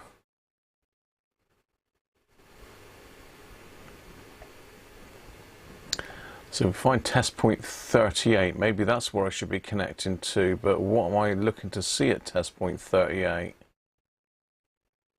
And do I need to be there with a scope rather than a multimeter? Do I need to be there with a frequency counter maybe? I'm not sure. Let's get the chat back up and see what you think.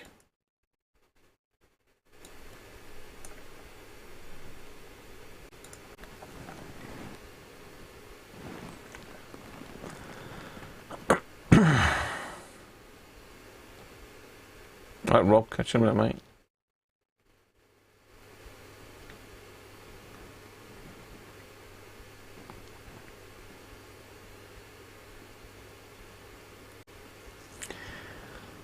Is there a test point on the control wire? Check that.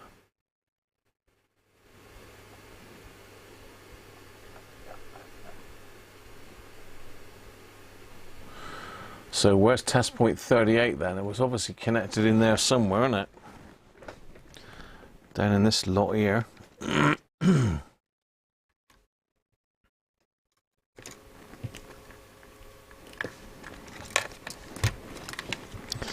going to be one of these pads down here.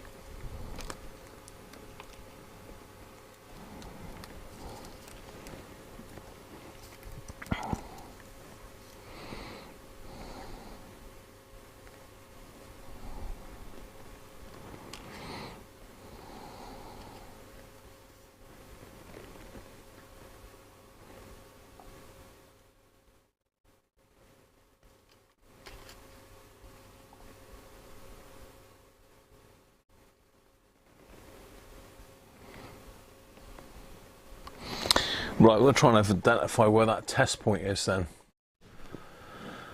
You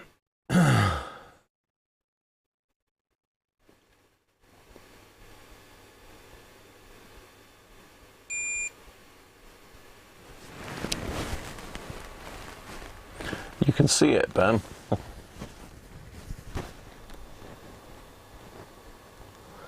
It is on pin 1 of the ribbon.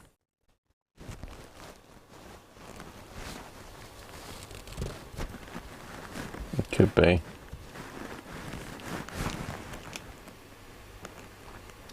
If it's a ribbon, then we're in some serious trouble.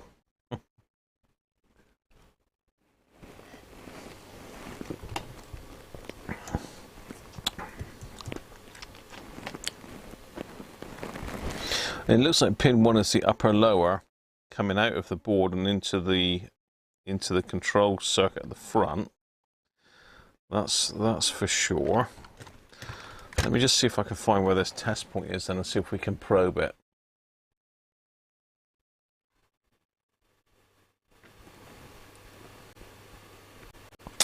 And it should switch between 0 and voltage as we switch it in and out, Rob, shouldn't it? Just trying to find that test point a minute. Test point 38 on the board layout. Circly thingy. Let's have a look on.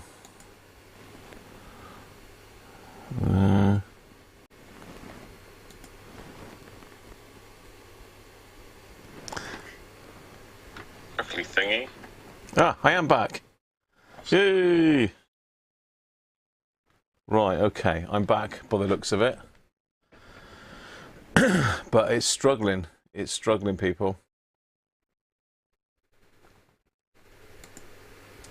It's struggling. Right, let me just try and sort of screens out. Yeah, this laptop is absolutely red hot. I touched the side of it and nearly burnt my finger here. It's absolutely on fire. So it's probably going to end up being a part 3 because I need to get my head in the book. It's very difficult to try and do it when we're live, but we've had a go. My Stream Deck's not working now, so I can't switch between anything. I've got to click everything manually now. So yeah, I'm going to call it a day for today. It's been really interesting. It's a shame. I was sure it was just going to work, you know, but obviously it's had other thoughts and decided it don't want to. It said no. So looks like we're going to have to knock it on the head for today. I'm going to have to study this whopping great service manual. I can see where it goes into the ribbon cable, then it travels all the way around the ribbon cable and goes into that edge connector. So that it was pretty tarnished, that, and I've cleaned up the ribbon cable, but I haven't cleaned the actual connector itself. So it might be I'm going to have to somehow have a go at that.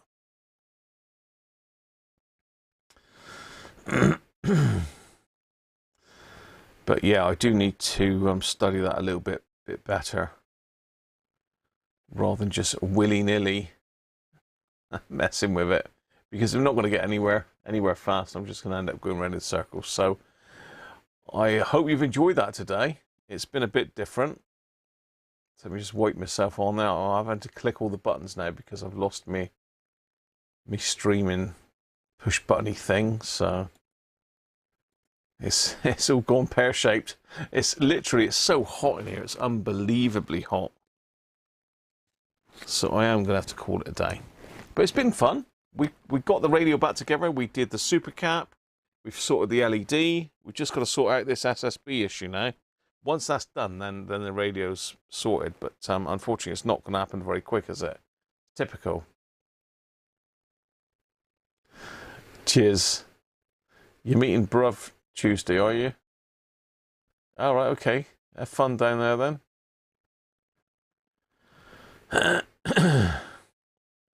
So yeah, sorry for it kicking us out.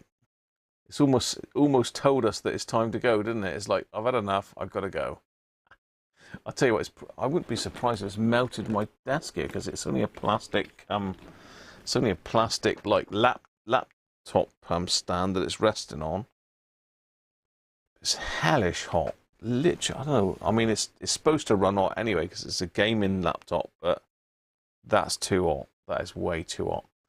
So I'm going to say goodbye to everybody. Thanks for joining me today for the super chats and the tips. So much appreciated, and I'll see you next Sunday. So I'll try and do everything manually, but bye for now.